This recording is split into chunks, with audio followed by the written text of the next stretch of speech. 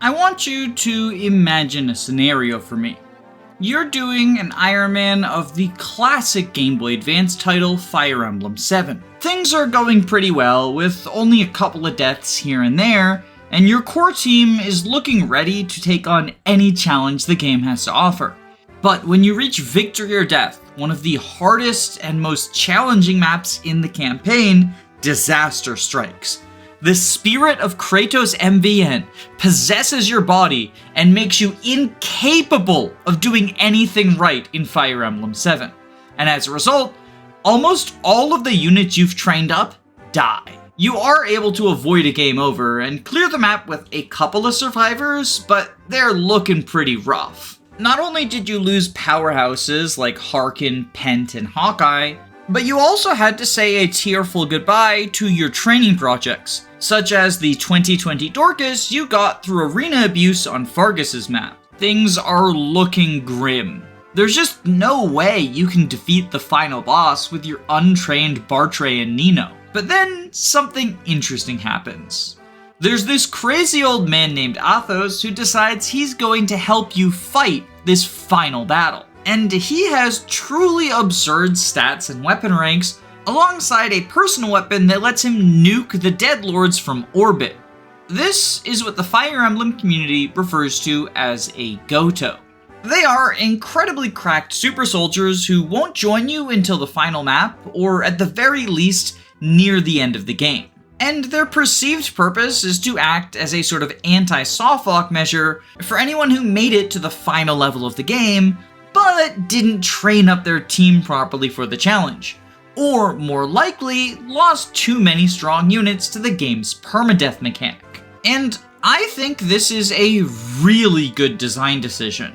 In a franchise with so many unknowns, such as failed recruitments, casualties, or even just bad level ups, it's really difficult for the game's creators to know just how many tools any given player will have at their disposal. And while it's technically possible to softlock yourself at many points throughout a campaign, it makes sense to show the final boss extra attention, both because this is supposed to be the most difficult hurdle, and as such, it's the one that you are most likely to be unable to conquer if you're unprepared, and because the player reaching but failing to defeat the final boss is one of the most disheartening feelings in the world.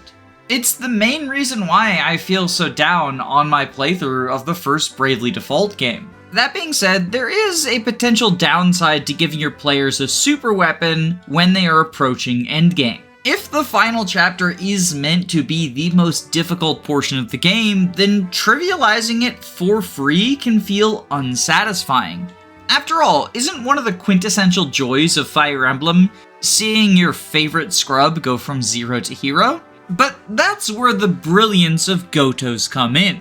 While they theoretically can act as a softlock pick and help you out of a bad situation, realistically, they aren't just a free win button. Athos functions best as part of a well-rounded team. He's a super soldier, but on his own, he's going to struggle to solo the map. It's certainly possible, but definitely not a cakewalk. It's honestly pretty brilliant from a design perspective, and strikes the perfect balance between softlock prevention and fun conservation. Or at least that's what I would say if any game besides Fire Emblem 7 had a true Gotoh.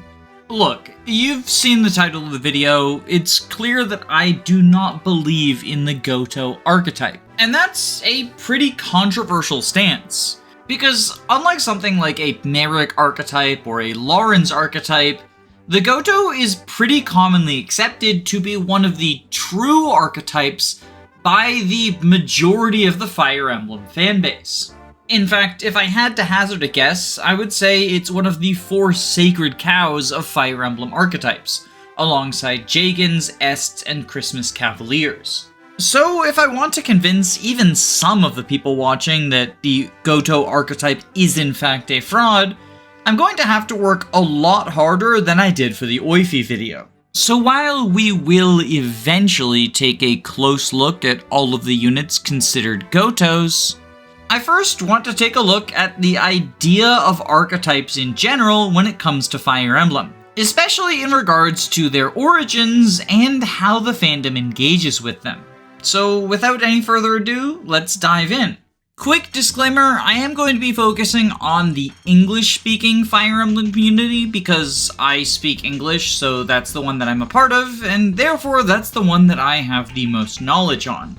Because Fire Emblem was in Japanese only for the first 6 games, it garnered a rather large Japanese-speaking audience that, at least from my understanding, has some different opinions about the games than the international one does.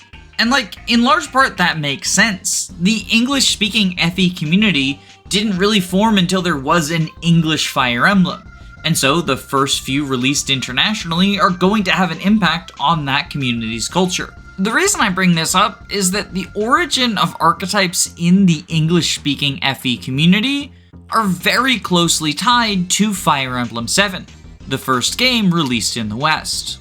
The first Fire Emblem title to be released internationally was FE7 The Blazing Sword, or Blazing Blade, depending on the translation you get. And this was followed shortly afterwards by Fire Emblem The Sacred Stones and Fire Emblem Path of Radiance, each of which were released in 2005. As such, these 3 games formed the initial impressions of the Fire Emblem franchise to anyone located outside of Japan. For those interested in further entries, there were a couple of fan translations available of the Japan-only games, but in the early days, these fan translations were highly incomplete. For example, the first patch of Thracia, released in 2003, translated only menus and left all of the story dialogue completely in Japanese. As such, unless someone was exclusively interested in Fire Emblem's gameplay, this translation wasn't going to be appealing to too many folks. Similarly, the first FE4 translation was actually self-described by the creator as not to be enjoyed. In fact, it wasn't until 2012 that Genealogy would receive a patch that was generally accepted to be functional. However, there was one major exception to this rule, and that is in Fire Emblem 6, The Binding Blade, which first received an almost entirely complete patch in 2005. My personal speculation is the reason this got more attention was a combination of Roy's popularity from Smash Bros. And the game's similarities to Fire Emblem 7 and 8, as they used the Game Boy Advance engine and were therefore more familiar to Western Fire Emblem fans than something from the NES or SNES would be. As such, the fandom at large's initial foundation for the series consisted of Fire Emblems 6 through 9. There were definitely a handful of hardcore enthusiasts who dove into the Japanese titles, good translation be damned. But for the most part, the fandom at large kept to the, at the time, modern era. And because at the end of the day, humans are just slightly evolved primates, our pattern recognition brains honed in on some similarities these 4 titles had with each other. For example, each game had a pair of mounted units with a prior relationship color-schemed red and green, which would later be referred to as the Christmas Cavaliers. Similarly, these titles all give you a promoted paladin from the start of the game, whose high bases are offset by their low experience gain. And while this wasn't true of Path of Radiance, all 3 of the Game Boy Advance titles gave you a pair of axe fighters fairly early on who join alongside each other. Upon noticing these patterns, and with their confidence bolstered by the people who went back and played the Japanese games, the fandom writ large decided that these were archetypes that showed up in every entry or almost every entry in the franchise in some iteration. And to give credit where credit's due, I can understand where this idea comes from to an extent.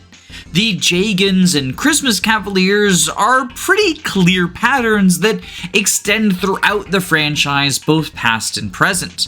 But I feel people were overzealous in their efforts to identify archetypes, as in many cases they started with a pair of characters from FE6 and 7 who share some qualities, and then backported them onto almost entirely unrelated FE1 units. One of the easiest examples of this to point to is the board and cord archetype, which is supposed to be about a duo of axe fighters, but board and cord are rather famously part of a trio, board, cord, and barst. Board and cord have rhyming names, and they shared the same portrait in FE1, but they didn't have a closer relationship than barst did to the two of them. Similarly, the Lena archetype is supposed to be the first healer you get, but Riss is the first healer in FE1. Lena is the second one. In other instances, people correctly identified an homage, such as the relationship between Marth and Sita being referenced with Roy and Lelina, but then they incorrectly assume that this singular reference must be the sign of another as of yet undiscovered archetype, and try to retrofit it onto a bunch of units it doesn't apply to. And this second category is, I believe, what happened with Athos and Gotoh. You see, in the story of Fire Emblem 1, Gotoh is a wise and aged sage who has lived supernaturally long thanks to the fact that he is a Maneki. He participated in the first war between divine dragons and earth dragons, and was one of the few survivors on the side of the divine. Eventually, he had to assume human form in order to stop dragon madness, at which point he founded Gaiden, the Mage Academy. And during his time as headmaster there, he had a number of promising students, including Garneth, who later became the secondary antagonist of Marth's first adventure. Gotoh serves as a wise advisor in multiple portions of Marth's tale, assisting the Altian prince by providing information, and one time even warping his army out of the desert so that they can return home and reconquer his castle. Gotoh is also responsible for the creation of the ever-powerful Starlight Tome, which is the magic that Marth has to use to defeat Garneth and reclaim the falchion. Despite having a heavy story presence throughout the tale, Gotoh doesn't actually become a playable unit until the very last chapter of the game, where he joins you as a pre-promoted bishop with honestly quite impressive stats. In particular, his capped defense at 20 means that he's not going to be taken down easily by physical enemies. And his speed stat is high enough that he's capable of doubling every single foe on the map. Although, because of the way magic works in Fire Emblem 1, he actually isn't able to one-round any of them, sadly. Compare this to Athos, who was one of the 8 legends that fought against dragons during the Scouring, which was a war between humans and dragons. 500 years later, Athos is still alive, living supernaturally long thanks to his powerful magic. Athos and Nurgle, the antagonist of Fire Emblem 7, used to be friends and even studied together for a few years before they had a rather violent falling out due to the fact that Athos did not approve of Nurgle's research into turning quintessence into raw energy. During their journey, Eliwood and his friends meet up with Athos in a desert where they receive advice for him, and then Athos uses the warp spell to teleport their entire army to a castle that they need to conquer, this time in Bern. Athos shows up at a couple of other points in the story to provide advice, and in the final chapter, he delivers the legendary weapons to all 3 lords, paralleling the Starlight delivering falchion to Marth. Then, finally, after so much story presence and build-up, Athos is playable on the final map. And he's actually quite strong. Similar to Gotoh, he has many capped stats, although unlike Gotoh, he's able to take advantage of those stats to kill a fuck ton of enemies. I wasn't kidding earlier when I said with proper utilization, Athos can solo the final map. But his combat prowess isn't super relevant right now, we'll get there later. Instead, I want to draw attention to just how many similarities these 2 characters have in both story and gameplay. It feels impossible to deny that Athos was meant to be a reference paralleling Gotoh, and this is hardly surprising. FE7 is a very referential game after all. Some of this comes from its place as a prequel to The Binding Blade, and so you've got green-haired shitty archer Rebecca, who is related to green-haired shitty archer Walt, But in other cases, it feels like a much more deliberate choice. For example, you recruit the Armor Knight Wallace on the same map that you must defeat the Cavalier Eagler. Both of these characters are loyal to House Kaelin, but their responses to being on the wrong side of the conflict against Lady Lyn are opposite of each other. Wallace decides to betray House Kaelin in order to do what he knows is right, whereas Eagler tries to keep his honor intact, but in the end is on the wrong side of history. And this is almost certainly meant to reference Laurens and Camus, as Laurens is a general who behaves in the same way as Wallace, whereas Camus is a paladin that behaves in the same way as Eagler. But we can recognize these references are just references, right? Nobody's trying to claim that Wallace is part of the Laurens archetype. I mean, that would just be silly, right? What do you mean there's a Laurens archetype on the fandom wiki? Difficult to recruit enemies? Wait, why the fuck is Dussel on there? Bro recruits himself! Y'all, I think the Fire Emblem fanbase might be cooked. Alright, let's dial it back in. My biggest issue with the idea of Gotoh as an archetype is I feel like the idea is just broadly applied to the last recruitable unit in the game. Every Fire Emblem cast has a final recruitable unit because at some point the game has to end. Now, the counter argument is, of course, that Gotoh isn't just a late joiner, but also has incredibly high stats and as such can be used as a sort of pseudo anti-softlock. But this too feels like failing to see the forest for the trees. Yeah, the last unit to join you usually has higher stats than the people who joined you before, but that's simply because of the way that linear bases work in the Fire Emblem franchise. Typically, the units who join you early in the campaign have low bases, whereas the ones who join you later are going to have higher base stats because they need to keep up with or be on par with the enemies at that point in the campaign. The exceptions of this tend to stand out, with things like Nino being severely underleveled for the time that she joins, and that's a notable quality about her. Meanwhile, someone like Percival is going to have higher base stats than someone like Alan, but that's because Percival joins in Chapter 15, whereas Alan has been around since Chapter 1. And so not only are the enemies in Chapter 15 much stronger, so Percival needs to be stronger to keep up with them, but also Alan has had 14 or more chapters to take advantage of his growths. So Percival's higher base stats are also in part to make sure he's not just strictly worse than any of the Chapter 1 recruits. And the exceptions to this, again, tend to be anomalies. Everyone point and laugh at Nyx from Fire Emblem Fates Revelation. So, if the Gotoh is really an archetype and not just a natural result of linear game progression, then it should have some other traits that make it stand out from units who are just appropriately statted for their join time. Personally, I've always thought that joining on or near the very last map, combined with being an anti-softlock and potentially a good answer to the final boss, are key qualities that the Gotoh archetype has.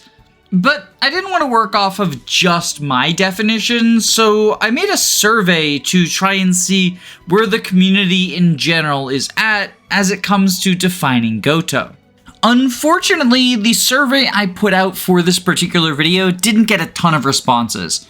At time of recording, it's sitting at just over 300, and I think it's unlikely to go much higher than that anytime soon. So with such a small sample size, we can't say with any confidence that these results are indicative of the fandom at large, or even really my audience at large. But we can at least try to use this as a baseline for defining the Gotoh for the purposes of this video, especially as it comes to the traits that anecdotally line up with what I have experienced in discussion within the Fire Emblem fanbase. By far, the most frequently selected trait was that Gotohs join near or on the final chapter of the campaign, at 78%. significantly higher than the 16% who said Gotohs need to join on exactly the final chapter, with no room for flexibility. Supplementing that, just under half of respondents also said that Gotoh needs to be the final recruitable unit in the cast. Given that the response rate was less than 50%, I don't think that should be a hard and fast rule, but it should be something at least worth considering. In other words, not being the final recruit isn't disqualifying, but it does earn you brownie points if you are. The other two most frequently selected responses were that Gotoh could serve as a possible answer to the final boss, and that Gotoh could be described as an anti-softlock, at 64 and 69% each. Nice.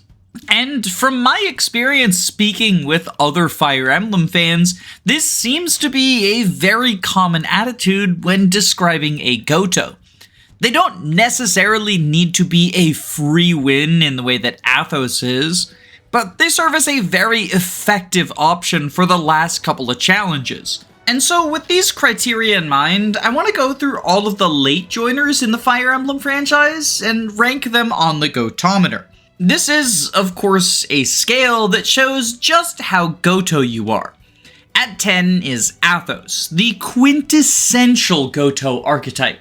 Not only does he embody everything that this archetype theoretically stands for, but he also is literally the unit that spawned it in the Fire Emblem fanbase. Sure, it's named after Gotoh, but it is modeled after Athos. On the opposite end of the Gotometer, at 0, is Karel, a unit from the same game as Athos, Fire Emblem 7, but she is about as different from him as you can be. She has pretty bad bases and is in a terrible class for her join time, and unlike Athos, she isn't automatically recruited. Instead, you get her through functionally a joke/Easter egg event. You train up Bartray, and if you have him at a high enough level while promoted, he's able to recruit her in a bonus chapter. She's pretty clearly put here for story purposes as a throwback to Fire Emblem 6, rather than being a quintessential part of your late game army. I firmly believe that every last-minute hero could fall somewhere between these two extremes. And my hope is that by going through the franchise and taking a close look at where everyone belongs on this scale, we can start to form a picture of whether or not there are actually a large group of units that share these traits the fandom seems to feel they do. Although, on that topic, I do feel the need to clarify that I'm going to be looking at these units as they actually appear, rather than attempting to speculate on developer intent. I feel like the Fire Emblem fanbase frequently assumes they know exactly what the development team intended, despite the fact that IS tends to be pretty tight-lipped about the logic behind their design decisions. But even still, the fans will be incredibly quick to declare with utter confidence things like the Laguz Royals obviously being intended as an anti-softlock feature, or the intention behind Seth 100% being different from that of other Jagens. The games occasionally give us concrete instructions, such as Fire Emblem 3 having a village telling us to not overuse Aaron, but for the most part, these speculations for the developer's intentions are just that, speculation. I do think these speculations can be interesting to talk about, and I'll give my own perspective where I feel it's relevant, but as far as ranking people on the Gotometer, I'm only going to apply how they ended up in the final product of the game, rather than making any sort of guesswork, intended or otherwise, towards the developer's intentions. That being said, I think it's important to factor in all difficulties when it comes to these archetype discussions, especially for Gotoh, who is an anti-softlock. However, in order to save us some time, I'm going to primarily focus on the lowest and highest difficulties. And my main reason for this is I feel those are where the anti-softlock is going to be at its most relevant. The highest difficulty is the one where you are most likely to get softlocked due to the difficulty of the enemies you run into, whereas the lowest difficulty is likely to be the most appealing to less experienced players, and as a result is also, ironically, somewhere where you are likely to get softlocked, not because it's difficult, but because it's attractive to less experienced people. Hopefully all of that reasoning makes sense, and if it does, we can just dive into Fire Emblem 1, Shadow Dragon and the Blade of Light. The OG Gotoh joins you on the final map of FE1, and on the surface, he looks pretty phenomenal. He has incredibly high stats with 10 strength, 20 skill, 20 speed, 20 weapon level, and bear in mind, the caps in this game are 20, so already we're off to the races. But I think the most impressive is his bulk profile. With 38 HP and 15 defense, he will be shrugging off physical attacks. And Gotoh is the only unit in the game to have a non-zero resistance base. Instead, he has 7, which is the cap for res. As such, Gotoh is the only unit you can accurately refer to as a mixed tank, an admirable attribute, even if he does show up as a last-minute hero. Additionally, because Gotoh is a bishop, it means that he's capable of using both tomes and staves in order to hit enemies at 1-2 range and assist your team with staff utility. Although there is a bit of a caveat to that, because staves are not super useful in FE1, both in that their healing attributes are severely limited, as Heal, Physic, and Fortify all recover a grand total of 10 HP, although Physic does have infinite range and Fortify hits your whole army in one action, so that can be pretty good if you've got a lot of injured lads.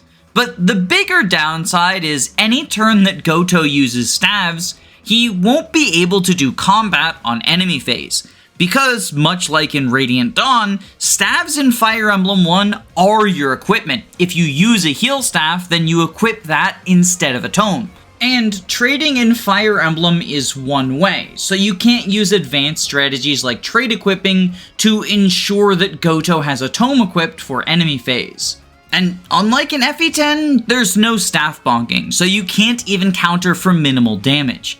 That's right, Gotoh's 10 strength is completely worthless.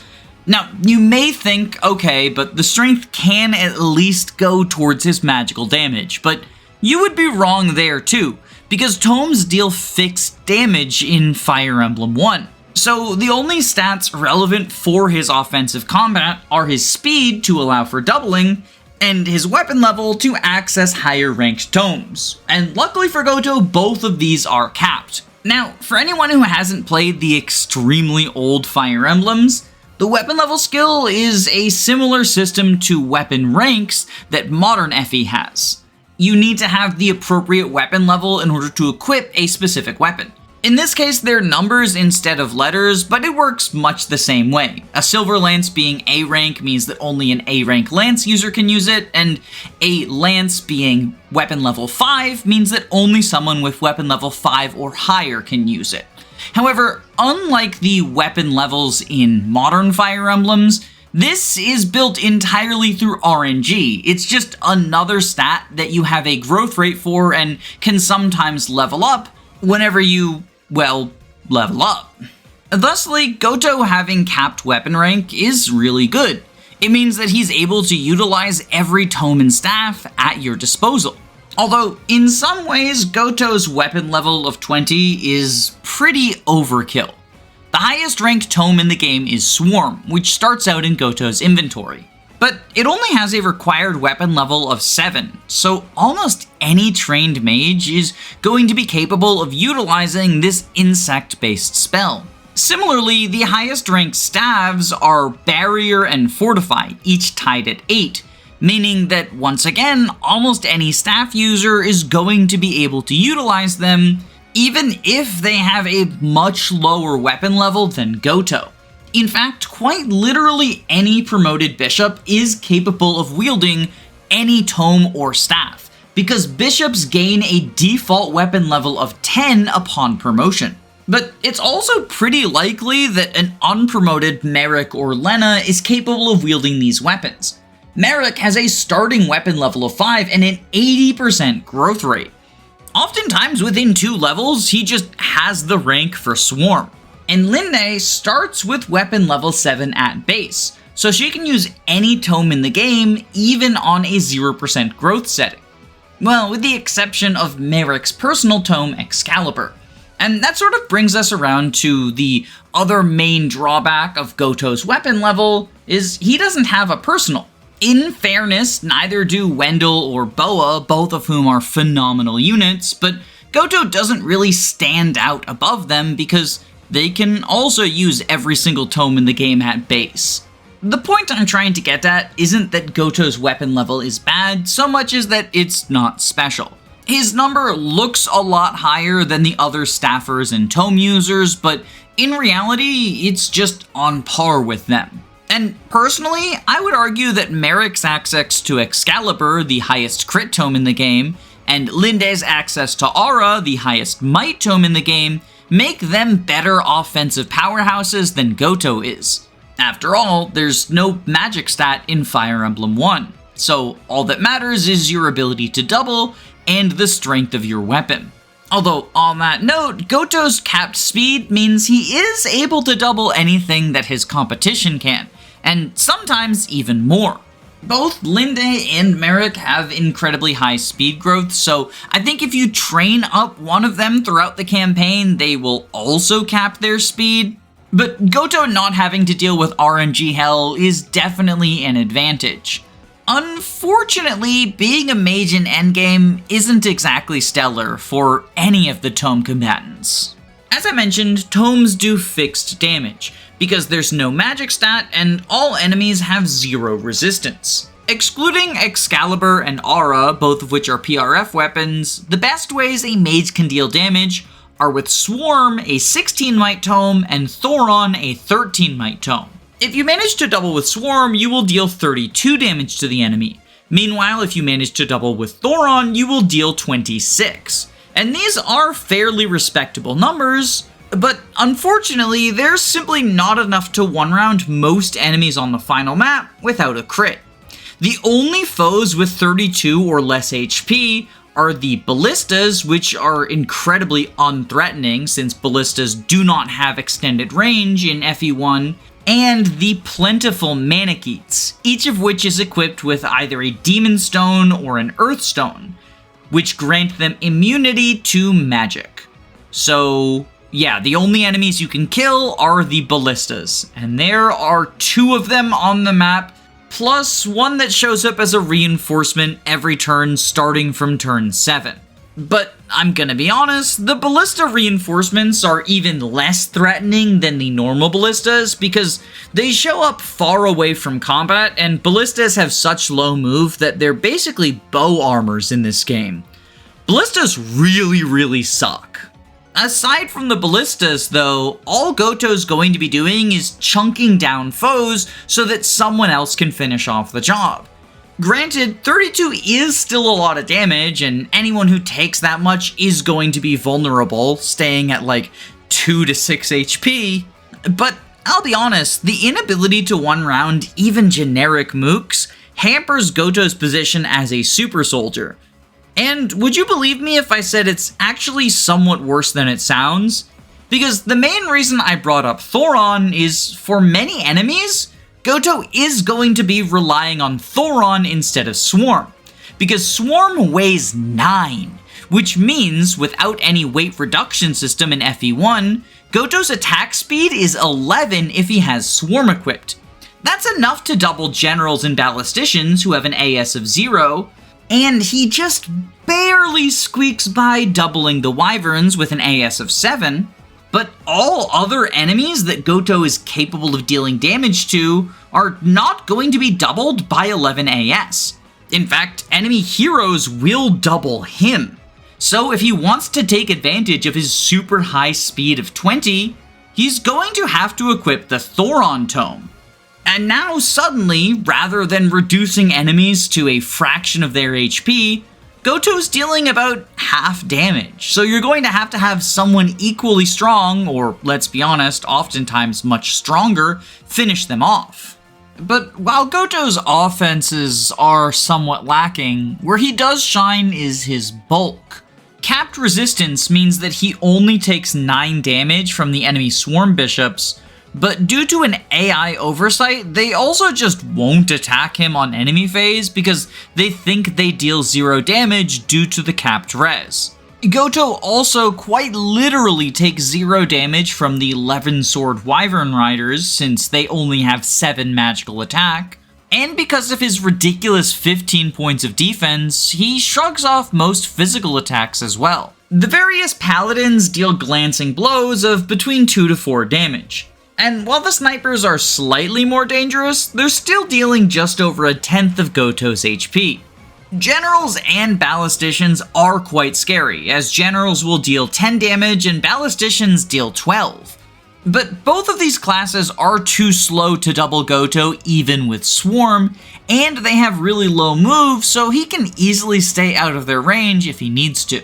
Probably the scariest foes for Old Man Gaming are the Silver Sword heroes, who won't be able to double him, but do chunk for about 9 HP and actually have a functional movement stat that can be hard to outpace. Heroes also tend to have fairly high crit rates, so Gotoh does risk taking some surprise extra damage, but to be honest, heroes are going to be dangerous to everyone in your army. They are just a very scary enemy type to deal with, and having a little bit of extra trouble with them is not a problem unique to Gotoh. In fact, due to his phenomenal speed and bulk, he handles them better than most, even if it's not risk-free. Because of this, Gotoh can kind of function as an enemy phase chip bot. Sure, he's not going to be killing anything, but he's also not going to be dying anytime soon. Alternatively, because he starts with a Fortify staff in his inventory, Gotoh can potentially just heal your entire army every turn by spamming Fortify. And unlike the other potential staff bots at your disposal, Gotoh doesn't take a deployment slot and is bulky enough that you don't really need to worry about protecting him. Sure, he doesn't counter foes when he has Fortify equipped, but he's also unlikely to die, and that's more than you can say for the likes of Riss and Maria. Neither of these roles are especially flashy, but they are both quite valuable if you are trying to slow play the final map of the game. Now, the final map of FE1 does have some anti-turtle features such as self-locking doors and large waves of scary reinforcements, so a lot of people, myself included, will opt to warp skip the chapter just to minimize risks. And because of the way that trading works in FE1, Gotoh doesn't really have a role in any warp skip of the final chapter. But I do think it's worth acknowledging that not everyone is going to want to do that, and not everyone's going to have the resources for it either. Warp is, after all, a limited staff. Yeah, you get a bunch of it in FE1, but an unplanned run can potentially run into the situation where you've used up all of the charges and now you are forced to play the final map legit. It might seem silly, but these sorts of situations are worth considering from an anti-softlock perspective. In a similar vein, it's tempting to write off Gotoh's bulk as being unnecessary and potentially even outclassed by the rest of your army, thanks to the existence of the Chapter 24 Secret Shop. There you can buy infinite stat boosters for HP, defense, resistance, and movement, and FE1 gives you a shit ton of gold. Combine that with the Chapter 22 shop allowing you to buy the offensive stat boosters, and a knowledgeable player can easily cap out every unit in their army before Gotoh joins, thus making him the worst unit deployed on the final map. And while the existence of this resource is definitely relevant for something like a tier list or a unit viability discussion, in my opinion, if we're talking about an anti-softlock measure like Gotoh's, it's not exactly productive to assume that every single player is going to know all of the intricate secrets of the game. And as such, for this and all future entries, I'm going to assume that explicit secrets are something that we can disregard. That doesn't mean I'm going to assume that a blind player is an idiot. For example, in FE4, the story pretty clearly indicates that Julia should visit a castle in order to get the Naga tome, so it feels in pretty bad faith to claim that most new players will miss this item. But at the same time, I'm not going to penalize Karel for missing out on the potential to equip boots from the FE6 secret shop. For the sake of thoroughness, I will bring up these various secrets when and if they are potentially relevant, but I'm not going to be counting them in favor of or against a unit's placement on the Gotometer. With that in mind, where does Gotoh end up on the Gotometer? Well, in summary, on any given turn he can either be an incredibly bulky chip bot or a somewhat useful utility healer. However, in a warp skip scenario, he is useless as he can't deal damage to the final boss or the mana geek guarding him, and even in a non-warp skip scenario, you need to have a different Medius killer because Gotoh can't help you there. Since he definitionally cannot help you with any sort of soft lock, but is still quite useful and free in a more casual clear, I think Gotoh earns a solid 6 on the Gotometer. In fact, fuck it, I'll be generous. The OG old man gets a 7.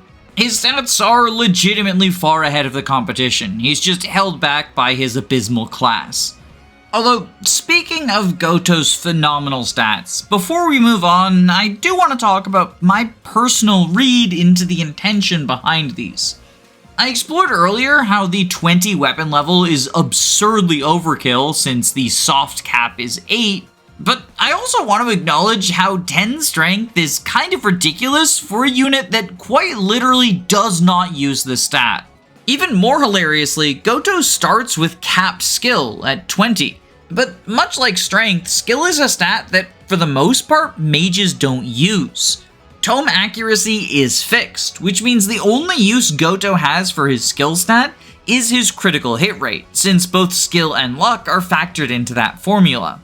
Now, Gotoh does need crits to secure kills in most cases, so having a high skill stat is nice in that regard, but it still stands out as interesting to me that a unit who mostly doesn't use the skill stat starts out with it capped. And for this reason, my read on Gotoh's stats are that they weren't actually designed with that much thought for how it'll impact the gameplay. Instead, Gotoh is given incredibly impressive stats for story reasons. Gotoh is a figure from legend. He's a Manakete who has lived for hundreds of years and fought in the original war of dragons versus humans. He's defeated the demon dragon Medius once before, and was the tutor of the secondary antagonist Garnef.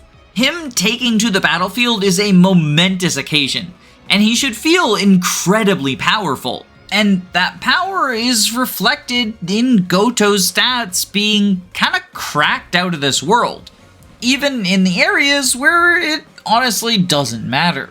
That's also my theory as to why Gotoh is the only unit in the game with a resistance stat starting above 0. It stands out and feels unique, almost mystical and legendary. The fact he functions as an incredibly strong unit on the final map almost feels like a side effect of the story beat rather than the design intention. Kaga is, after all, pretty famously more interested in telling interesting stories through gameplay than crafting a perfectly fine-tuned and balanced game. And as we go forward through the older FEs, we'll see this pattern of ludonarrative consonance continue to repeat itself. The next game in the franchise, Fire Emblem Gaiden, is actually split into 2 separate campaigns, one following Alm's army and one following Celica's. On the final chapter, these 2 armies converge forces in order to defeat Duma, but since for the rest of the game they are separate from each other, I think it's worth looking at the 2 of them separately and examining the last unit to join in each army to see how they rank on the Gotometer. In Celica's army, it is the Bishop Noma, and right away, on the surface, he has a lot in common with Gotoh. He is a pre-promoted bishop who has had somewhat of a role in the story, although admittedly much less of a role than Gotoh did, and he starts out with stats that are theoretically pretty impressive. But once you take a closer look, things very quickly fall apart. Noma's stats are higher than the early joiners, but honestly, not even by much. I would consider him to be somewhat understated for his join time, which, to be clear, also isn't the end of the game. It's the start of Chapter 4. Now, Celica's army only has 3 chapters, Chapter 2, Chapter 3, and Chapter 4, so this is the last third of the game for her campaign, but the last third of the game is not endgame Gotoh material. To put this into perspective, that's around the time that units like Percival, Douglas, or Pent show up in the Game Boy Advance games. The only real advantage that Noma has is access to some very nice spells in both Excalibur and Sagittae, which are very desirable offensive tools. But he offers no additional utility because his only white magic is Recover, and his bulk is so pathetic that he can't really effectively enemy phase either. But perhaps the biggest disqualifying factor for Noma is his recruitment, because he is hidden away in a secret room behind an invisible wall in the sewers. So we can pretty categorically say he's not an anti-softlock unit because he's a hidden secret. It would be like saying the secret shop in Fire Emblem 1 is the real Gotoh, because it helps you get your units up at a high enough stat you can get out of any softlock situation. Technically true, but really against the spirit of the term. I don't think there's too much more for us to say about this bozo. He gets an easy 0 on the Gotometer, and honestly, him having the same score as Carla almost feels like an insult to her. The only reason I gave him the dignity of a mention is he is technically the final recruit on Celica's side, so I felt like someone would bring it up if I didn't.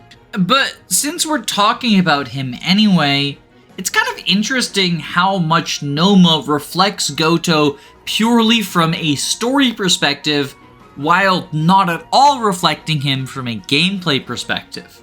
But honestly, a much more fitting point of comparison is Mycen, as he is not only the last unit recruited in Alm's army, but he's also, by definition, the last unit you recruit in the entire campaign, as his recruitment comes after you have already completed the entirety of Celica's side of Gaiden.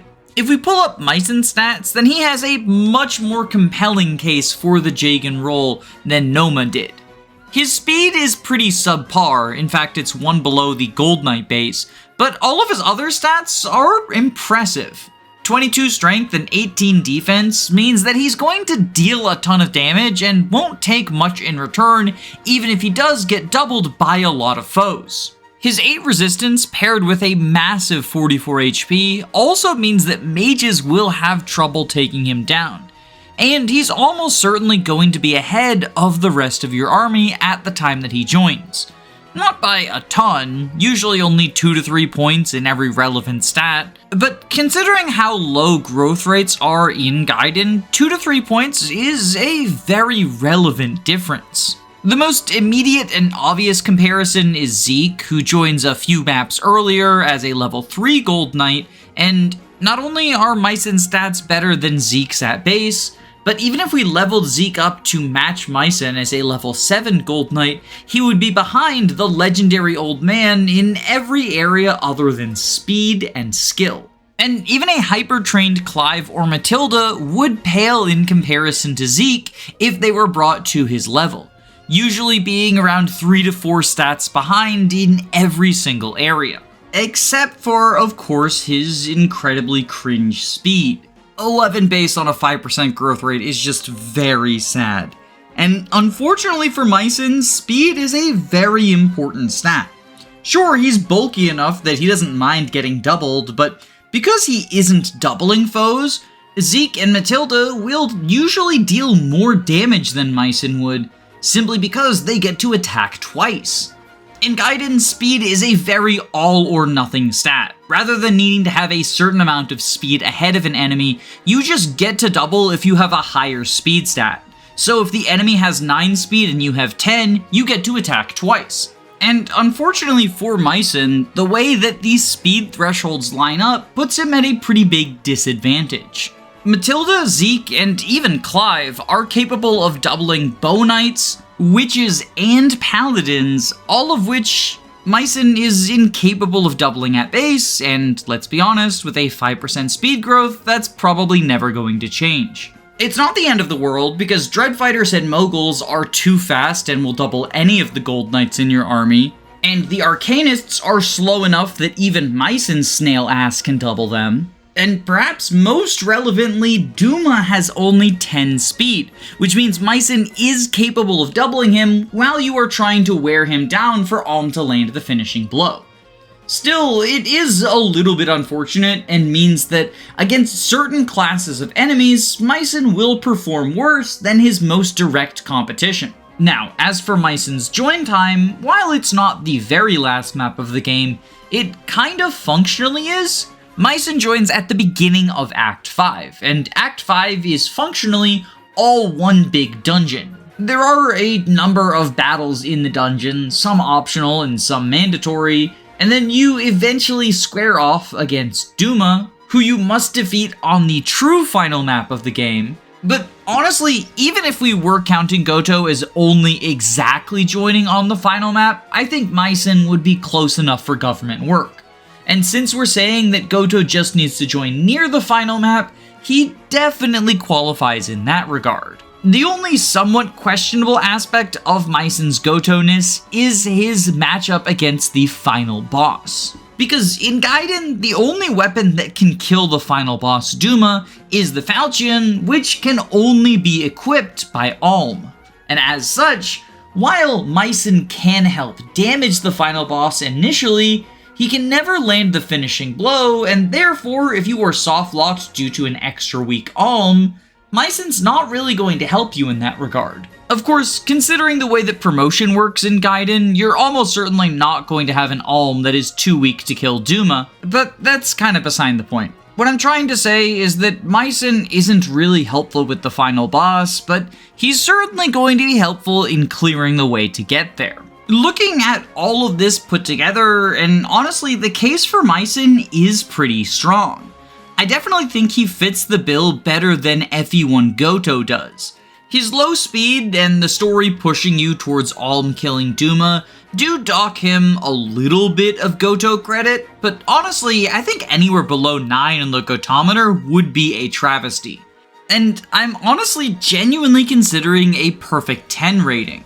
I think for now, I'll leave him at a 9 on the Gotometer, but I'm going to knock FE1 Gotoh down from 7 to his initial 6, because Mycin has really shown just how much the Ancient Sage doesn't fit up to the archetype that he is supposedly the namesake of. Like, the Athos comparison has always felt a little bit unfair considering how overtuned Athos is, but the fact that Mycin accomplishes the Gotoh role one game after the series first began so much better than the original OG old man kind of reopened my eyes to just how much of a fraudster Gotoh is. In fact, he's so irrelevant that he got cut from FE3 Book 1, which is a remake of FE1. For those who are unaware, Fire Emblem 3 is split into 2 distinct campaigns. Book 1 is an abridged remake of Fire Emblem 1, and Book 2 is a completely unique sequel to Fire Emblem 1.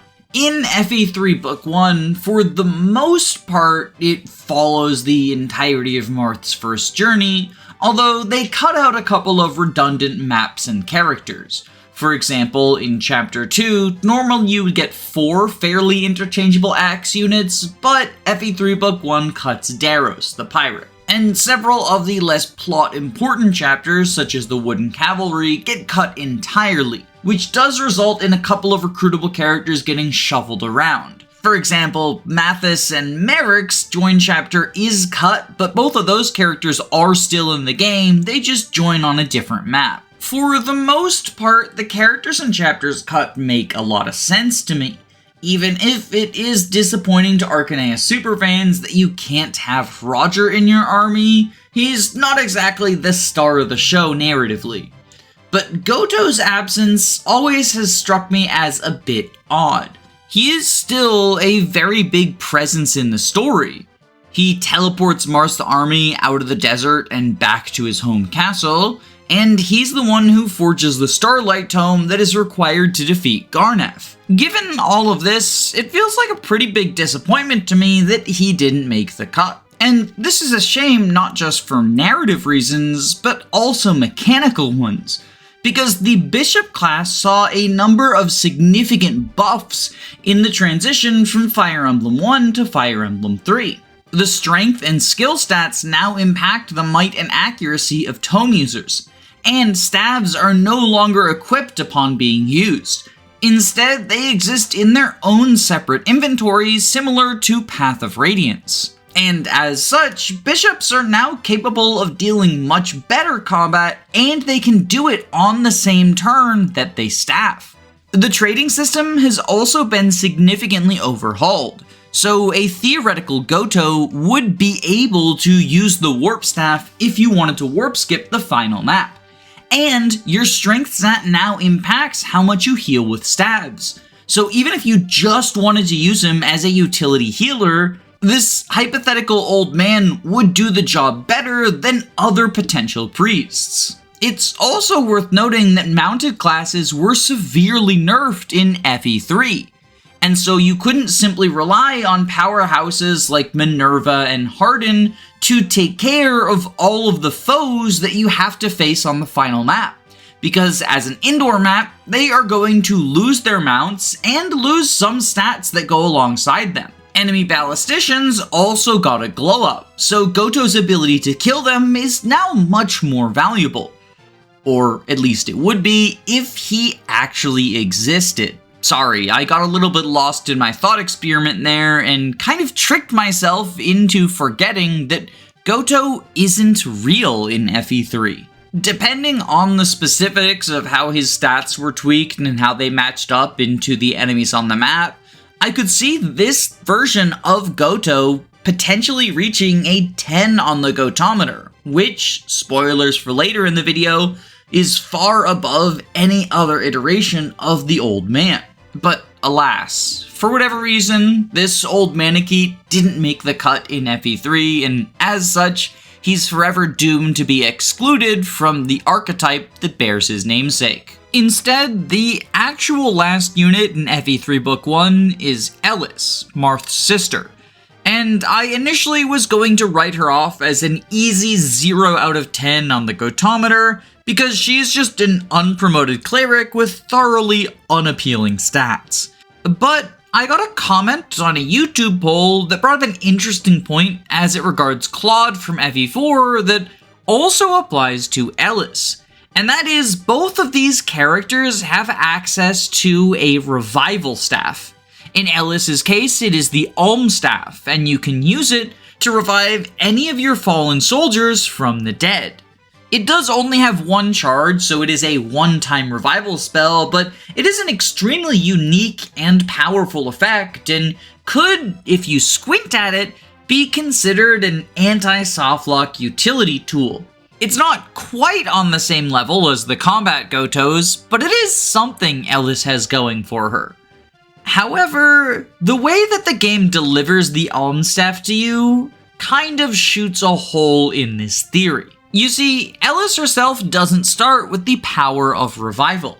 Instead, you must reach a special shrine that has a treasure chest, and only there are you able to access the Alm Staff. The staff itself is also only usable in the temple where you find it, so you can't exactly save it till later for a strategy on the final boss or to deal with the final map. Reaching the staff on time is also no easy task, as there is a thief who will try to get it before you. So unless you have a warp staff to spare, it's going to be a pretty difficult trial to get this. And as such, I see the revival effect as less of an anti-softlock tool and more a reward that is given to you in case you accomplish a difficult side objective. It's also worth potentially considering that since you only have one charge of Alm, it's unlikely there is a dead unit who will swing the tide of battle simply upon being revived. If someone was weak enough to be killed, then it's unlikely they are going to be able to carry your army through the hardest challenge Arcanea has to throw at you. And outside of Alm, Ellis doesn't really have any unique utility. She can use the Warp Staff at base, which is cool, but it doesn't make her stand out from the other staff users since every single staffer in the game can use Warp at base. It only requires a weapon level of 5. With that in mind, I'm going to place Ellis at a 1 on the Gotometer. The existence of Alm is unique, and in extraordinarily niche circumstances, it can be quite powerful, but I think for the most part, it exists as a special reward, rather than anything that's going to have a significant impact on the final map. Still, a 1 out of 10 is impressive for a unit that is just a level 4 cleric. Before moving out of Book 1, there is another character I want to talk about. Lorenz, the level 5 general, who is the second to last unit you recruit, but since Ellis is just a priest, Lorenz is functionally the last combat unit. And at first glance, he does appear to vaguely fit the Gotoh role. He has a base defense of 19, only 1 point short of the cap. And his HP stat of 34 is incredibly impressive. His weapon level of 15 also means he's capable of wielding the Grativus, the legendary lance, which is going to be quite useful indoors. If you compare these stats to Samson, who is another recent recruit, Lorenz is orders of magnitude ahead, with 10 more HP, 5 more weapon level, and a whopping 10 more defense, putting him just shy of the game's defense cap. But if you inspect a little bit closer, it's clear that Lorenz isn't ahead in these areas because he is a significantly better combat unit, but instead simply because General is statted much more defensively. Lorenz only has 6 speed, truly pathetic when compared to Samson's 17. And similarly, his skill stat of 3 means he'll be much less accurate than Samson with 14. Their strength stats are also similar, with Lorenz only boasting 1 more strength at 11 compared to Samson's 10. And as such, Samson is often going to be dealing more damage since he actually gets to double foes, and might even crit them because of his high skill stat. My point is not that Samson is some sort of uber god who's significantly better than Lorenz. Both of them are, after all, just late game promoted units handed to you in Arcanea. Instead, I would argue that they are of equal caliber, simply speccing into different areas. Lorenz is the tank and Samson is the bruiser. Depending on what your army needs, you might want one, both, or neither of them. But Lorenz himself isn't in any sort of uniquely Gotoh-esque position. And in fact, despite being the last recruitable combat unit, Lorenz isn't even particularly late to the party. He joins in chapter 16 out of 20, meaning there's a full quarter of the story left to go. Not very Gotoh of you, my man. I'm gonna put him in a 0 out of 10 on the Gotometer, but I thought it was worth a mention since as a late joining pre-promote, Lorenz sort of falls in a similar position to units like Mavier and Veyle, who are often lumped in with Gotohs, despite lacking a lot of the prominent Gotoh features. Don't worry, we will get to engage eventually. But first, we have to talk about Mystery of the Emblem Book 2, the original campaign that is contained within FE3. The final 4 units to join you are Nina, Ellis, Maria, and Lena, all of whom are unpromoted clerics. And this time, the girls don't even have the excuse of an alm staff to help claw their way out of a 0 score. Although, in many ways, these 4 clerics are not even really actual units. Instead, they function as mostly a story mechanism. You see, the ancient shadow dragon Grexel has kidnapped these 4 maidens to be his source of eternal life. They've all been brainwashed and are surrounding Sombron on the final map. If you manage to kill Duma, then instead of dying himself, he will sacrifice the life of one of these 4 maidens, meaning you have to fight Grima all over again. But Anankos' evil magic can be broken by a bond of love. And as such, each of these maidens has someone who can speak to them to recruit them.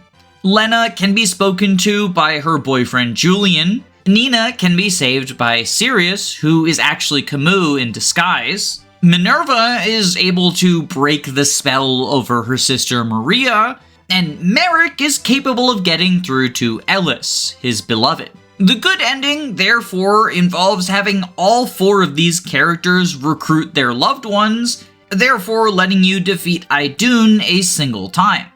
Although, if you are heartless and cruel, you can just kill Garneth 5 times in a row, and allow him to treat each of these helpless clerics like a engage-style revival stone. Either way, it's not exactly a stretch to say that these clerics aren't fully playable units. They certainly don't feel like it. And as such, if we want to look for the actual so-called Gotoh of FE3 Book 2, we should probably glance back later. The clerics are a pretty obvious 0 out of 10. But the paladin Midia is recruited right before the endgame of FE3, and she is kind of an interesting contender. I initially rejected the idea of Gotoh Medea since my first experience with this campaign was in the DS remake New Mystery, where she is pretty trash and can oftentimes just die before you even have the chance to rescue her. But with FE3's overall lower numbers, Medea's base stats are actually looking quite impressive. 14 strength, 17 skill, 17 speed, 16 weapon level, and 16 defense? Sign me the fuck up for that! Combine it with Paladin, which is traditionally a very strong class, and you've got the makings of a unit who doesn't carry endgame, but is certainly an auto-deploy. But unfortunately, Medea is in FE3, the game that is probably cruelest to horse-mounted units. And the endgame of FE3 Book 2 takes place almost entirely indoors. Medea only has one map where she can utilize the entirety of her super high stats. After that, she's forced to dismount and becomes a 6-move sword unit with only 12 attack, 14 skill, 14 speed, 5 luck, 14 defense, and 0 resistance. Yes, she loses all 6. Her only res comes from her class. And this unfortunately means that in many situations, Medea is just going to act like a weaker version of your heroes. Samson, the promoted hero who joins only 2 chapters before Medea, is going to be both faster and higher move than her on any indoor maps. And as such, Medea's late game stats stand out a lot less than they appear to at first. I think I'm going to place her at a 5 on the Gotometer as the perfect middle ground, because she does have very impressive bases and is able to utilize them for one map. And even while dismounted, Medea is still a very competent member of your army who oftentimes will earn a deploy slot if you've been unlucky with your growth units. She also compares very favorably to the other late joiners of Sheena and Roche, and really only gets overshadowed by Samson due to game mechanics rather than Medea's innate flaws. But unfortunately, she is still held back, and as such, I can't really justify putting her any higher. Still, I'd rather be her than her shitty husband. Strongest man in Arcanea, my fucking ass. But now we can finally put Arcanea in the rearview mirror, and move on to Judgkrul. Specifically, Fire Emblem 4 Genealogy of the Holy War, which has a rather unconventional structure. Due to the nature of this video, I am going to have to spoil some rather significant plot details, so if you haven't experienced the wonderful story of FE4, I would recommend jumping ahead in the video. There's timestamps in the description, and while you're down there, a like, subscribe, and comment are all very appreciated, especially if you've been enjoying the video so far. But with that being said, we'll be diving headfirst into spoiler territory in 3, 2, 1, go. Fire Emblem 4 has 2 different campaigns, each of which follows a different generation of characters. Gen 1 follows Sigurd in his quest to deal with the increasingly hostile politics of his home nation, and eventually a failed attempt to clear his and his father's name in the assassination of Prince Kurth. Gen 2 picks up where Gen 1 left off, in following Sigurd's son Seliph in his attempt to not only avenge his father's death, but also defeat the evil empire that has become the ruling force of the continent of Judgrel. The only character who is shared between these 2 campaigns is Finn, a training project who joins early on in Sigurd's campaign and rejoins in Seliph's campaign, oftentimes as a powerful promoted unit thanks to the fact he got trained up in the first campaign. But aside from Finn, there's no overlap in units, and as such, many fans, myself included, treat the 2 different halves of genealogy as if they are distinct campaigns. So for the purposes of identifying a Gotoh character, rather than looking only at the end of the entirety of FE4, it is potentially relevant to look at the end of Gen 1 and the end of Gen 2. Of course, if we take a look at Gen 1, there's not really a clear candidate for that game's Gotoh. The Sniper Bridget, Mage Tellius, and High Priest Claude are all tied for being the last unit to join your army, but they also all join you about 2/3 of the way through Chapter 3, which itself is only roughly 2/3 of the way through the Gen 1 campaign, as you still have the entirety of Chapters 4 and 5 before the massacre begins. Right off the bat, we can easily eliminate Tellius, as she is just a growth unit who happens to join late in the campaign. Oftentimes, these characters are described as the Est archetype, and I have done a full breakdown of Ests if you're interested in that. It is linked below, but I don't think anyone is legitimately arguing that Tellius is a Gotoh. Bridget and Claude, on the other hand, are both promoted units, but I don't think either of them really qualify for what most people would describe as Gotohs. Bridget is a promoted sniper, but she's also only level 12. For anyone who hasn't played genealogy, your promoted status is actually not tied to your level. Instead, all units level from 1 to 30. So Bridget isn't exactly ahead of the level curve. She does get very quick access to a legendary weapon, which is a 30 might bow, and she has high strength and speed on account of already gaining her promotion bonuses, but in my opinion, rather than feeling like anti-softlock super traits, these are just unique attributes that Bridget has to work in her favor. And because bows themselves are a pretty bad weapon type in Fire Emblem 4, Bridget often needs this level of favoritism to simply be on par with your sword and lance units. Similar to Ellis, I'm going to put Bridget at a 1 on the Gotometer.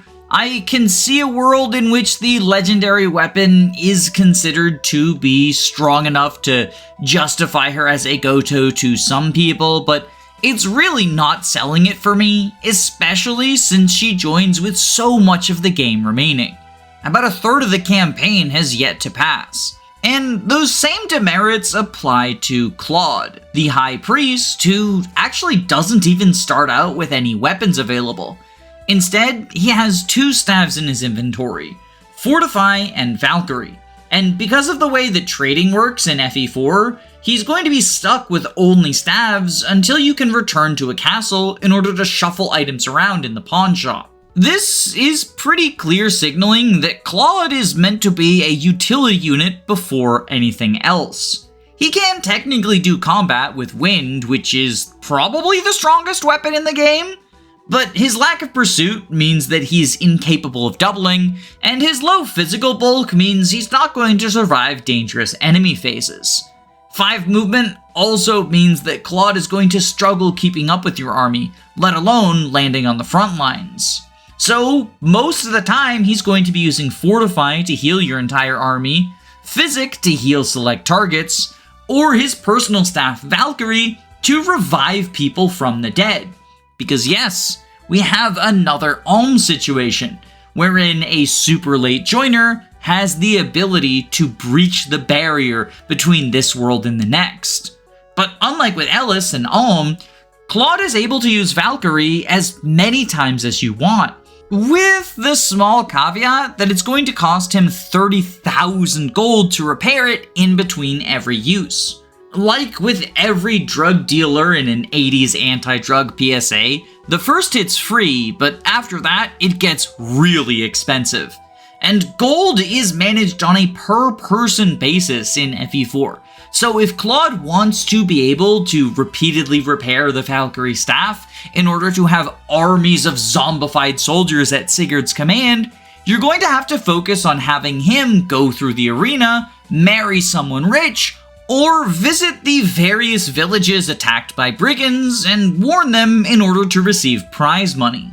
However, despite the difficulty of loading gold into Claude specifically, it's pretty undeniably powerful to have the ability to revive your allies multiple times over.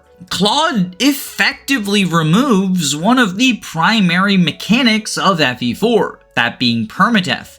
And his existence allows you to take much more aggressive and risky strategies with your soldiers, so long as you have the funds to revive them from death.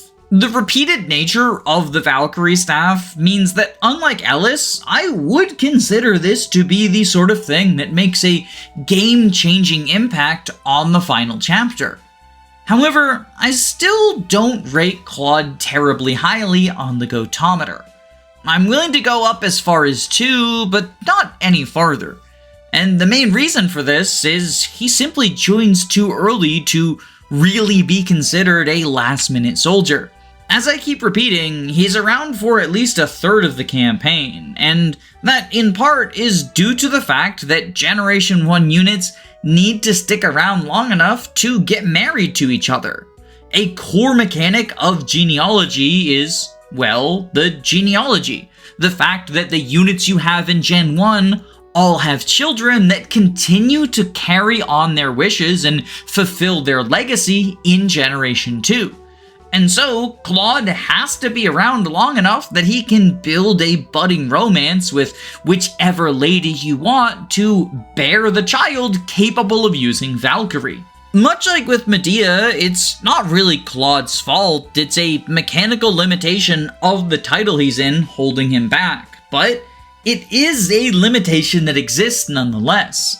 I'm not of the belief that someone needs to be available for only the last chapter of the campaign to truly be a Gotoh, but sticking around for a full 33% is a bridge too far in my opinion. And moving into the second generation, we'll find that the other potential Gotoh candidates face similar problems. Depending on the order in which you accomplish your various side objectives, either Altena or Hannibal can be the last unit recruited in Generation 2.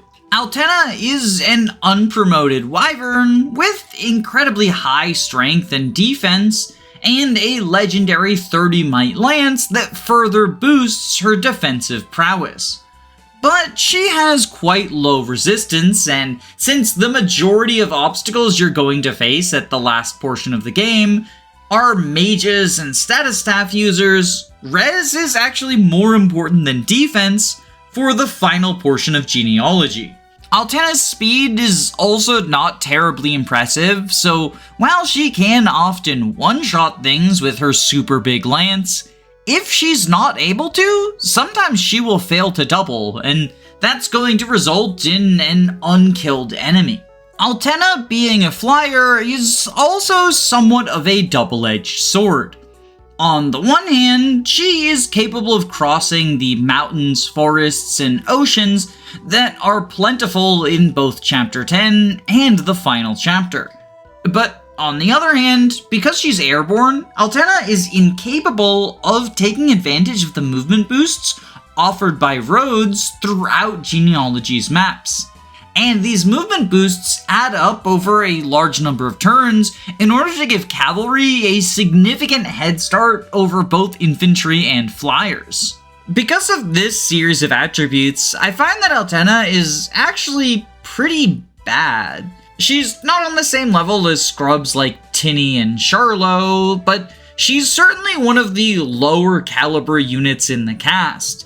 Definitely on the weaker end of the cavalry, and arguably even a less potent fighter than some of the infantry, in particular the superpowered sages Sed and Hawk, or the legendary Prince Shannon. Don't get me wrong, she has a few niche jobs that she can do, such as killing the cliffside statusers in Endgame, and helping to protect the Tyrfing in Chapter 10, but for the most part, Altenna is going to struggle rather than be an all-star.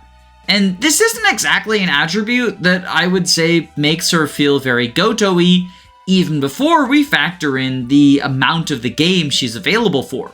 Altenna joins about halfway through Chapter 9, which means that she's available for half of Chapter 9, all of Chapter 10, and all of Endgame. That's 2.5 chapters.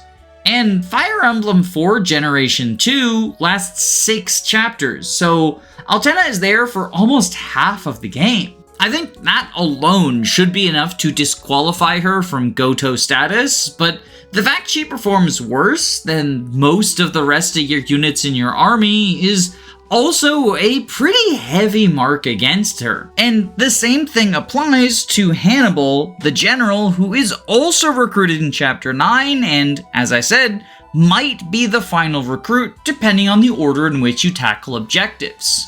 Hannibal actually plays a very similar role to Lawrence, who we only recently spoke about. He's a late joining general who might look like he has super strong stats at a glance, but realistically, this is simply a result of him having incredibly min-maxed physical bulk. His primary focus is defense and HP, and he kind of neglects all of his other stats. Although, unlike Lawrence, Hannibal does at least have some skills that can buffer his tanky role, the most prolific among them being Great Shield, which gives him a % chance to nullify all damage dealt to him, even if it's magical. This is a useful RNG-based way of increasing Hannibal's bulk, although it certainly shouldn't be relied upon, and much like with Altenna before him, because Hannibal spec'd into physical defense right before we entered the Wizard Gauntlet, is not exactly well off. Especially since his speed is even worse than the Dragon Princess.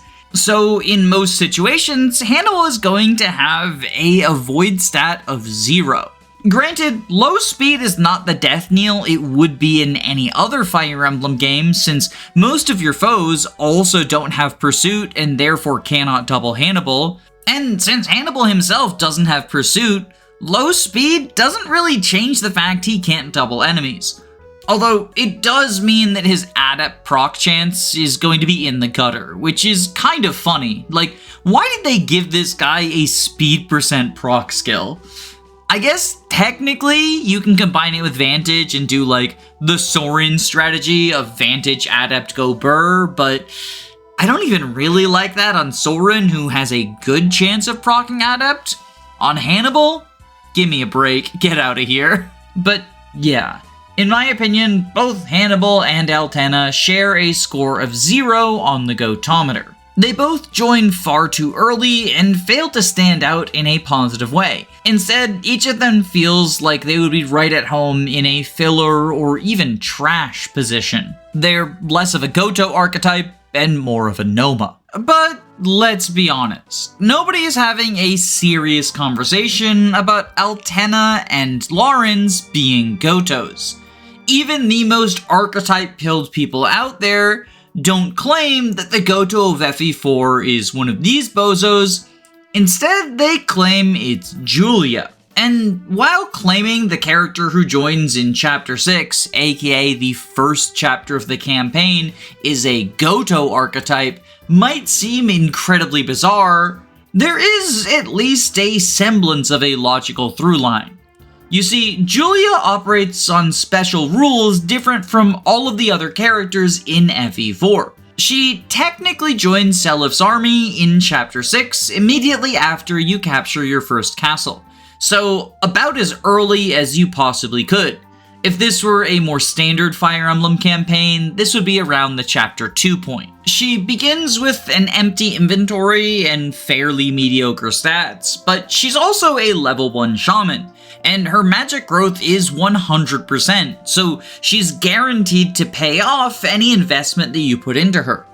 Julia also has an impressive 90% HP growth and 50% resistance growth. The remainder of her growth rates are actually pretty bad by Gen 2 standards, ranging from 10% to 30%, but the combination of res and HP means that Julia will be quite good at tanking enemy dark mages, and her guaranteed magic growths means that not only will she be able to fire off powerful nukes, but she'll also be able to silence a lot of enemies thanks to having a higher magic stat than their resistance should you choose to give her the silence staff. As I previously mentioned, many of the foes you face in late game Judgral are going to be mages, so having a kit designed to counter them explicitly means that your payoff for training Julia is a very strong unit in the late game. Or at least it would if Julia were around for the endgame. Because here's where Julia's special attributes come in. In chapters 6, 7, 8, and 9, Julia plays on casual mode. If she is ever killed by an enemy, she is instead kidnapped. And once you conquer the final castle of that chapter, Julia will rejoin your army, thanking Selif for rescuing her. The reason Kaga didn't want to allow Julia to be killed off is she is incredibly plot important. You see, secretly, Julia is the daughter of Arvis and Deirdre, as well as being the sister of the primary antagonist, Julius. And because she has major Naga blood, she is prophesized to be able to wield the Book of Naga, which is the only weapon that can defeat Loptis, the Antichrist equivalent of FE4. The Dark Cult supporting Loptis has therefore been searching for Julia in order to eliminate her, and in the beginning of Chapter 10, they find and kidnap her. She is therefore removed from your army for the entirety of Chapter 10 and the majority of Endgame, showing up as a brainwashed enemy as you begin your assault on the final castle of the game. You can, however, re-recruit her into your army by having Selif rush past her, kill the evil Bishop Manfroy, seize Manfroy's castle, and then return to Julia and speak to her.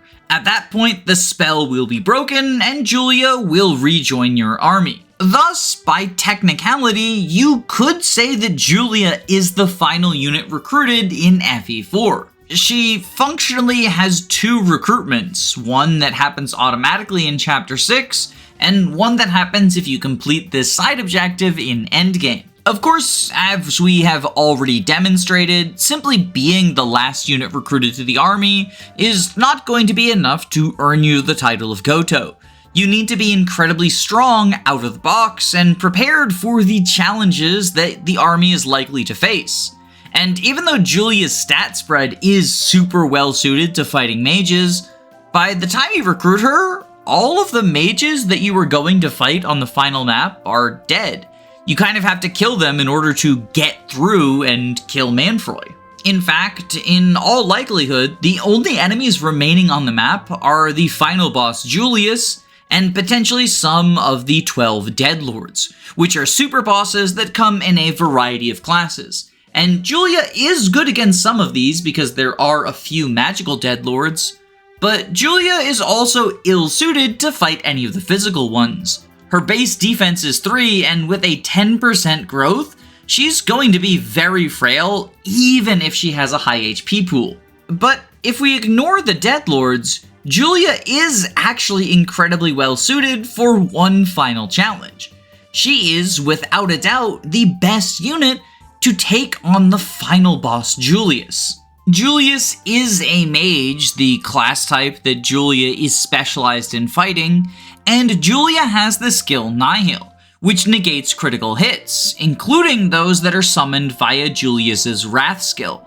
Therefore, Julia is more capable of soaking up damage from Julius than anyone else in your army is going to be. And not only that, but if Julia visits the castle she was initially held captive at, then she gets access to the legendary Book of Naga. And as you might expect if you've been paying attention to this game's story, Naga is specifically designed to counter Loptis, which is the weapon Julius has equipped.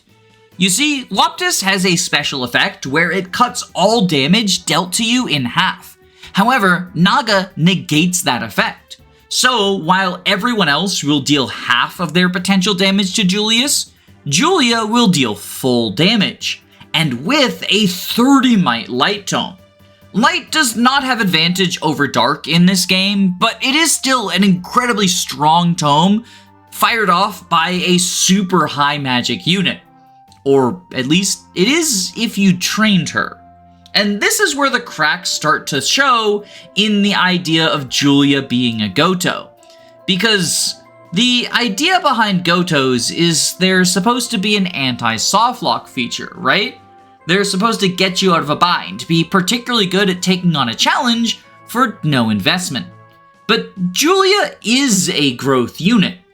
Yes, you do re-recruit her at the end of the game, but her initial recruitment is in Chapter 6, and you need to train her up in the period of time between Chapter 6 and Chapter 9 in order to get her to the point where she's capable of taking on Julius. I've done a 0% growths playthrough of FE4, and I can say with complete confidence, an untrained Julia is not going to be able to do well against the Prince of Darkness. Not only does she deal much less damage than you would want her to, but because of how strong Julius's attacks are, Julia is going to need to level up resistance if she wants to tank them, even if she's able to turn off the critical hits. The good news is, because of Julia's guaranteed magic level ups, she's not going to get RNG screwed out of damage, and a 50% resistance growth is incredibly impressive for this game, so Julia is in all likelihood going to have the magical bulk if you train her up.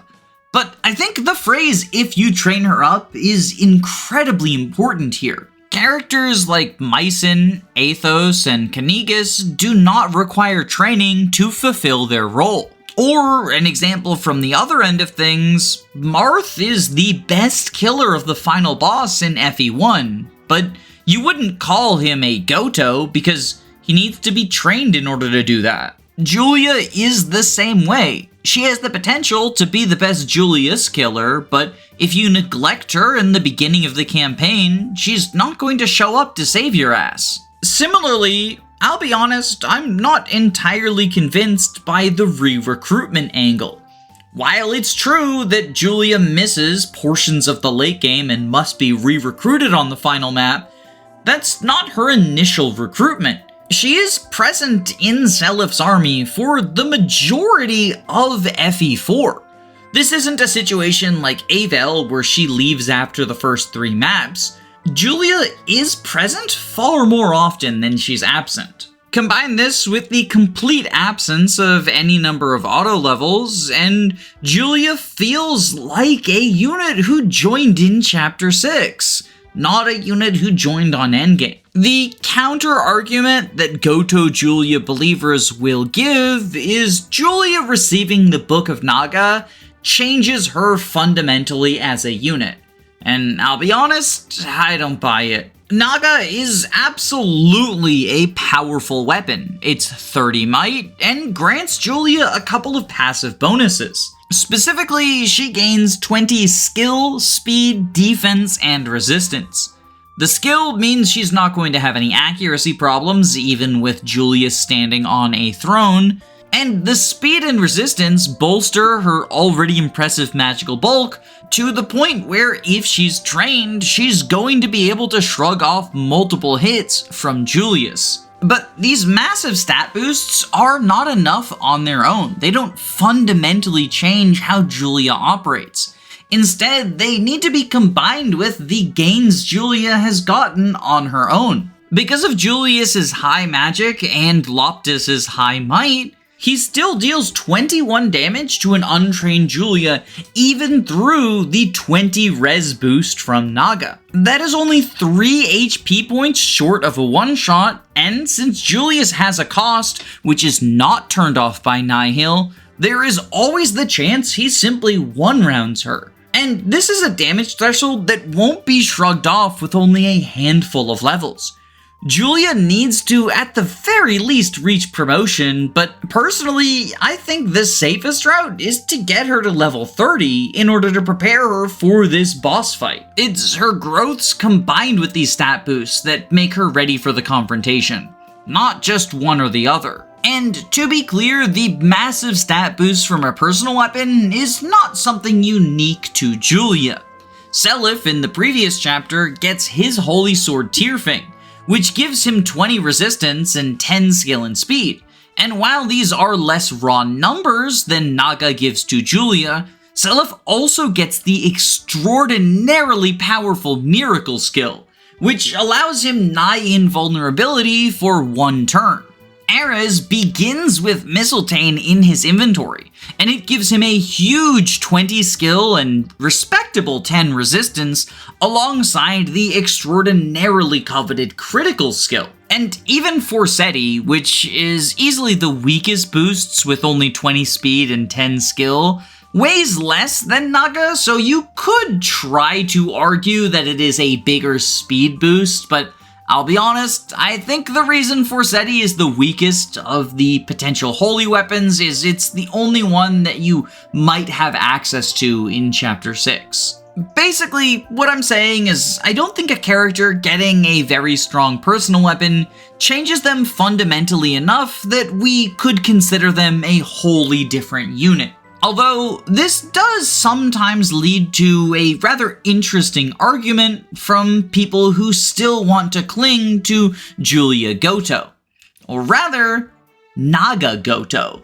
Because the argument goes, Julia herself is not the Gotoh of FE4, but the Book of Naga, the weapon that she equips, is. This argument is along the same lines as people who say the Levin Sword in Echoes or the Dragonstone in Fates are the Jagans of those games. Basically, there's not a unit that fulfills the Gotoh role in FE4, but if we squint at an item, we can find that it fills a similar role. And there is a little bit of logic to this. Naga is very clearly specifically designed to deal with the final boss. And you can only get the Book of Naga after you defeat Manfroy, which means you get it directly before the final confrontation. If that were a character, it would be a slam dunk Gotoh, right? But here's the thing, and you can say this is boomer energy, but I don't really like the idea of claiming an item fulfills an archetype that has traditionally belonged to a unit. I've always rolled my eyes at the idea of the Levin Sword or Dragonstone being Jagans. It feels to me a bit like archetype brain rot. We need to find an example of an archetype for every single game. And so, in games like Fates or Echoes, where there isn't an obvious Jagan, people grasp onto strong early game weapons. I usually counter with the idea of, well, the Silver Lance isn't the Jagan, Marcus is, and this isn't a flawless counter-argument. After all, a Silver Lance is still strong in the late game, whereas the Levin Sword and Dragonstone usually are not. But my general thought process is, rather than applying the label to the weapon, why not apply it to the characters who equip it? Sure, Corrin is still incredibly strong in the mid to late game of Fates, but the same is true of Seth. Heck, the same is true of Marcus and Titania and several other Jagans. Or what seems to me the most logical course of action, accepting that not every game has every archetype, and that's okay. There's not really a traditional Jagan in Fire Emblem Three Houses. FE6 doesn't have any character that you could reasonably call an est. And in a feeble attempt to steer things back onto topic, FE4 really doesn't have a character who checks all the boxes for Gotoh. I will say this though, people are actually getting at something by focusing on the Tome of Naga. So put a pin in the Naga discussion because we are going to be returning to it in approximately an hour or so. But for now, we should probably rank Julia on the Gotometer.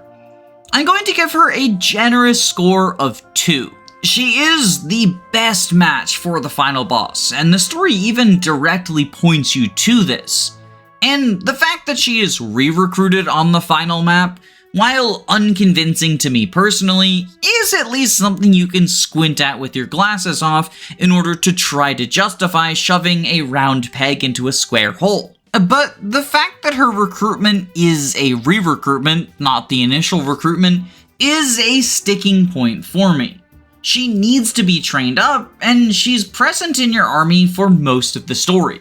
Those are very un-Gotoh-like traits. It's also potentially worth noting that her re-recruitment is an optional one, and it's somewhat difficult for a blind or new player. If your army is struggling on the final map, you might not have the manpower to safely recruit Julia without her just committing suicide into one of your units, or potentially killing some of your blue units and making matters even worse. An anti-softlock feature should be easily accessible. In fact, I would argue with very few exceptions, Gotohs should join automatically.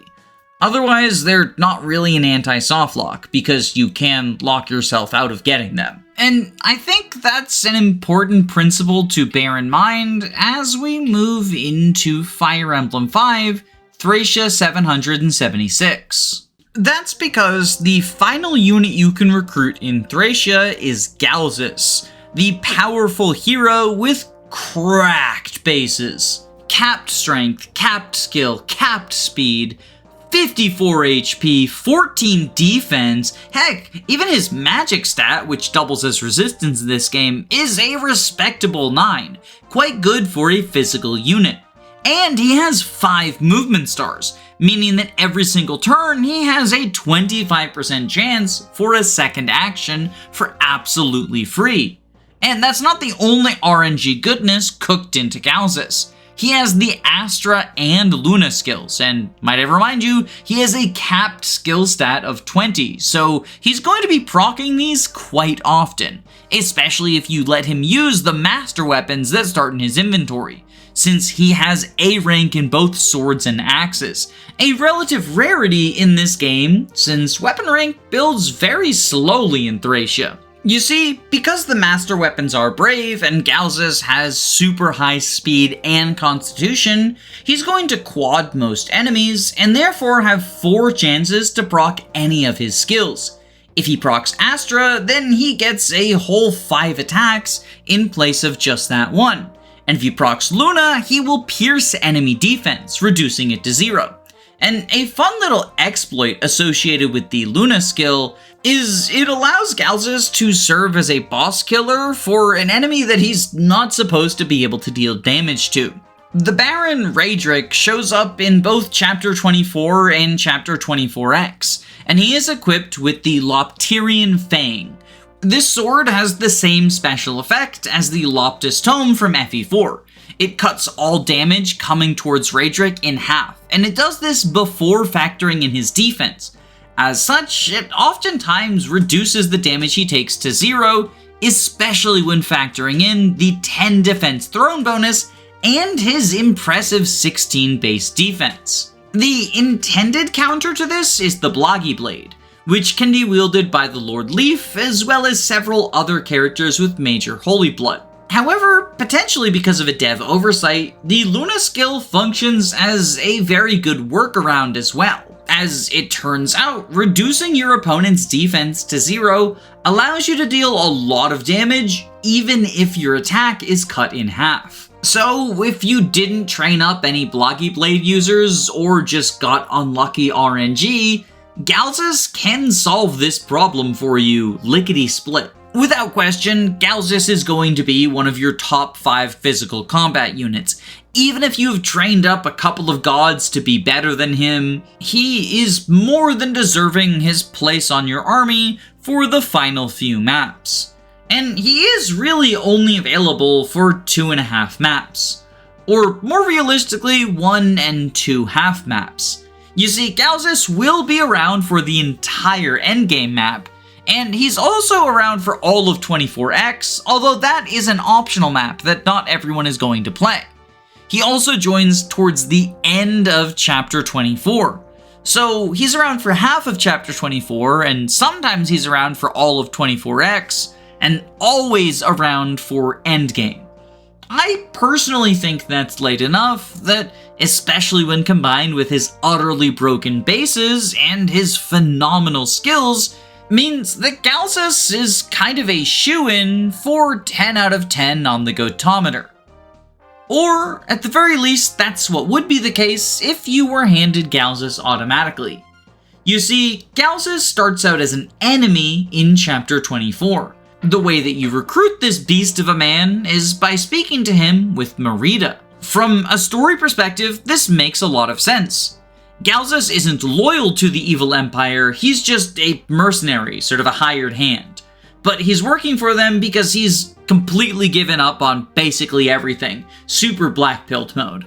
But Merida is his daughter. He risked everything to save her from mind control at a much earlier point in the story, so Merida recognizes him and is able to convince him to finally do the right thing and join Leif's army. This is a very satisfying plot moment and one of many examples of Thracia's excellent writing and its gameplay story integration, but it does kind of cast doubt on the whole anti-softlock thing. Because Merida herself is not a game over condition, and therefore it's possible that some number of players got her killed and just played through it, especially since Merida is a growth unit, which is always a contentious unit type within the Fire Emblem fanbase. Some people love him, some people hate him, but no matter who you are, you gotta admit, not everyone is going to field every single growth unit. Merida joins incredibly underpowered, and she has a super strong personal weapon alongside cracked growth rates, so there is a payoff to giving her the training arc. But for many people, that payoff is not going to be enticing enough. And so if Merida is sitting on the bench utterly untrained, you have to either forgo recruiting Galzus, or give up one of your deployment slots on the second to last map of the game in order to field a worthless underpowered Myrmidon, keep her safe for the entirety of the map, and then speak to Galzus and recruit him at the very end.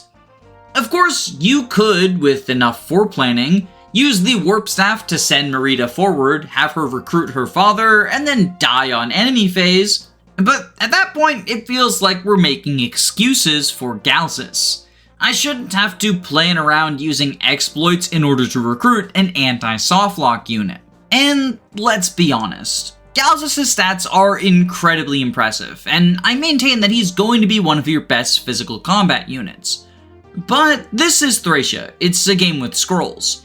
If you really want to, you can use scroll stacking and other exploits to turn anyone into a combat god. And as such, the units with unique personal weapons, such as Nana and Ocean, are oftentimes going to have an advantage over Galzus, even if their raw averages do not approach his, because you can fix those averages through scroll stacking. I do think that people often over-exaggerate just how impactful scroll stacking is. Having good combat bases is still a very important and admirable trait. It's why units like Ralph and Galzus are so admired, because not everyone in your army can get 8 million experience while equipping 6 scrolls. But if you have a favorite little project, getting the funny screenshot where all of their stats are capped isn't as difficult in this game as it is in others. So between the scrolls and the recruitment, Galzus finds himself in a pretty weird situation. I still think someone as powerful out of the box as Galzus deserves a high rating on the Gotometer, but his recruitment works against him enough that I kinda want to knock him down to 8 or 9. I'll be optimistic and put him at 9 for the moment. However, if I run into someone who feels more Gotoh-y than Galzus but still not quite a 10 out of 10, I'm willing to knock him down to an 8, similar to what I did with the OG FE1 Gotoh. Before we entirely move away from the Azakian outcast, I do want to touch upon his role in the story. Because while I can't know for certain what the intention behind Galzus was, the way that he appears in cutscenes gives me an indication that he wasn't actually meant to be an anti-softlock, but instead was given these stats to be a scary enemy. You see, Galzus shows up in both Chapter 5 and Chapter 6 as an enemy who wants to kill some of your units. In Chapter 5, he's one of the terrifying gladiators who's fighting Eyvel and Nana for Raedric's amusement. And in Chapter 6, he is ordered by Raedric to chase down Leaf and company as they try to make their escape from the city. In both of those scenarios, he serves as a kind of anti-turtle scary unit. He has super high stats because he's meant to be threatening. But his role within the story also involves the rescue of Merida, since she is his long-lost daughter. And much later in the tale, Merida is able to rescue Galzus in a way. Rescue him from his despair and immorality. My personal theory is that Galzus' super high stats were not designed that way so that the player would have access to someone really strong, but so that Galzus himself would be incredibly scary. He's supposed to be a threatening menace in the early game, someone who shadows over you and threatens to kill your entire team. His high stats are there to communicate this, along with the way that enemy soldiers talk about Galzus in cutscenes.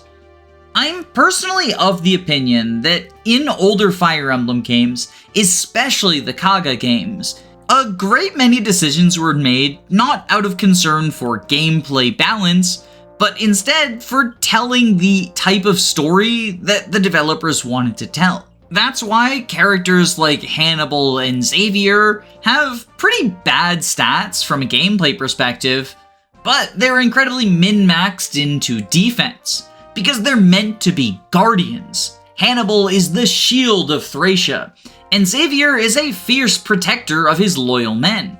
Yeah, it's incredibly hard to recruit him, and from a gameplay perspective, it's not worth the reward.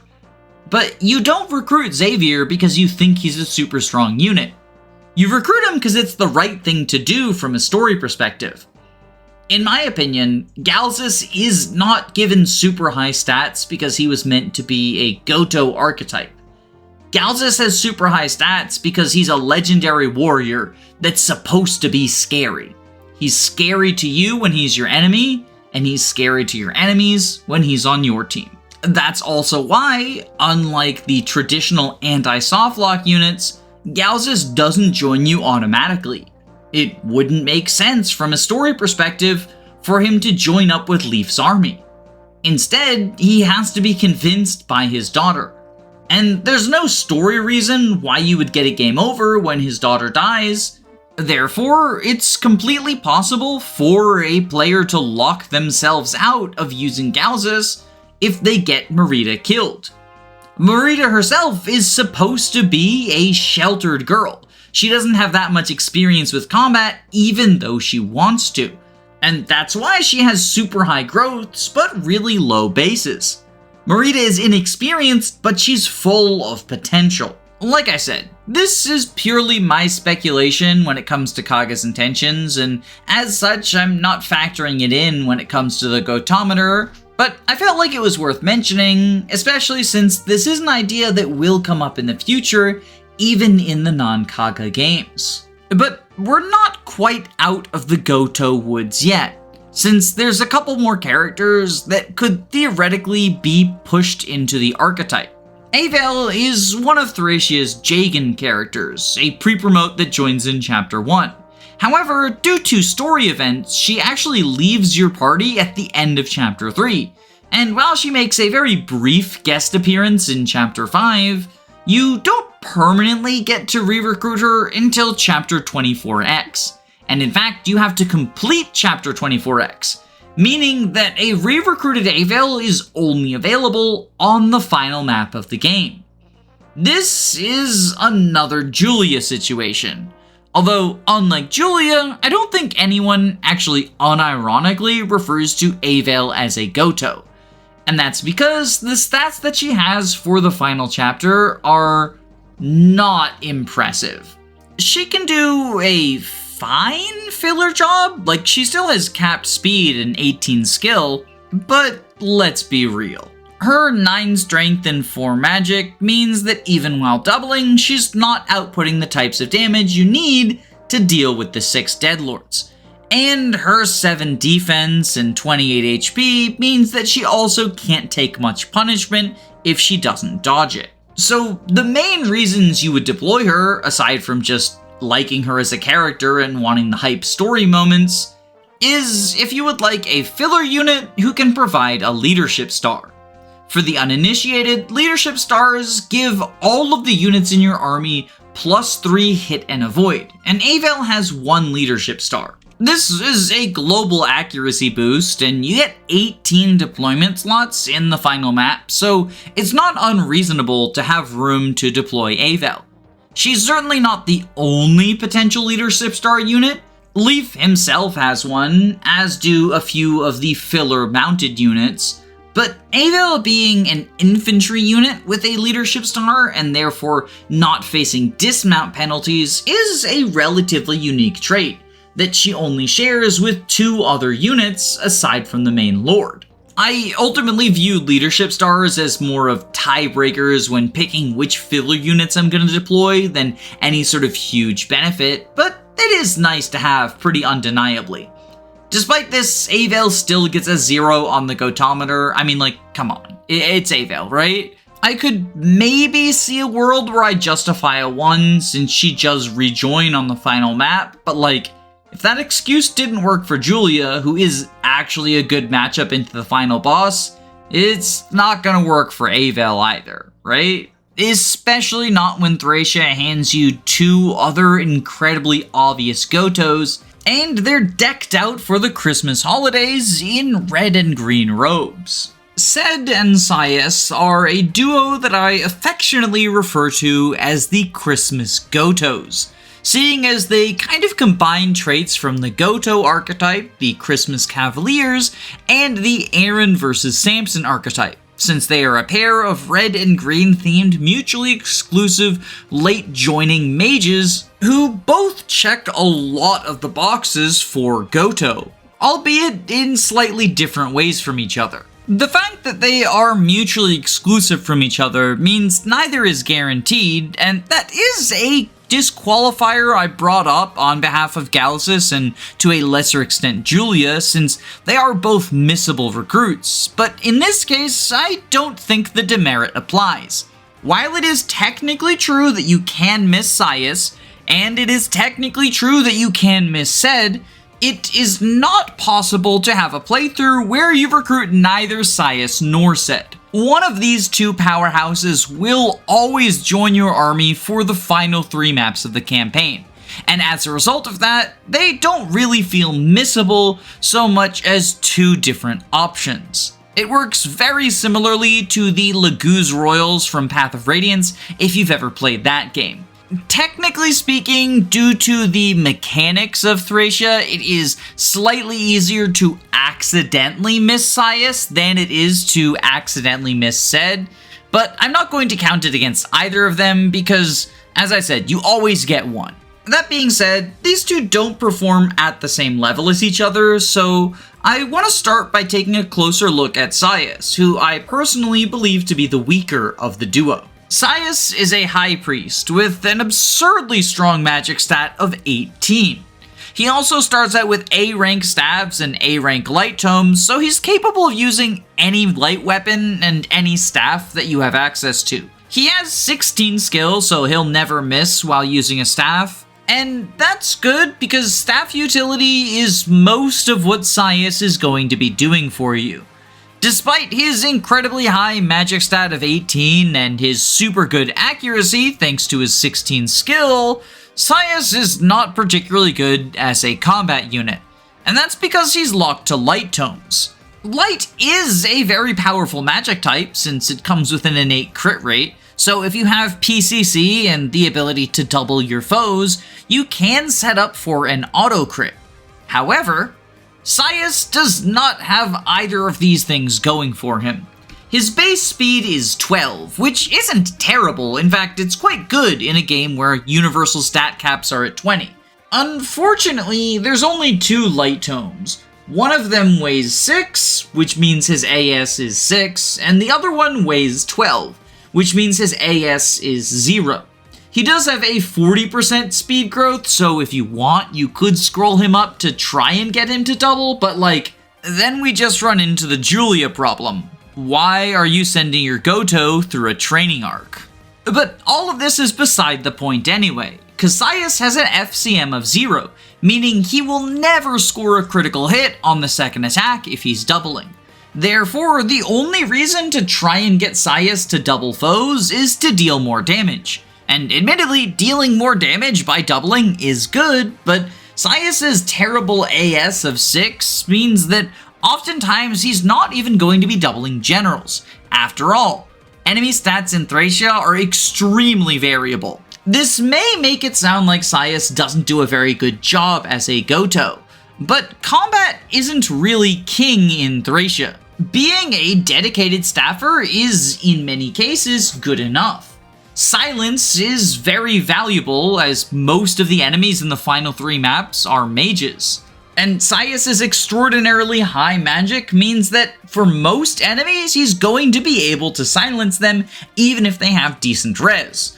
Although, unfortunately, the most premier silence target, the Deadlord Canis, is going to be out of Saius's reach unless he combines the Ensorcel Staff with a special magic boosting tile. Still, Saius is able to put Draco and Tigris to sleep for free, and if he gets ensorcelled, he can also target Bovis and Porcus, which makes him one of the better staffers for the final map.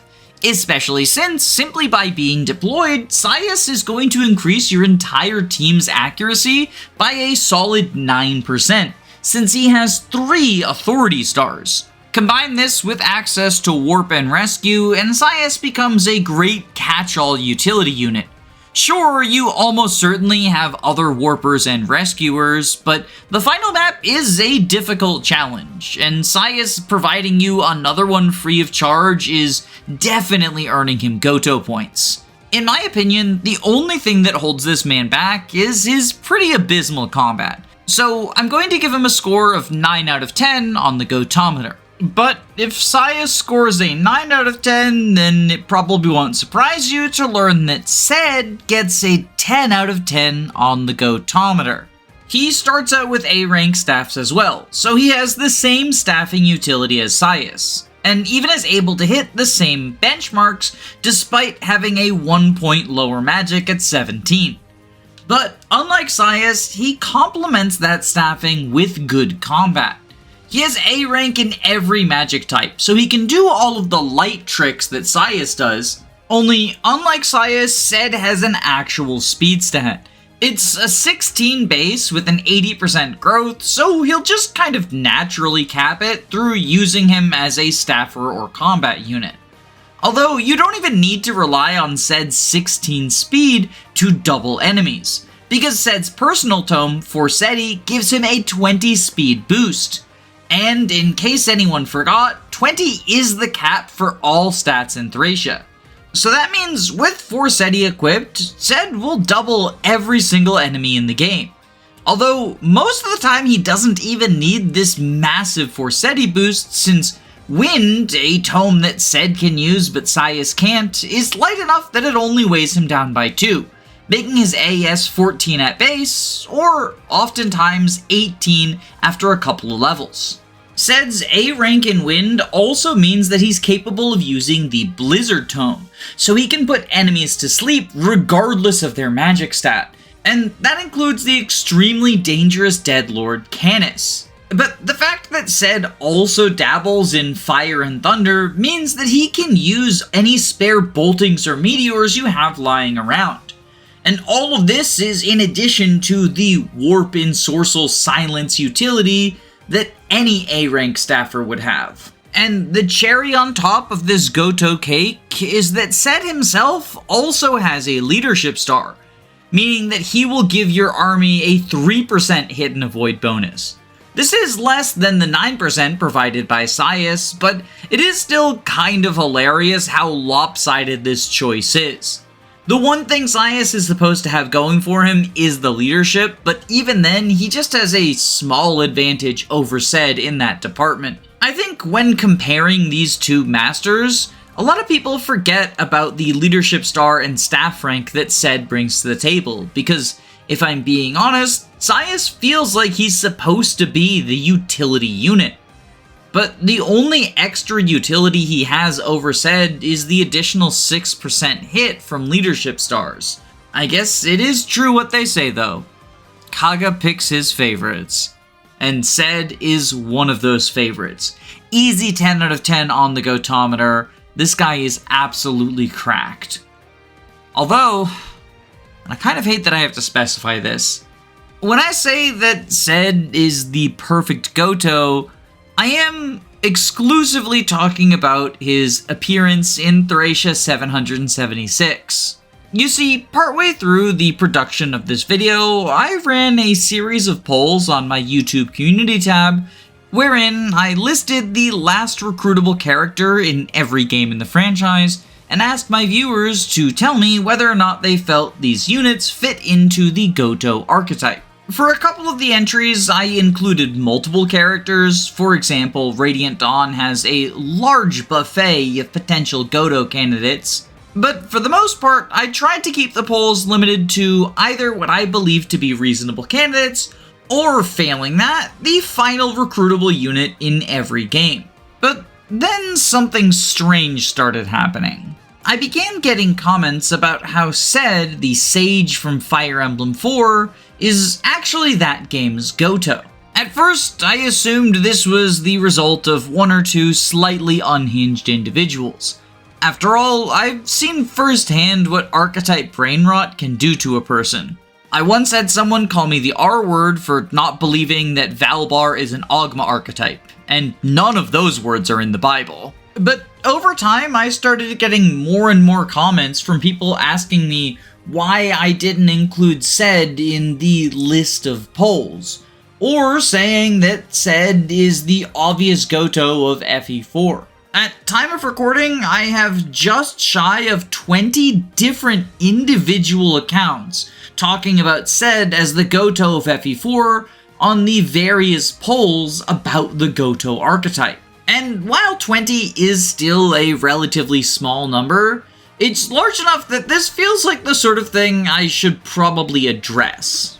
So, let's take a look at Ced and why I believe he deserves a 0 on the Gotometer. Ced is a sage that joins in Chapter 8 of Fire Emblem 4. He's a green unit in Manster Castle, and once Seliph speaks to him, he turns blue and helps you to capture Mies Castle, and then remains in your army for the remainder of the campaign. That means he's available in Chapter 9, Chapter 10, and Endgame. Because he's a child unit, he has variable bases and growths, but so long as you haven't completely messed up your pairings, Ced should be a competent infantry combat unit. And if you've given him appropriate magical fathers, he can even end up as a potentially great combat or utility unit. He's always going to be held back by the lack of a horse, but that's just kind of how it is in genealogy. On the surface, this probably sounds like a 5 or 6 on the Gotometer. He can do good combat, but he is held back by a serious liability. And he's only available for the last 3 maps of the game, which is the same leeway I gave to Mycen, who scored at a 9. But 3 maps in Genealogy is not 3 maps in any other Fire Emblem game. FE4 is famous for its huge chapters, after all. The 2nd generation campaign consists of chapters 6 through 10 and Endgame, for a total of 6 maps. Ced joins partway through chapter 8. I would say roughly at the 2/3 mark, although there's not an exact science to it. This means that he is available for 3.5 out of 6 maps in the campaign. That's over 50% of your playtime. To put this into perspective, I was going to compare Ced to Pent, another powerful pre-promoted sage, and point out that Ced is available for a larger percentage of his game than Pent is. However, I think the funnier and perhaps more telling comparison is the fact that Ced is around for a longer percentage of Selif's campaign than Legault is of Hector's campaign. Like, at this point, are we just completely disregarding the idea of join time impacting the Gotoh archetype? And if you think I'm being unfair because map sizes vary in FE4, things actually get worse if you count by castles. Chapter 6 only has 2 mandatory castles, although I'll be generous and say it has 3 because of the Johann Johavier side objective. And similarly, I'll be generous to Chapter 7 and upgrade its 3 to 4 because you don't want to miss your dancer.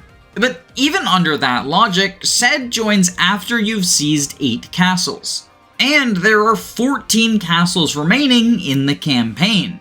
That means he's around for almost 2/3 of the castles in the game. The fact that he joins later than a large number of the blue units doesn't mean that Ced is a late joiner per se. It's just the cast in FE4 is pretty front-loaded. And this makes sense since a large part of FE4's gameplay involves building relationships. Even in the 2nd generation, the marriage system persists and you do get gameplay bonuses for it, despite there not being a Gen 3. This, in my opinion, is also why the casts of Awakening and Fates are super front-loaded. The designers knew that you would need time to pair up your favorite characters with each other, and so they made them join with a ton of maps available. This results in the elimination of the Gotoh archetype, but in my opinion, that's a pretty worthwhile trade-off. The support systems in those games are rad. I do feel it's worth mentioning that join time isn't the only thing working against Ced. He has good combat, but it's not going to be better than the likes of Ares and Seliph, and his utility is, in my opinion, much more limited than that provided by Nana and Leaf. Depending on your pairings, he's likely to be the only unit in the game who can silence Ishtar, but if you don't give him a proper magical growth from his father, then sometimes he'll fall short of this unique threshold. And while it is possible for him to inherit the Valkyrie Staff or the Forseti Tome in order to take up the mantles of his holy ancestors, I personally don't think either of those should be assumed as the default, since people's pairings will vary. Heck, I kinda breezed over the idea of someone screwing up their Ced pairing, but it's possible that if your favorite unit in the game is Fee, you might intentionally pick a physical dad such as Lex in order to power her up and, as a result, end up powering Ced down. With all that being said, I find myself to be thoroughly unconvinced and, to be honest, a little bit annoyed by this grassroots movement bigging up the Wind Mage as the true Gotoh of Fire Emblem 4. Even if, unlike me, you believe in the Gotoh archetype, you gotta be able to accept that not every game has every archetype. Like, I'm sorry, Fire Emblem archetypes are not divine rules passed down to us by the gods above. They're terms the fandoms came up with in order to describe patterns that they noticed. But the FE franchise isn't like Madden. The games are different from each other, and as a result, sometimes patterns get broken. Genealogy of the Holy War doesn't have a unit who even comes close to fitting into the Gotoh archetype. And that's okay. Before moving on, I want to show you a graph I have of where everyone from the Kaga era ranks on the Gotometer. There's a pretty healthy spread from 10 out of 10 all the way down to 0 out of 10, although looking at them side by side, it feels just wrong to me for Sed and Eyvel to have the same score. So I'm gonna go ahead and slide the walking leadership star up to 1 out of 10, and as a result, I'm also shifting Julia, Claude, and Ellis. That means Claude and Julia have a 3 on the Gotometer, and Ellis has a 2. I opted against moving Bridget up as well. Something just feels right about having Eyvel and Bridget score the same on the Gotometer. Can't really put my finger on why. But looking at this spread, it's pretty interesting to see the wide range extending not only between units, but also between games. Both Gaiden and Thracia score very highly on the Gotometer.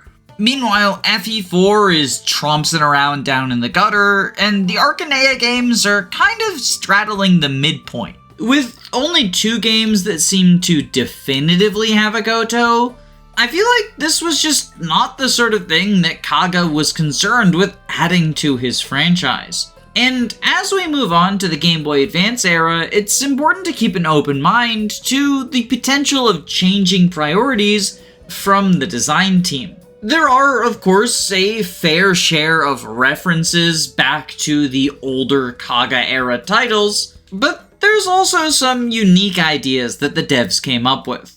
And FE6, the Binding Blade, immediately demonstrates 2 of these new ideas. Different endings and different difficulties.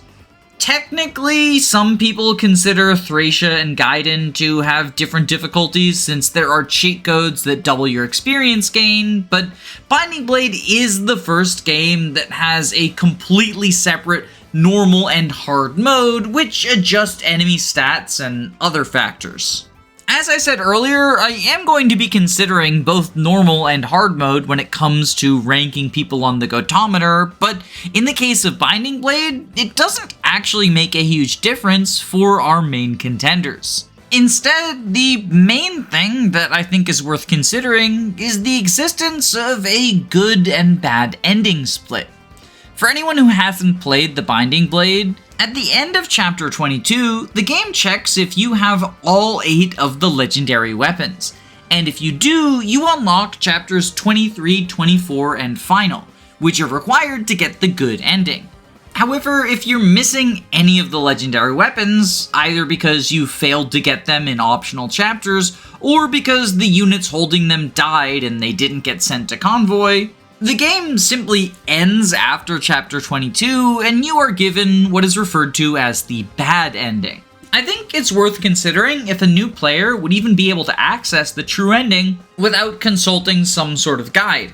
After all, each of the 8 legendary weapons are hidden behind kind of obtuse optional chapters. And as such, even having them, let alone keeping them long enough to access the true ending is kind of a big ask. As such, Karel, the technical last joiner of the FE6 cast, feels much less like a Gotoh and much more like a bonus character. Most new players, the type of player that is most likely to get softlocked, are not even going to reach the ending where you recruit him.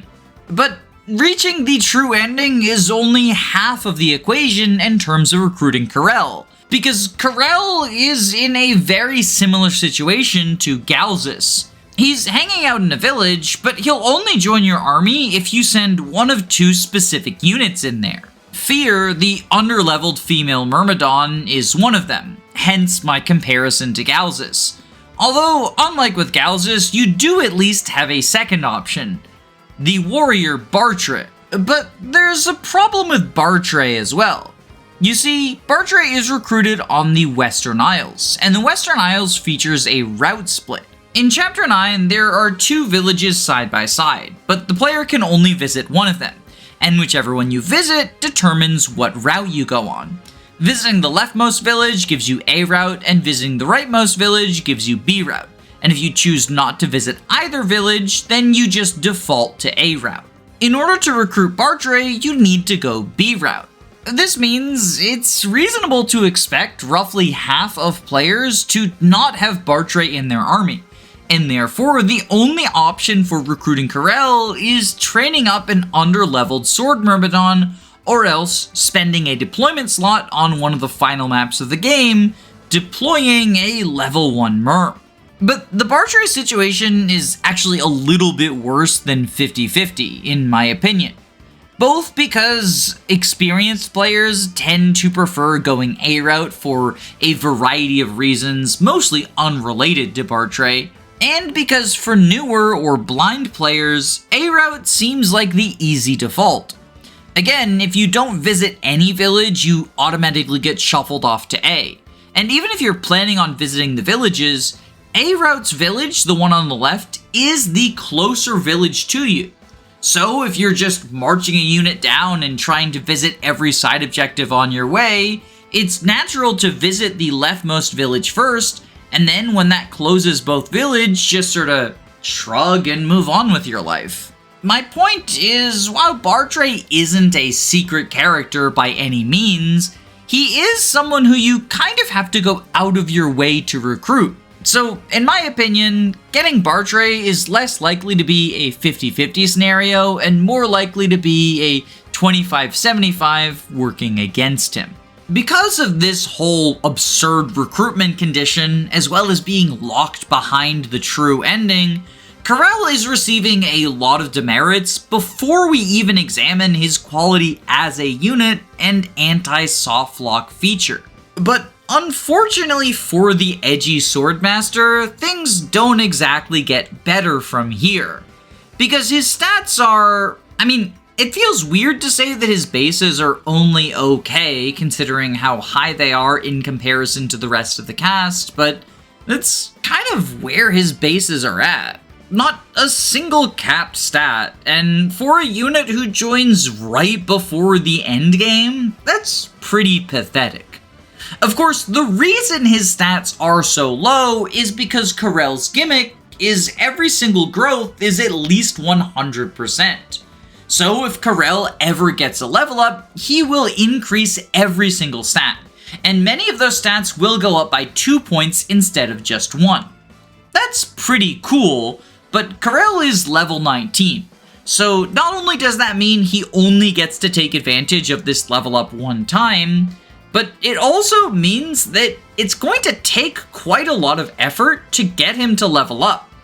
You're going to have to feed Karel kills if you want to get the funny screenshot of +2 HP, +1 everything else. And there are plenty of enemies in chapters 23 and 24, so this isn't an impossible task. But it's also one that's not going to happen automatically, especially with Karel's aforementioned just okay bases. While Karel is unlikely to be super useful in chapter 23, thankfully chapter 24 is a little bit better for him.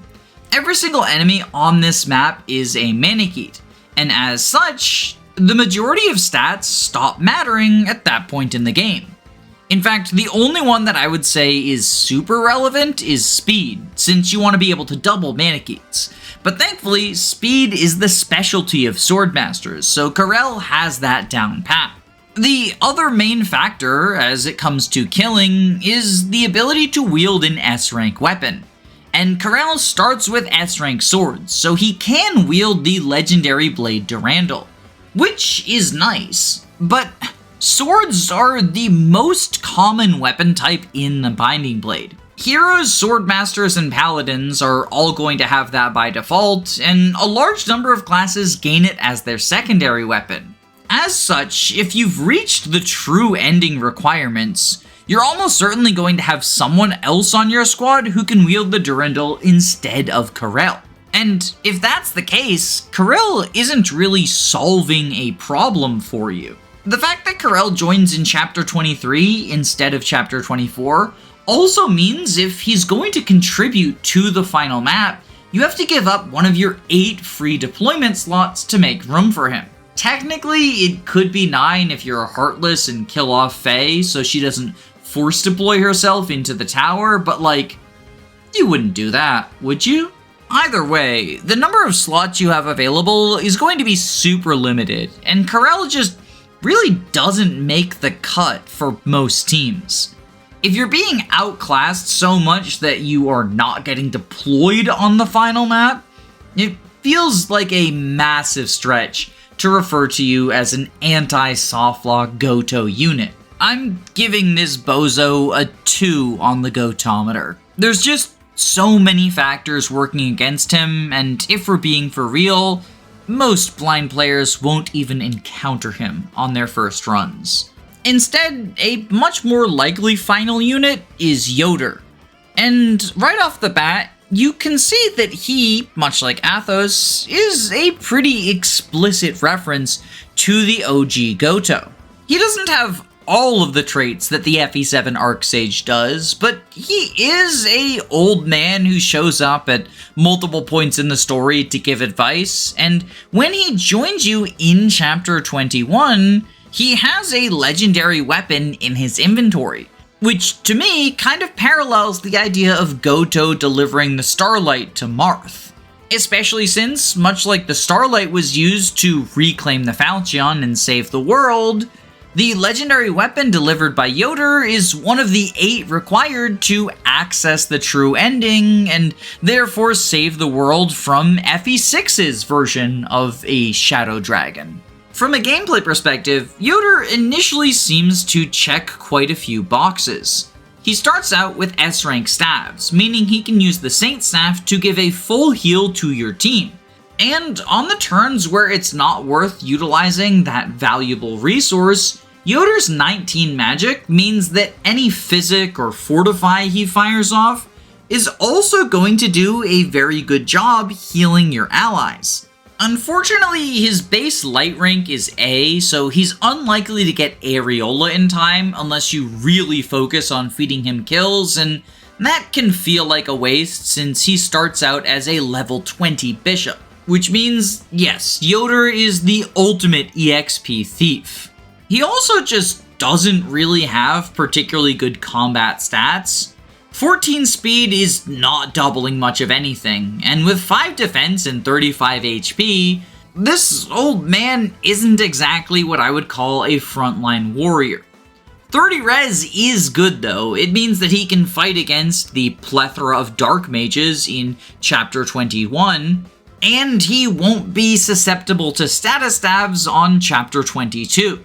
But the remainder of his stat spread makes it clear that Yoder is meant to be a utility unit.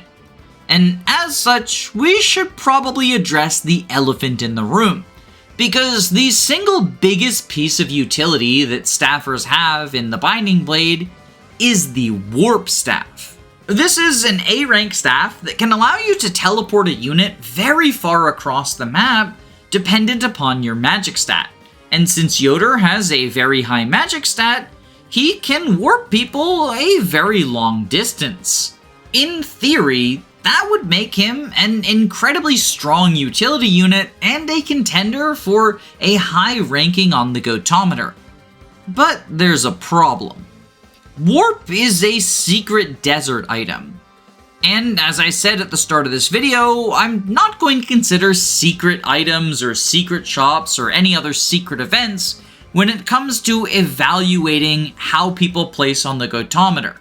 Fair's fair, after all. I'm not going to demerit Karel based on the fact that he can't use the secret shop boots, and I'm not going to reward Yoder for warping. Or am I?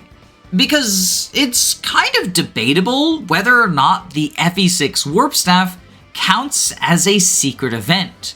Upon entering Chapter 14, Arcadia, we are told about items being buried in the sand. And very close to our starting position are the boots, which are likely to get picked up considering how many people shuffle through that area. But that's the problem. The Warp Staff is not near your starting area. And in fact, the Warp Staff isn't anywhere on the critical path in Arcadia. Instead, if you want to get the Warp Staff, someone has to go out of their way to the bottom right corner of the map. And unless that unit is a thief, there's only a 1 in 11 chance that stopping on the correct tile will give you the Warp Staff anyway. So for a lot of playthroughs, even if you are aware that there are secret items, and even if you are scouring throughout the desert using your flyers, the warp staff just isn't going to fall into someone's hands. I'm sorry, Yoder, but if even veterans frequently have to look up the desert item maps in order to determine what squares they need to move Minerva and Shauna onto, I don't think it's fair to assume that a blind player who is looking for an anti-softlock unit is going to encounter the most powerful staff in a leap. And because of that, Yoder's utility as a Gotoh feels pretty limited. He can still do a good amount of healing and potentially even status some foes if you've got status staffs left over, but at the end of the day, that's not enough to really be considered a anti-softlock unit. And all this is before factoring in that Yoder is basically performing on the same level as, or worse than, Nime, the druid who joined several chapters before him. You have enough slots in chapter 22 that Old Man Pope is likely to make the final cut, and he will be useful if you deploy him, so I think he earns a 4 on the Gotometer, but I struggle to justify placing him any higher than that. I guess technically there is one other character who can be the final recruited unit in the game, and that is the Thief Kath. Oh, look, I know this is absurd, but we've already talked about losers like Lawrence, Ellis, and Eyvel, so fuck it, we're ranking Kath on the Gotometer. Her stats are genuinely awful for endgame. Like, they're bad for Chapter 12, which is her first join opportunity, but they are unchanged from that point into the later chapters of the game. So if you genuinely recruit Kath as your final unit during the bad ending, she's only available for one map, and she is going to be absolutely abysmal at combat. Of course, thieves are not designed for combat. Chests and doors can't fight back.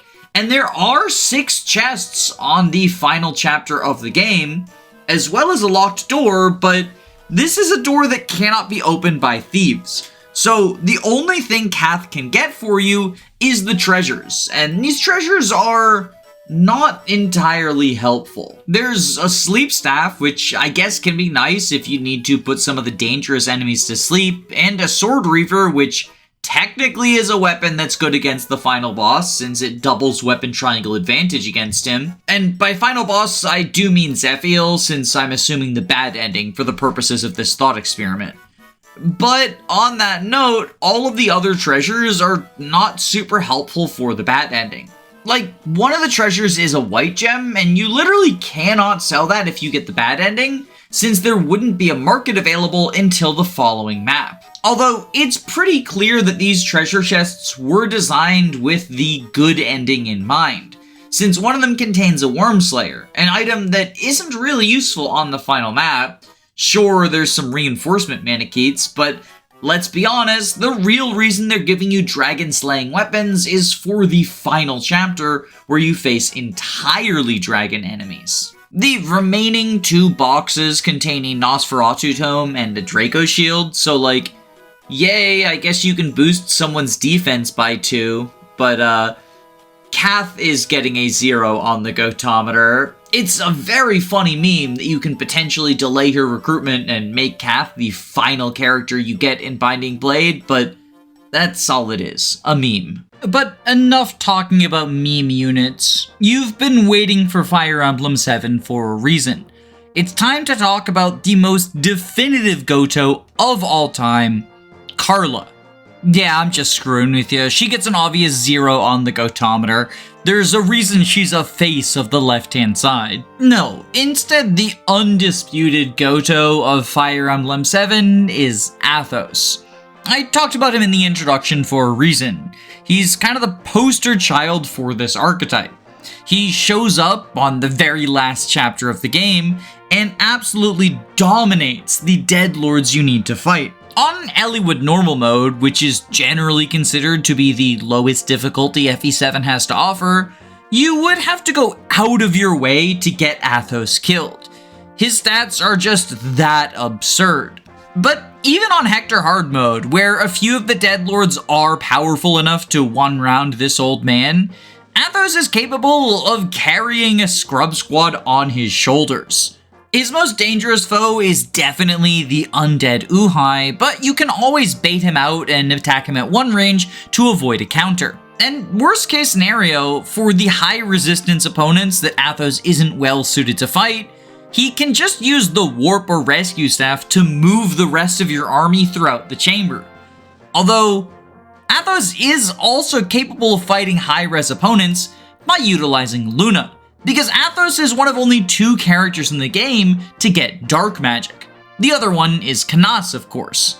Luna itself is typically not a very strong spell, since it has 0 might. Its resistance-piercing properties are often not enough to make up for the damage difference between it and standard tomes. However, as the Deadlords themselves have quite high resistance, Luna can be useful for taking them down, and of course the final 2 bosses, Nurgle and the Fire Dragon, really benefit from having the ability to cut through their defenses.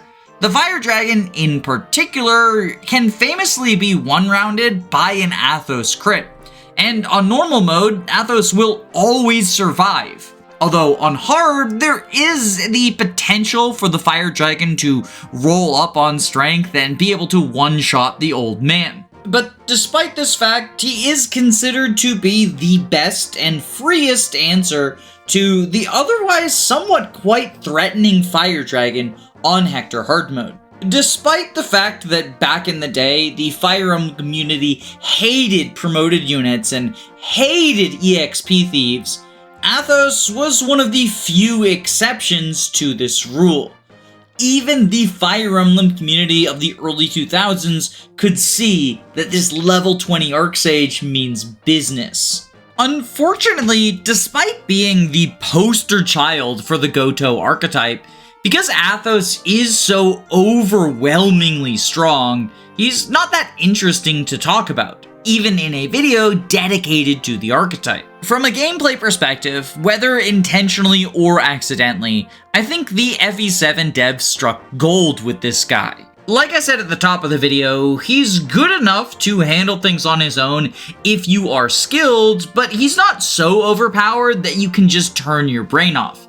And as a result, the final map is still going to require a significant amount of strategy on the higher difficulties, which is what you want from a strategy game.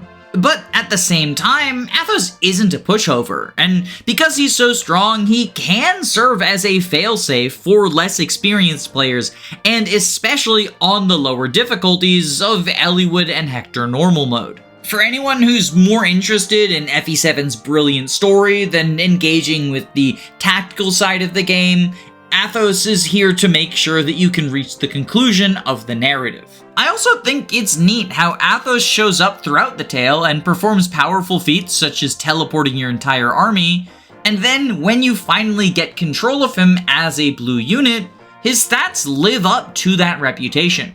Gameplay, story, consonants, and all that jazz. Anyway, to absolutely no one's surprise, Athos gets a 10 out of 10 on the Gotometer.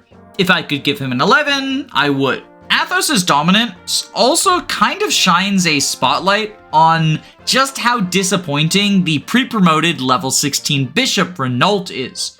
Renault also joins very shortly before the final map. He's in a set of ruins near the end of Victory or Death, so unless you do the optional Berserker Kishuna paralog, you are only going to have Renault for a couple of turns longer than Athos. But Renault's bases are sad. He has a 12 magic stat, which is really low for this point in the game. Even ignoring the fact that Athos is capped at 30, 12 is only 2 higher than Canas had at base. Of course, there is a lore reason for this. Renault isn't actually a bishop, he's a former brigand, berserker, pirate type person, and so his stats are focused more on physical areas like skill and defense as opposed to magical ones. But it doesn't stop him from being disappointing. He does at least have A rank in both stabs and light, so he can operate as a warper, I guess, but again, a 12 magic stat, it's gonna be a pretty bad warp. Perhaps most pathetically though, because Renault is supposed to be a physically bulky unit, he has 15 defense, which is higher than you would expect from a bishop.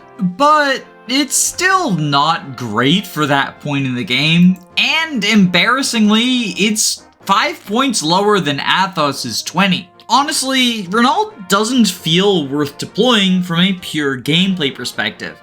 Instead, the coolest thing about him are his supports, which are incredibly rare to access since you have to grind them over 3 specific maps, but are also pretty interesting as they reflect on him as a character. And for anyone who hasn't read them before, I would definitely recommend looking them up. But sorry Renault, supports don't help on the Gotometer.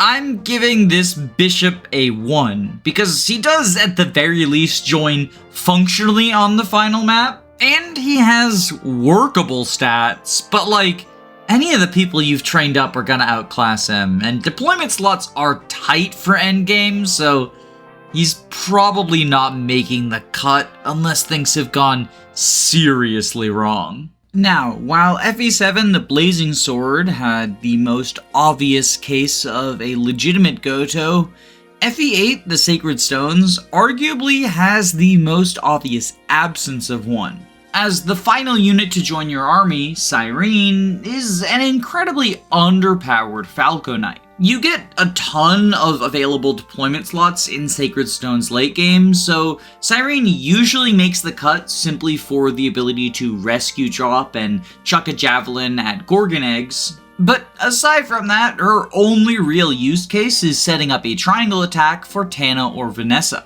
And that also requires both of the Pegasus Knights to be promoted, and at least one of them to be a Falco Knight instead of the generally superior Wyvern Knight. But honestly, even if she weren't this pathetic, Cyrene's join time would make her highly suspect as far as Gotohs are concerned. After all, she's recruited near the beginning of Chapter 17, and there are 21 chapters in the game. So Cyrene is around for almost a quarter of the campaign. And so, likely to no one's surprise, I'm scoring her a 0 on the Gotometer. But let's be honest, you're not surprised by Cyrene's low ranking. She is so obviously underpowered that even people looking for a Gotoh in Sacred Stones don't turn to her. Instead, they go for the Manikeet Myr, who is a very interesting choice for a Gotoh since she is literally a level 1 unit. Myr's low level combined with her special class means that she will gain experience faster than almost anyone else in your army. And with massive growth rates in most relevant areas, alongside very low base stats, it seems like Myr fits more into the Est archetype than the Gotoh one. But her base stats don't tell the whole story, because the only weapon Myr can equip is a Dragonstone. And in addition to being incredibly strong and dealing effective damage to monsters, this mystical gem grants massive stat bonuses to the Dragon Child. Most notably, an increase of 15 defense and 20 resistance can make Myr into a surprisingly tanky character. Although, unfortunately, because she does not gain any speed from the Dragonstone, she still has to rely on her base of 5, and this means many foes will double her. Combine this with her unfortunately pathetic base HP of 15, and Myr requires a bit of a training arc on her join map if you want her to be functional. In fact, even if we limit our scope to normal mode enemies, there's a large number of foes who can double and one-round a base Myr. Warriors with steel axes, heroes with silver axes or silver swords, cavaliers with steel lances, and even great knights, if they roll up on speed, will double and one-round this poor dragon princess. Wait, is Myr actually a princess? I feel like she's not, but structurally it would make sense, wouldn't it? Whatever. My point being is that before getting training, Myr is in a lot of danger. And that's without factoring in the Luna Druids that will always be a threat since they pierce her resistance and target her very low HP. So with all of that being said, you might be wondering why on earth do people gravitate towards Myr as a potential Gotoh? Is it just the late join time? Are all of the Gotoh Myr enjoyers insane people? I mean, yes, but I will try to steelman the arguments in favor of Gotoh Myr in order to give her a fighting chance on the Gotometer. Basically, the argument goes, because of how much EXP Myr gets from killing even unpromoted enemies, and the fact that both her defense and HP growths are over 100%, therefore guaranteeing increased bulk, she can pretty quickly get to the point where any and all physical enemies completely bounce off of her. And while Myr's resistance growth is pretty awful, since she gets a 20 bonus from the Dragonstone, and has a respectable base of 7 for a grand total of 27 res, she shouldn't be bothered by any non-Lua magical enemies anyway. Combine onto this the fact that Myr has a very high strength and skill growth, and you can see how the training arc is pretty easy to disregard. Realistically, it's unlikely to last more than half of her join map, after which you're greeted with a unit who is, for all intents and purposes, now, I would argue that the existence of a training arc disqualifies her on the same grounds as Julia. And honestly, in some ways Myr is more egregious than Julia, since Julia at least has the whole re-recruitment thing going on. But even if you're willing to look past the training arc, Myr has another limitation that holds her back, and that is the Dragonstone durability. This weapon only has 50 uses, and you're going to have to spend some of them on the training arc kills. You can probably limit it to 10 to 20 attacks if you are really efficient, but you're still only left with 40 to perhaps even 30 stone charges once you've got Myr online. And that's nowhere near enough to tackle Sacred Stones' endgame. The Dragonstone is also one of the few weapons unable to be repaired with the Hamurn Staff. So you can't even get around this limit by spending a valuable resource. You're stuck with 50 uses, like it or lump it. As such, you kind of have to be selective about where you're using Myr once she's finished training. You do have more than enough uses to carry you to the endgame if you are careful about managing them, but the fact you need to manage things at all, again, takes away from the sort of power spike feeling that the Gotoh archetype is normally associated with. Ultimately, I think I'm going to score Myr as a 3 on the Gotometer. Her primary limitation is the training arc, quite similar to Julia's, and Julia got a 3 herself, so the two of them getting the same score feels appropriate. However, before we leave the Game Boy Advanced era, there's one more person we need to talk about. Astute viewers probably noticed when talking about FE7, I skipped over the most important member of this archetype, Wallace, the Gotoh of Lyn Mode. This line has been a bit of a meme in the community ever since I pointed out the absurdity of it being present on the fandom wiki. To me, the phrase really encapsulates that space's archetype brain rot, the idea that we need to try to force every single character into a narrow box in order to justify the existence of the boxes. Like, what's next? In Gaiden, is Clive the Gotoh of Act 1? Is Brighton the Jagan of the Manster Escape sequence? Or does that role fall to Dawson, since Machua and Brighton are the Christmas caps of the Manster Escape sequence? In general, I find the idea of matching an archetype to only part of a campaign to be rather silly, even when the campaign is split into distinct portions, as is the case in Gaiden, FE7, Sacred Stones, Three Houses, etc. The only exceptions I have to this rule of thumb are FE4 and Radiant Dawn, since in those games you have distinct armies that are completely replaced by a different set of units with no carryovers. But in absolute fairness to the Wallace defenders, that description does kind of match Lyn Mode. Lyn Mode consists of 10 chapters with a specific group of units, all of whom leave your party at the end of that 10-chapter stretch. But these characters are not gone permanently, and in fact, most of them will rejoin Eliwood and Hector very shortly into their campaigns. From a structural perspective, this is much more similar to chapters 1 through 3 of Thracia than it is to the generational split in FE4 or the army jumping in Radiant Dawn. Moreover, because Lyn Mode was designed as a tutorial first and foremost, it feels a lot less like a distinct adventure and a lot more like, well, a series of tutorials. And Wallace himself is a part of one of those tutorials. He's meant to tutorialize you on the idea of promotion. He joins with a Knight crest in his inventory, and if you are playing on Lyn normal mode, you are forced to waste it on the Armor Knight instead of saving it for one of the Christmas Cavaliers. Of course, in this scenario, Wallace will be, for all intents and purposes, a pre-promoted general. And he matches up quite nicely into the last two maps and challenges of Lyn Mode. Just looking at the final map, a promoted Wallace is immune to physical damage from every enemy other than the boss Lundgren.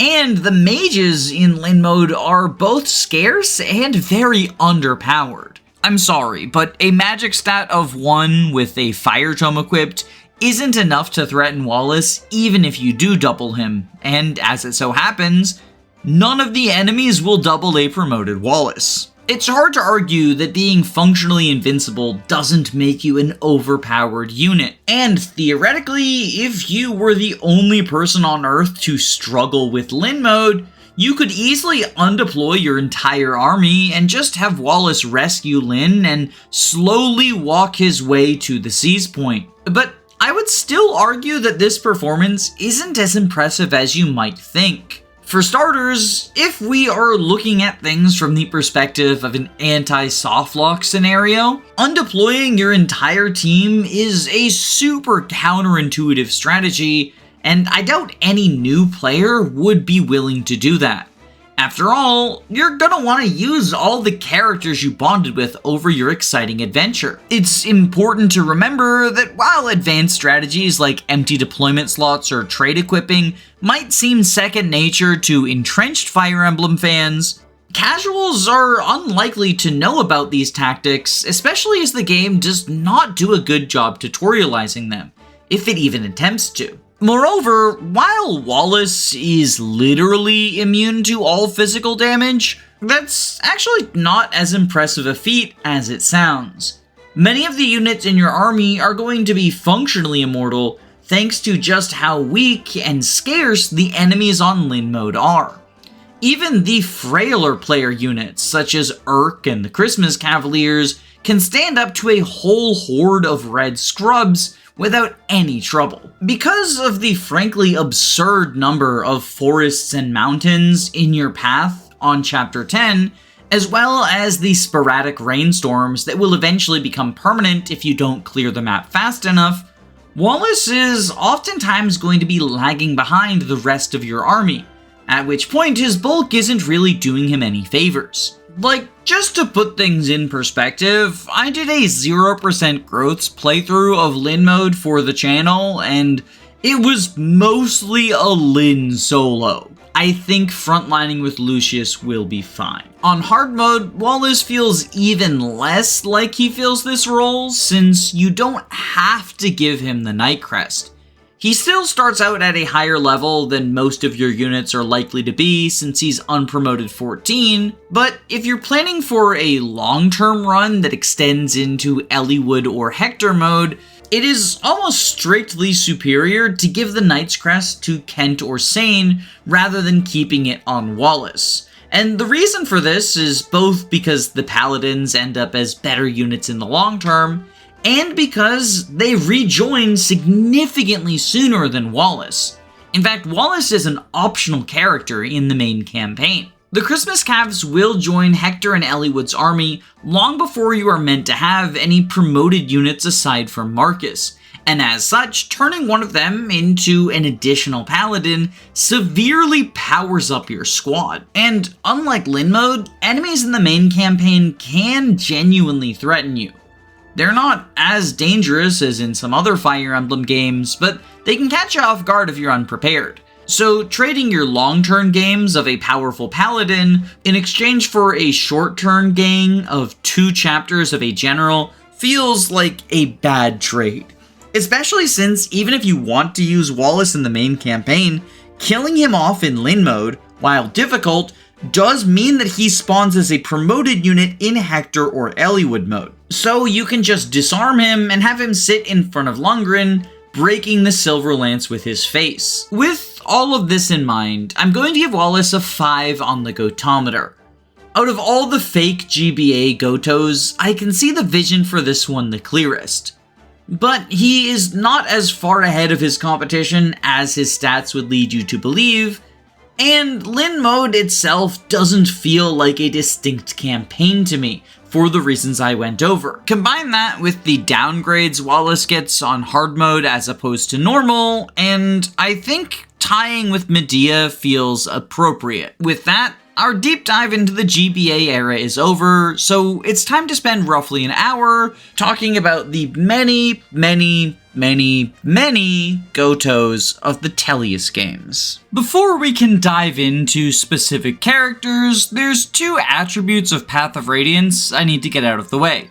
The first is the game's 4 difficulty modes: Easy, Normal, Hard, and Maniac. Easy mode is only available in the International Edition of Path of Radiance, whereas Maniac mode is only available in the Japanese exclusive one. For this reason, Easy mode is the easiest difficulty for non-Japanese players, Normal mode is the easiest difficulty for Japanese players, Hard mode is the highest difficulty for non-Japanese players, and Maniac mode is the highest difficulty for Japanese players.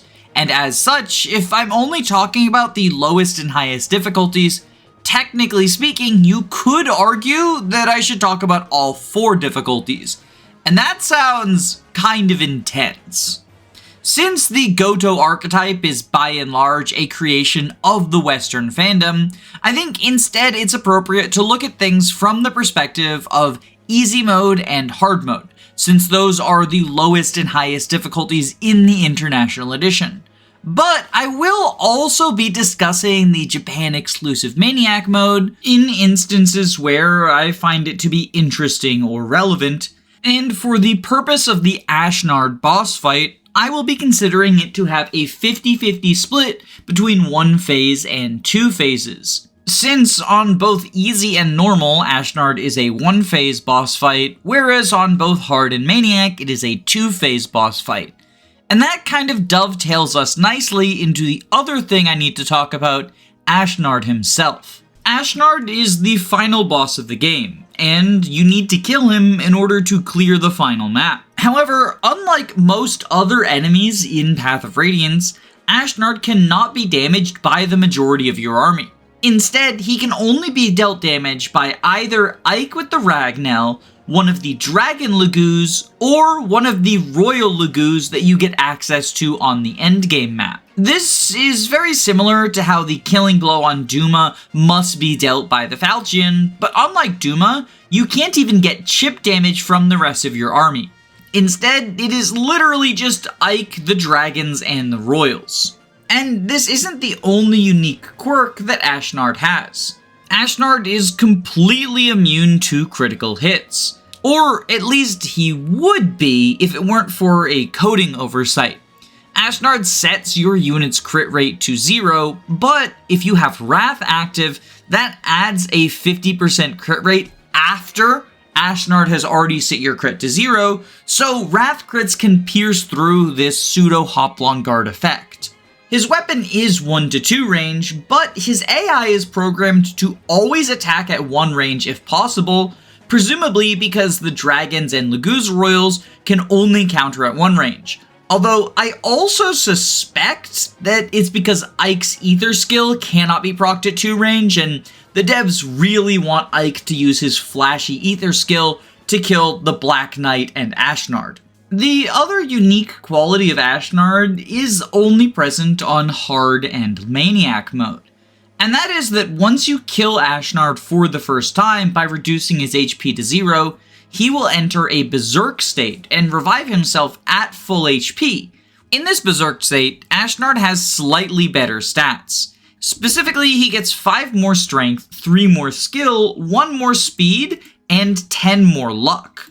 He also technically gains 9 more magic and 4 more resistance, but these stats literally do not matter because Ashnard can't use any magic weapons, and none of the units who damage him can do so using magic. The most notable change that Ashnard undergoes is gaining an extra 20 max HP, up to 80 from a previous 60. But notably, his physical defense doesn't change at all. In general, Ashnard reviving himself feels a lot more intimidating than it actually is. If you have the firepower to kill him once, it is incredibly unlikely you won't be able to do it a second time.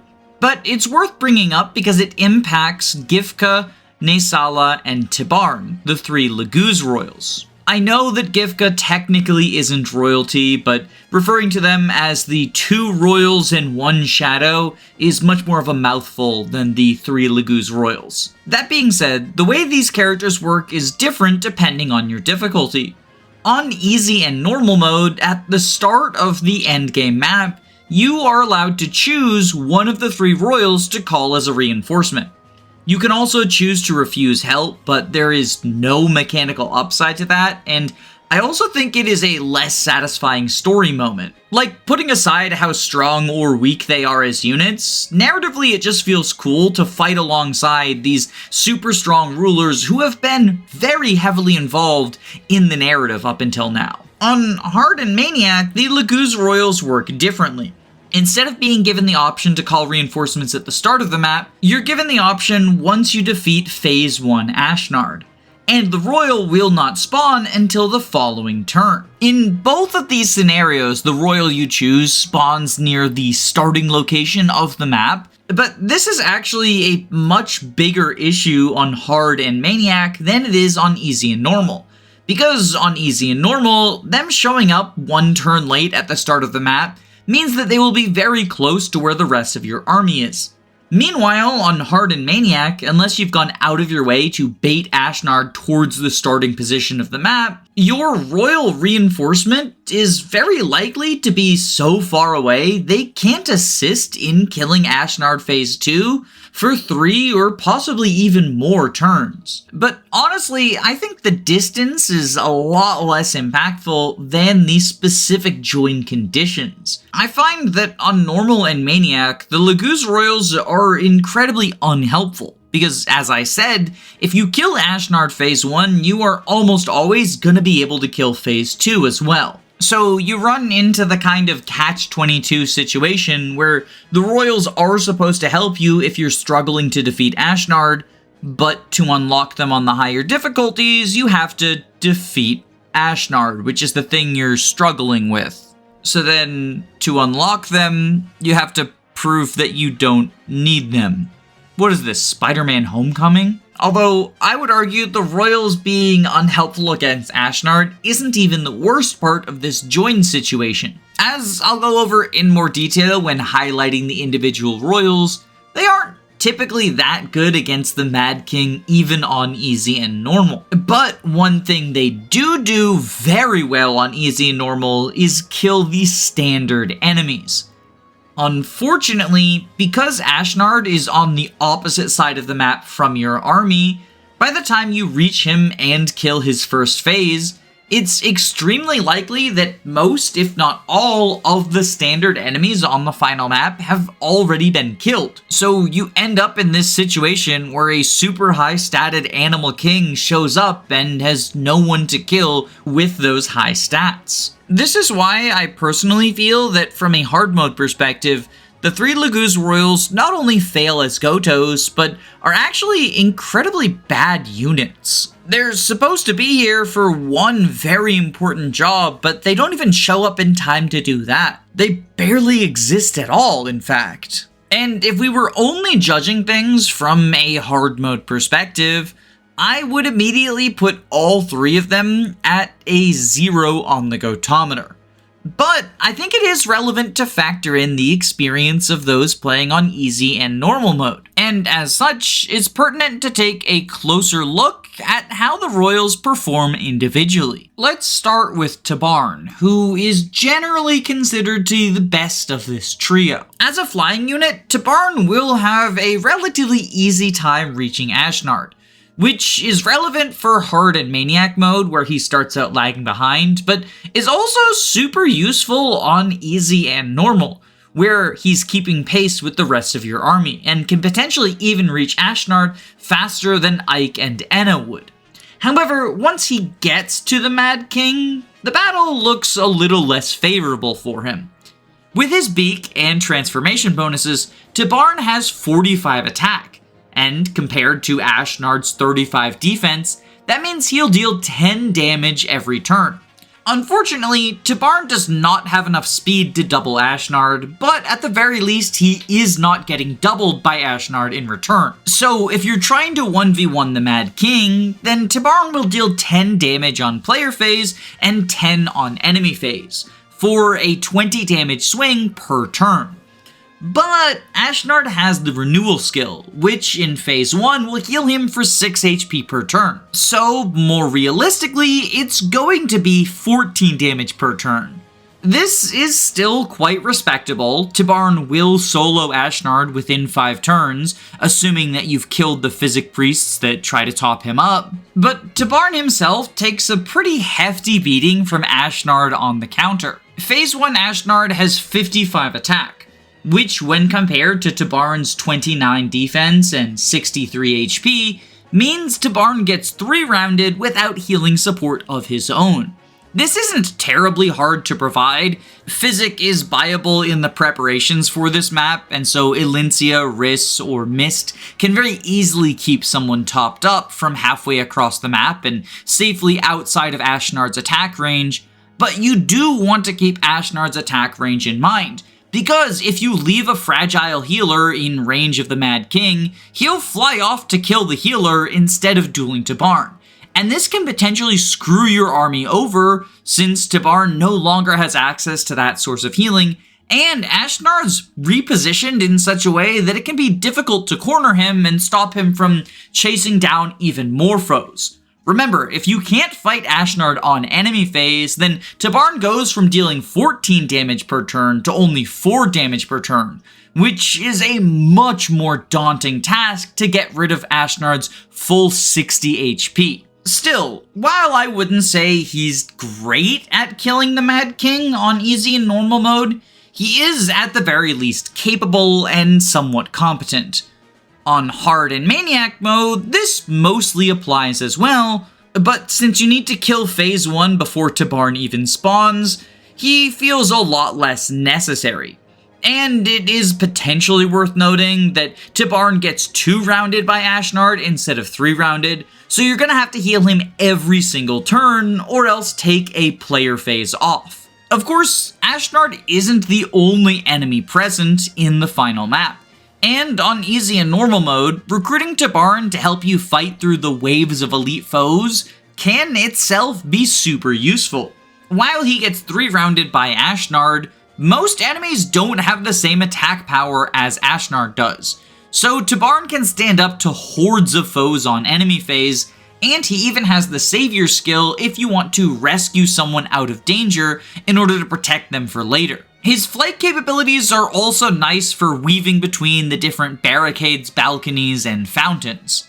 And while the Hawk King isn't fast enough to double Ashnard, he is certainly fast enough to double Ashnard's troops, and as such, he's going to one-round almost anyone you put him up against. In this way, he feels very similar to Mycen. Even if he's not the ideal candidate for taking down the final boss, he will certainly help you get there. If easy and normal were the only difficulties that existed, I think Tabarn would be an easy 9 on the Gotometer, possibly even a 10. But on the other hand, if hard and maniac were the only difficulties, I think he would be somewhere around 2 or 3. And as such, I think it's fair to split the difference and rank Tibarn as a 6. He sort of exists in a quantum superposition of being very Gotoh-y and not Gotoh-y at all. So this feels like the only fair compromise to make everyone unhappy. Gifka is in a very similar position to Tibarn, and in some ways you could argue he's better. Thanks to his significantly superior bulk, Gifka gets 4-rounded by Ashnard instead of 3-rounded, so he needs a lot less healing from your staffers. Gifka also has 5 more attack than Tibarn did, so he will deal more damage and finish off Ashnard more swiftly than the King of the Hawks. His only major downside is a lack of flight, making maneuvering the final map more difficult. Although it is worth noting Gifka has 9 move as compared to Tibarn's 8, so he can kind of make up for this. If you're playing on normal or easy mode, it's arguable that Gifka is better than Tibarn, since getting him at the start of the map means that he can keep pace with your army and not really have to worry about the desire to fly over the various obstacles in your way.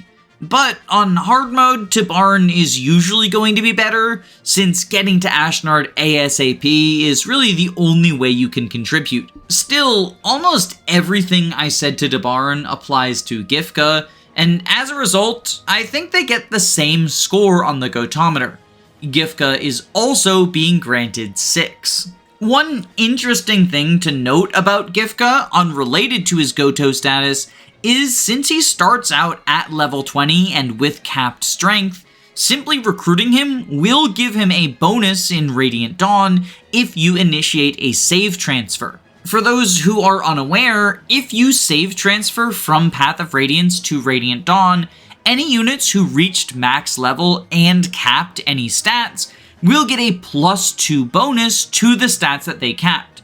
So, for example, if your hyper-trained 2020 Mia got capped skill and speed, then in Radiant Dawn, she'll start out with +2 speed and +2 skill. This bonus usually isn't a big deal, but in Gifka's case, it actually kind of is. The extra 2 points of strength means that he can reach some thresholds that were otherwise outside of his scope. And since he joins very late in Radiant Dawn, with very high level and relatively unimpressive growth rates, he's unlikely to get these bonuses elsewhere. It's also worth noting that in Radiant Dawn, Laguz double their stats when they transform. So these 2 points of strength on Gifka can really be considered to be 4 points of strength, since they're doubled for combat. Pretty neat stuff. So if you're planning on transferring your save to Radiant Dawn, it's worth considering picking Gifka, even if he won't be the most helpful in Path of Radiance's endgame for your specific team. Although Gifka is definitely more helpful than Naesala is. The King of the Crows has both less attack and less bulk than either of his competitors. Instead, his main gimmick is his incredibly high speed. With a base of 34 plus 3 upon transformation, Naesala easily doubles Ashnard, and he is realistically the only unit who can do so. Ike's caps are too low, and technically Anna and Nasir do have high enough caps that they can double Ashnard with enough training, but both of them require perfect speed level ups and some number of speed wings to reach those numbers. As such, the high base speed Naesala has is a unique and impressive niche. Or it would be if he actually did anything with that. With only 39 attack, he is dealing 4 times 2 to Ashnard, and since Ashnard negates crits, you can't even gamble on a crit chance by doubling. Naesala is dealing a flat 8 damage per round of combat. And remember, Renewal heals 6 every turn, so Naesala is dangerously close to just getting outpaced by Renewal. This is made even worse on Hard and Maniac mode because in Phase 2, Ashnard heals 8 per turn instead of 6, completely negating one of Naesala's rounds of combat. Naesala is also very easily 2-rounded by Ashnard himself, thanks to relatively low physical bulk. And his secondary gimmick, the ability to cast the Wind Spill, doesn't even affect Ashnard, since Ashnard is immune to all magical weapons. Nestala still does fine against the standard enemies on the map, but his performance is notably worse even on easy and normal mode against the Mad King. So calling on him for assistance feels like a pretty big waste unless you desperately want a coin for Radiant Dawn transfers. I'm giving this guy a 4 on the Gotometer. Similarly to Sias, I don't think being worse than his competition is a disqualifier, but I think even on easy and normal, Nestala performs much worse at the anti-soft lock role than the other two Royals, and of course on hard and maniac, he is so pathetically outclassed that it's kind of sad. Although, if you'll permit me to kick a bastard while he's down, remember how I said Nestala is the only one who can double Ashnard? I lied. Allow me to introduce you to the strongest skill in Path of Radiance, and arguably one of the strongest skills in the franchise, Resolve. Whenever your HP is below 50%, Resolve multiplies your strength, skill, and speed by 1.5 times, and as such, Ike, Anna, and Nasir can all pierce through their speed caps in order to double Ashnard. And as a beneficial side effect, they'll get a pretty significant strength boost while doing so. The additional skill also ensures that you're not going to miss your attacks, which is rarely a problem in Path of Radiance, but still a nice niche benefit against high avoid foes. Resolve itself is incredibly strong, but it also combines perfectly with the skill Wrath, which gives you a 50% crit boost if your HP is at half or below. Since both of these skills require the same health threshold, if a unit drops both of them, then they can double foes, deal huge damage, and have a significant chance of critting. This is a combination so powerful that Intelligent Systems nerfed both Wrath and Resolve to the point of near uselessness in the sequel game Radiant Dawn. And because of it, I like to joke that the real Ashnard killer isn't Ike, the Dragons, or the Royals, but the Wrath Resolve combo. Whoever you put Wrath Resolve on is going to be able to take out the Mad King. The go-to strategy is to put it on Ike because he tends to be the strongest of your options when you get to endgame, but realistically the Dragons can also participate in Wrath Resolve gaming.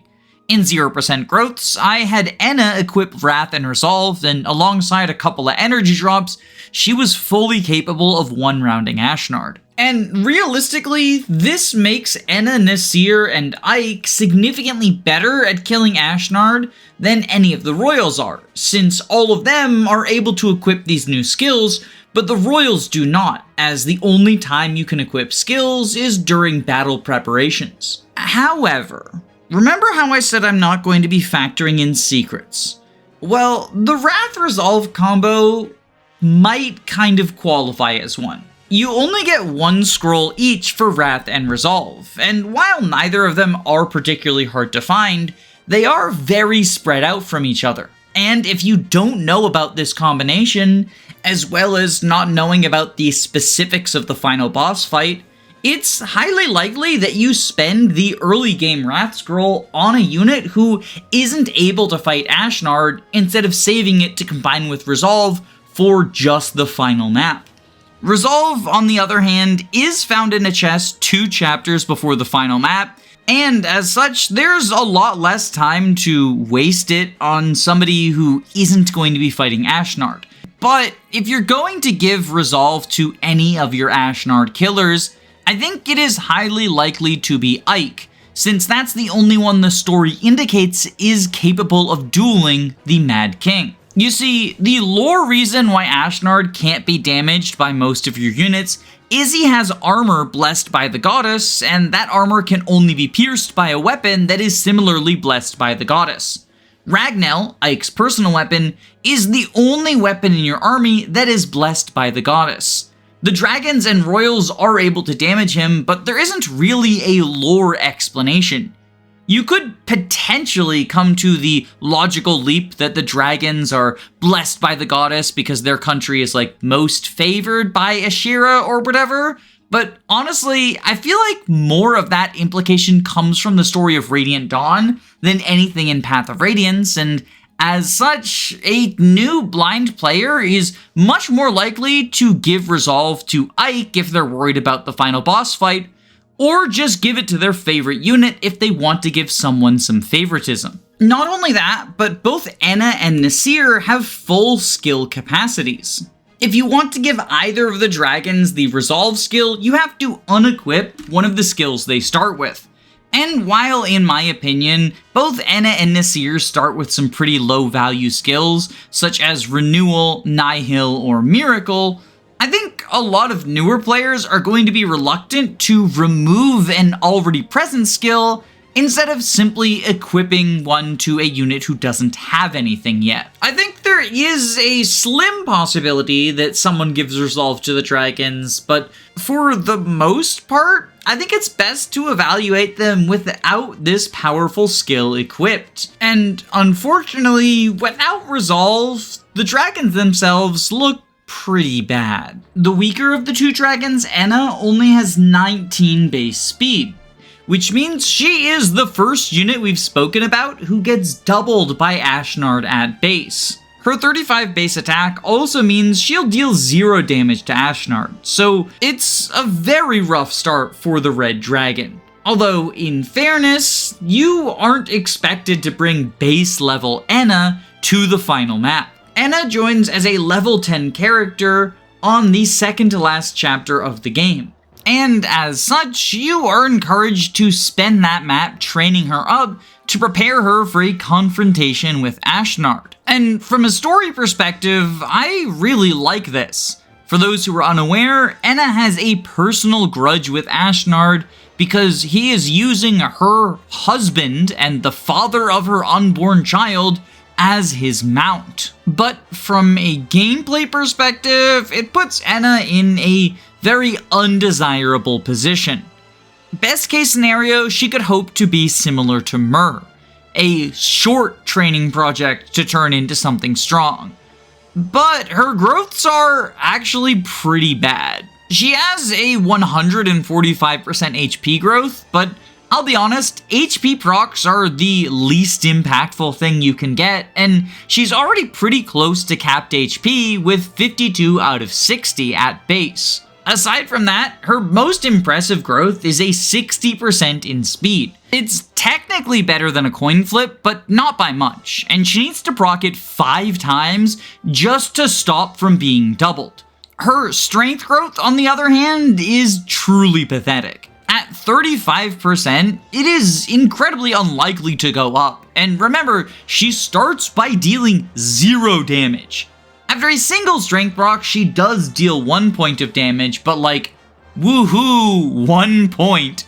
It takes her 4 35% procs before she is out damaging Renewal over 2 rounds of combat. That's right, if she doesn't proc her 35% strength growth 4 times, then she can attack Ashnard on both player phase and enemy phase, and it doesn't matter because Renewal will heal off all of the damage and then some. And on hard mode, it's even worse. Anna needs to proc strength 9 times before she can outdamage Renewal on phase 2 Ashnard. And you can't just infinitely grind Anna. She starts at level 10, which means after 10 level ups, that's it. That's all you get. And if she hasn't gotten lucky enough, tough titties, you're gonna have to win the fight with Ike. As such, while Anna technically has the ability to damage the final boss, she requires both significant training and significant luck to do so. And even in the best case scenario, without resolve, she's doing chip damage. Initially, I was going to score Anna at a 4 on the Gotometer, but the more I think about it, the harder it is to justify. I think she at least deserves a 1 because being one of only 3 possible characters to damage Ashnard is unique utility. But honestly, even this feels like a bit of a stretch. She is just truly unprepared for the job of Softlock Breaker on so many different levels. Nasir, on the other hand, does a bit of a better job, but In reality, he mostly only lives up to the legacy of the Laguz Royals. He has enough speed to prevent getting doubled, and enough bulk to survive 2 attacks, but where he's really lacking is offenses. He only deals 5 points of damage for every round of combat with Ashnard, which means he is outdamaged by Naesala. He does just barely avoid getting out-healed by Renewal, but if Nasir is your only source of damage against the Mad King, it is going to take you 30 turns just to get through his Phase 1. Of course, on easy and normal, Nasir can combine with whatever Laguz Royal you've chosen in order to speed that clock up, but even then, he's not exactly doing a particularly good job of wearing down Ashnard. In fact, I wouldn't even go so far as to say it's satisfactory. And unlike Anna, Nasir is level 18, which means he's not going to gain that many stats. Even if he could, his growths aren't particularly good, although, ironically, they are arguably better than Anna's. 50% strength means he is likely to increase his damage output, and since it's the end of the game, you can just give him bonus experience if you really want to get the job done. I'm going to score Nasir as a 4 out of 10 on the Gotometer. He performs worse than Naesala, but only barely, and since his usefulness is consistent across all 4 difficulties, I think it's fair for him to tie with the bird, who is really only good on easy and normal. Although, I guess you could make the argument that he deserves to be docked a point since his recruitment is somewhat missable. I'm actually genuinely not sure whether to count his recruitment condition against him, because it's pretty weird. He is mutually exclusive with Anna, you only ever get 1 dragon per playthrough.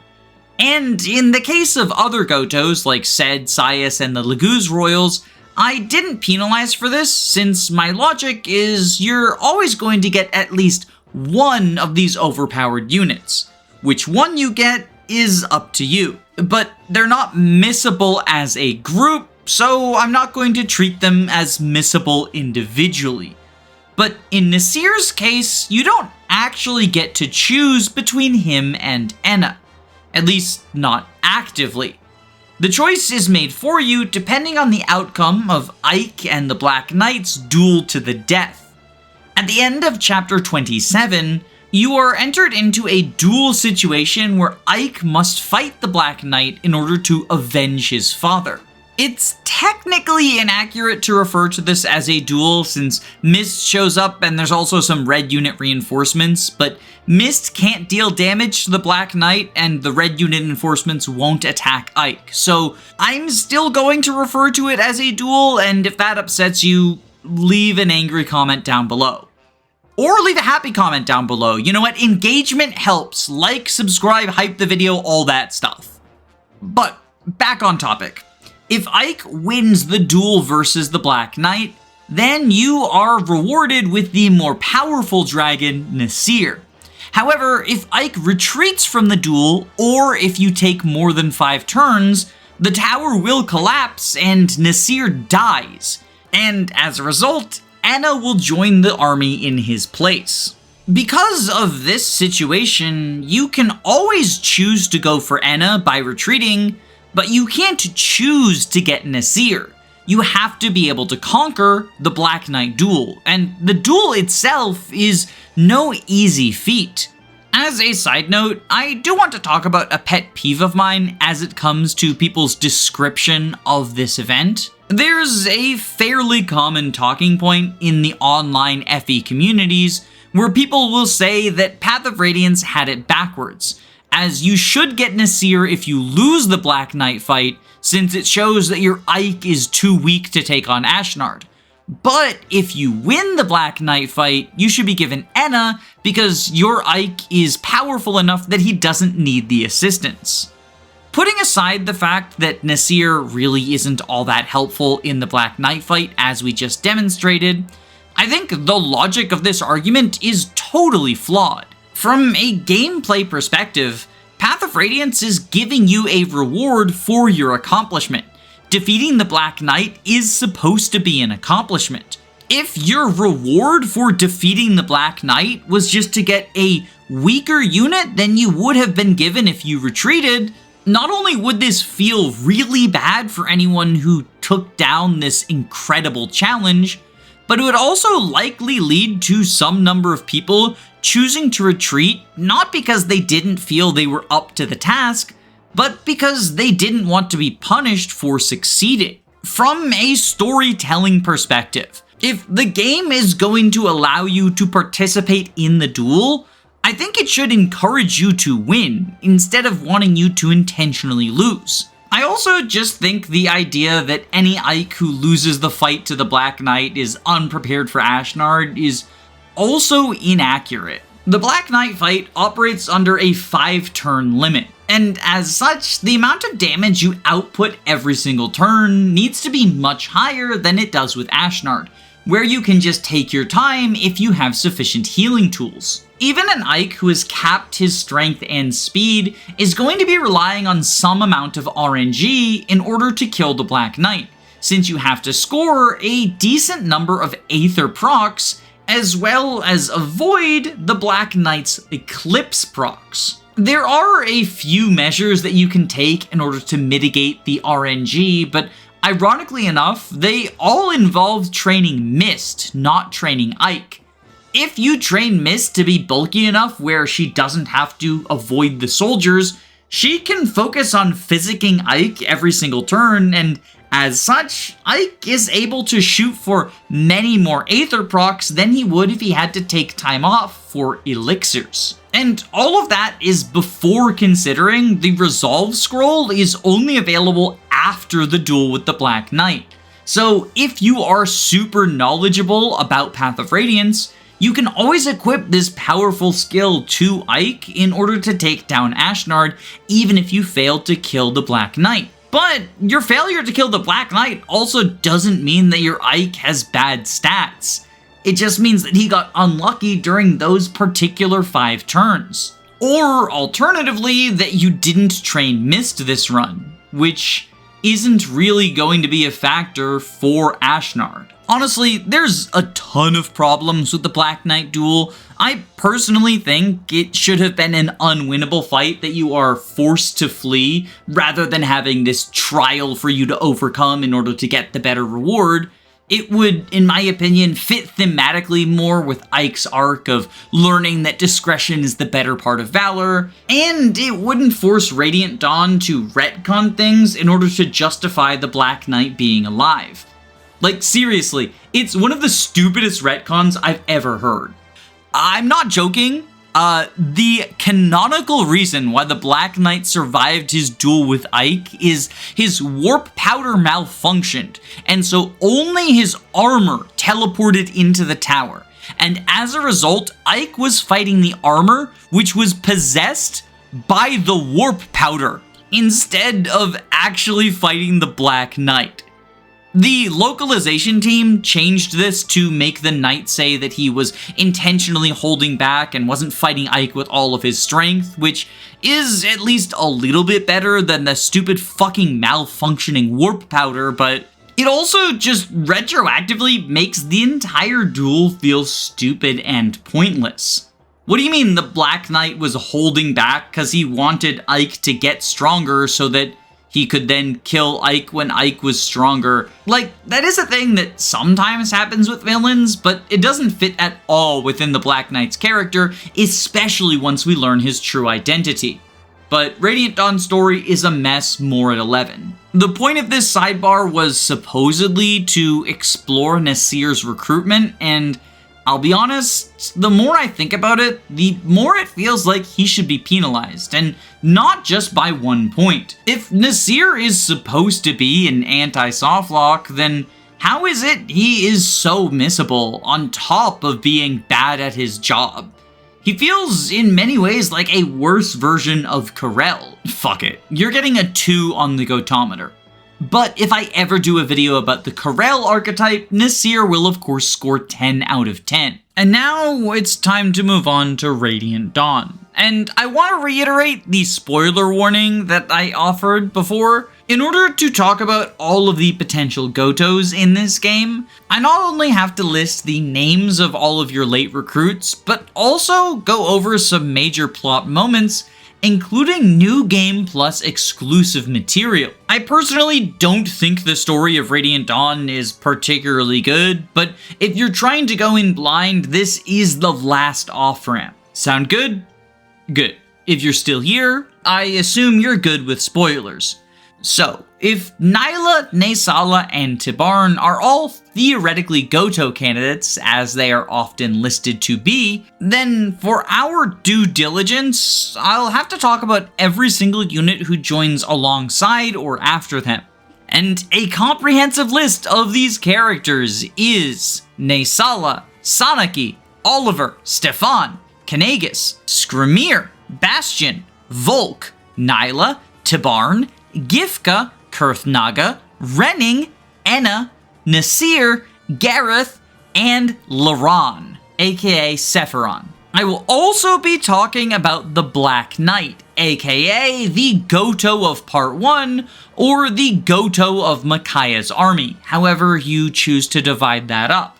And in Nyla's case, I will be addressing her both as a Gotoh of the game overall, and a Gotoh of Part 1 / Micaiah's army.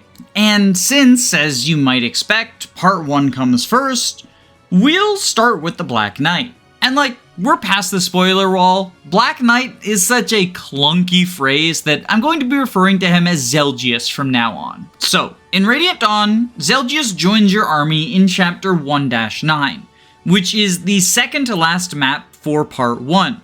Although realistically, I hardly consider 1-9 to be a real map. It's much closer to a playable cutscene or a fixed puzzle. For anyone who hasn't played, it's a Fog of War map where your goal is to have Zelgius keep Micaiah alive without ever rescuing her.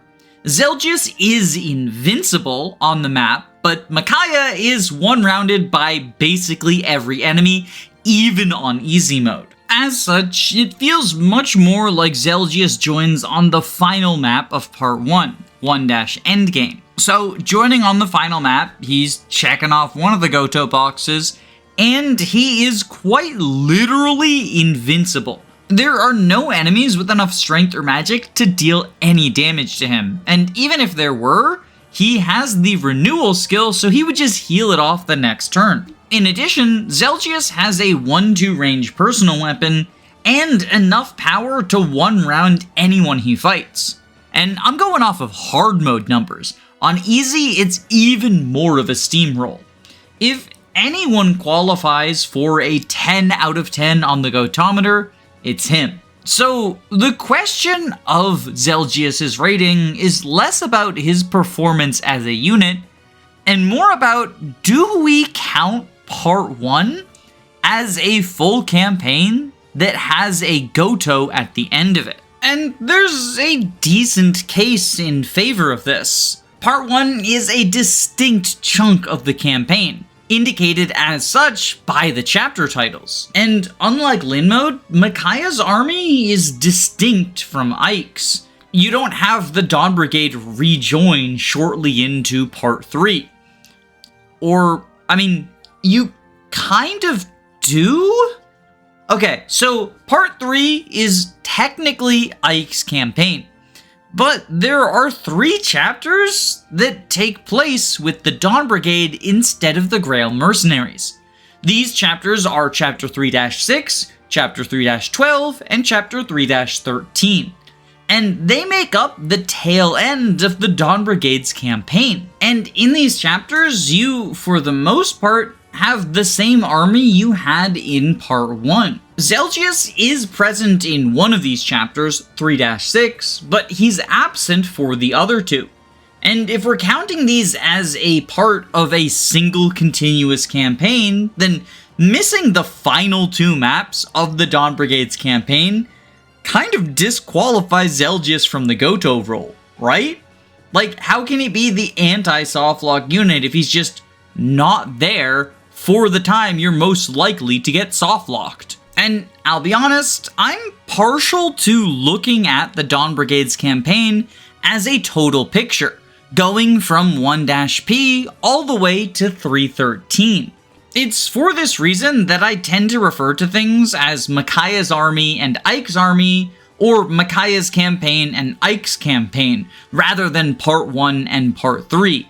The chapter structures of Part 3 are just really weird and consist of not only the entirety of the Grail Mercenaries campaign, but the end point of Micaiah's campaign and a random side chapter featuring the Royal Knights. Structurally, Part 1 just doesn't feel like a full campaign to me. Mechanically, it feeds too directly into the remaining Dawn Brigade chapters for that. But from a story perspective, Part 1 is rather isolated from the story of Part 3. Part 1 is about Dane recovering from economic ruin after they lost the previous war, and it ends with a fitting finale for an FE campaign. They have to retake their capital castle. Part 1 has its own primary antagonist in Gerard. So if all of these things are true, doesn't it make sense to at least, in part, treat it like a full campaign? It's also worth noting that a decent number of the playable characters in Part 1 leave and are not available for the last 3 Dawn Brigade maps. Tormod, Vika, Muaram, Ileana, and Nyla are all absent during 3.6, 3.12, and 3.13. Of course, this in and of itself isn't entirely unusual for Radiant Dawn. Tyronio joins in 1-6, but leaves and doesn't return until 3-12, and the Part 2 chapters are a complete hodgepodge mess, where you jump from character group to character group in what feels like a bunch of strung together side missions. It's also worth noting that Zelgius is completely absent from the remainder of the campaign. He's only playable in 1-9, 1-E, and 3-6. After that, he joins as a green unit on one of the Part 4 maps, and then is a boss you must kill during the Part 4 endgame. I think factoring this in, combined with the general weirdness around whether or not Part 1 is even a complete campaign, and the fact that even if Part 1 is a full campaign, it's not the end of the game, means that I can't in good conscience give Zelgius a 10 on the Gotometer, but I also can't in good conscience rate him lowly. Like, come on, the guy is literally invincible.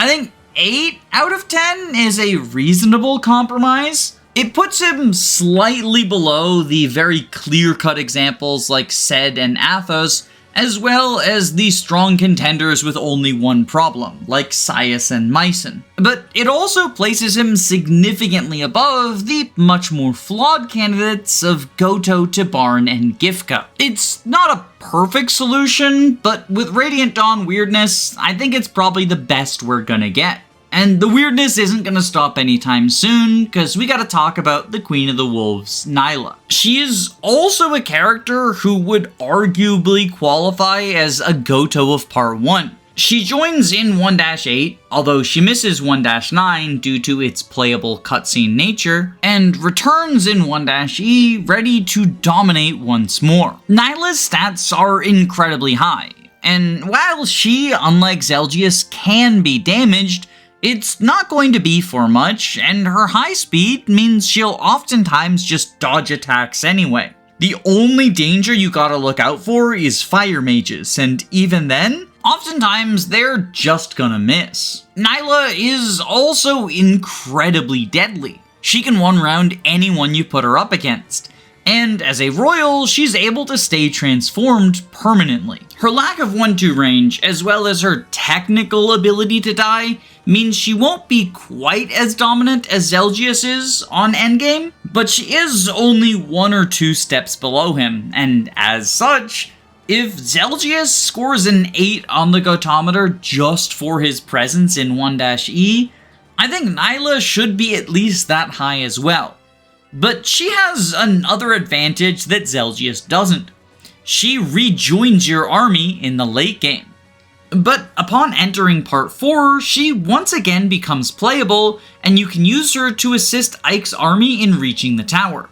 She can be deployed in both 4-1 and 4-4, and then, if you so choose, she can be brought into the tower for the final 5 maps of the game. This availability feels somewhat extended for a Gotoh archetype. 7 chapters is, after all, a lot of time, and it's expanded to 9 if you account for the productivity that she gave you in Part 1. But Radiant Dawn is also a very long game. Over the course of its 4-part campaign, there are 43 distinct chapters, although some of these are quite short as they contain the prologues to each distinct part. Similarly, the 5 distinct endgame tower maps feel a lot closer to a singular endgame chapter that is broken up into 5 distinct chunks with checkpoints. In fact, the chapter titling supports this by calling it Endgame 1, Endgame 2, Endgame 3, Endgame 4, and Endgame 5. But regardless of how you want to look at it,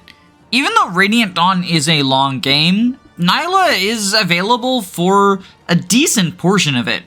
Depending on how you count chapters, anywhere between a quarter of the game and a fifth of the game are maps where you can deploy Nyla. So that sort of posits a question. How early is too early for Gotoh? We kind of went over this when talking about cases like Noma and Zed, which are, in my opinion, a lot more transparent, but Nyla is a character who a lot of the community refers to as a Gotoh. And from a story perspective, Part 4 is definitely when things ramp up. We are distinctly entering the end game at the time that Nyla rejoins. But the same is true for characters like Vida and Harkin. Are Vida and Harkin Gotoh archetypes? They're very strong late joiners with incredibly dominant performances held back by low availability. In a lot of ways, they're not terribly different from Nyla. Yes, Nyla is super dominant, but so are a bunch of characters that join at the beginning of Part 4. And she's not even close to one of the last units to join your army. I think I'm going to give Nyla an 8 on the Gotometer, purely for what she does in Part 1, since it lines up with the score I gave to Zelgius. But the more I think about her Part 4 availability, as well as her relative power compared to the other early Part 4 joiners, the more I think she really doesn't qualify for Gotoh in the main campaign. And to illustrate that point further, I think we should next take a look at the pair of units that are her closest parallels, Naesala and Tibarn. Just like in Path of Radiance, Naesala is considered to be the worst of the Laguz Royals. By no means does this make him a bad unit, but his low strike rank means he's going to require an amount of training in order to be on the same level as his peers. Not only that, but his high speed is good for doubling some of the faster enemies in early Part 4, but once you enter the tower, it's kind of overkill as it comes to generals, and honestly, even auras, you don't need as much speed as Naesala has for. So you'd much rather have the huge strength advantage that the Lions and Hawks have. If you give him your focus, he will shred foes, but considering he needs a training arc and there's a ton of strong units that join after him, I find it incredibly unconvincing to call him a Gotoh. Seriously, within the context of Radiant Dawn, doesn't Naesala have less of a claim to Gotohhood than Mur did? He feels, if anything, like the poster child for people labeling any late joiner a Gotoh so long as their stats are not so miserable as to declare them an est. Although, in fairness, I have to imagine that at least some amount of the Naesala Gotoh argument simply comes down to the fact that he was a late joiner in Path of Radiance as well. In that game, he has a much stronger stake to the title, even if I still ultimately find him coming up short. So, for many people, the fact that he and Tibarn join at the start of Act 4 simply marks that as the point where your Gotohs start joining. After all, it's commonly agreed that Radiant Dawn has multiple units that could reasonably be considered Gotohs. And despite my disbelief in the archetype, this isn't a point that I contest. I think if you subscribe to Gotoh Theory, then it's pretty hard to deny there are multiple of them in RD. The question isn't if, but how many, and what's the cutoff point. But personally, I think Naesala is a cutoff point far too early, and including him, by extension, would bloat the number of Gotohs to the point of stretching the definition to meaninglessness. And as such, I'm going to make a possibly controversial decision. I'm giving Naesala a 1 on the Gotometer, and I'll be honest, I briefly considered giving him a 0. This isn't me saying he's a bad unit, to be clear. I think he's phenomenal in both of the Micaiah Part 4 maps, and if you give him his training arc, he is a premier tower candidate.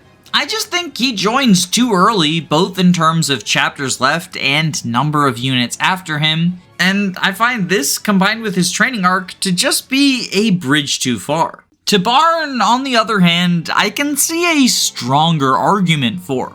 He is initially dominant, and he maintains that dominance without the need for any sort of training or growth. Both his offenses and defenses are so extreme that it is incredibly rare for him to be in any amount of danger, especially if you give him the Nullify skill, which gets rid of his one weakness, crossbows. Although, to be honest, if you're a gambler, his super high avoid means that sometimes he just dodges crossbows, and everything else is just a glancing blow. His dominance at this stage is on the same level of Nyla, only with the addition of Flight and Canto to elevate him above her. But much like with Naesala, I think Tibarn joins ever so slightly too early, both in terms of chapters and in terms of the number of units that join tied with or after him. Tibarn is a stronger unit than all of those losers, but Pent is a stronger unit than Renault, right? There's more to being a Gotoh than just being strong. And I'm sorry, if there's a double-digit number of characters that join after you, I find calling you a last-minute soldier to be a stretch. I'm scoring Tibarn a 3 on the Gotometer, because his performance really is that phenomenal, and some amount of the recruits after him can be chalked up to Radiant Dawn weirdness, but at the end of the day, I just think it's too many. Especially when you consider just how many of them are not even really in contention for being rated on the Gotometer.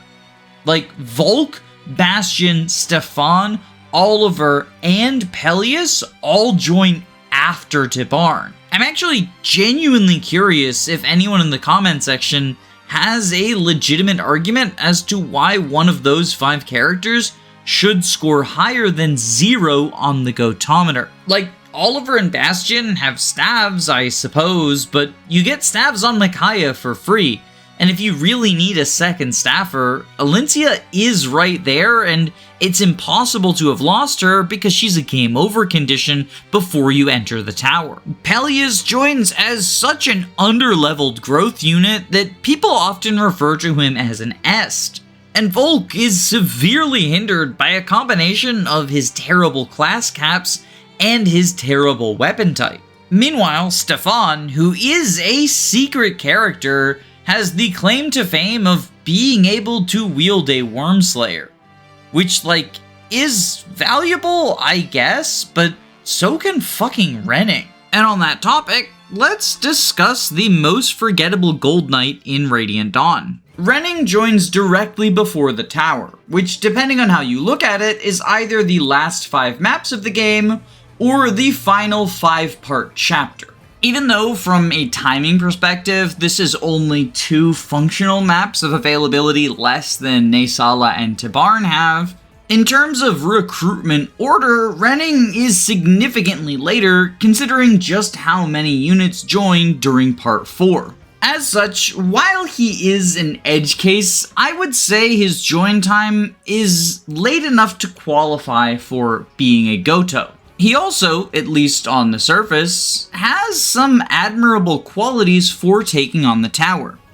As a Gold Knight, he's able to wield both swords and axes, and that means he can use the hammer for effective damage against generals, or the Wormslayer for effective damage against dragons. And floor 3 is entirely dragons, while floor 1 is almost entirely generals. These two floors are, in my opinion, the most significant ones for your filler combat units, since floor 2 is a duel between Ike and the Black Knight, floor 4 is a boss rush to kill Lairon, and floor 5 is the final boss, Ashera, protected by her 8 auras. So, in theory, it seems like Renning should fit the bill.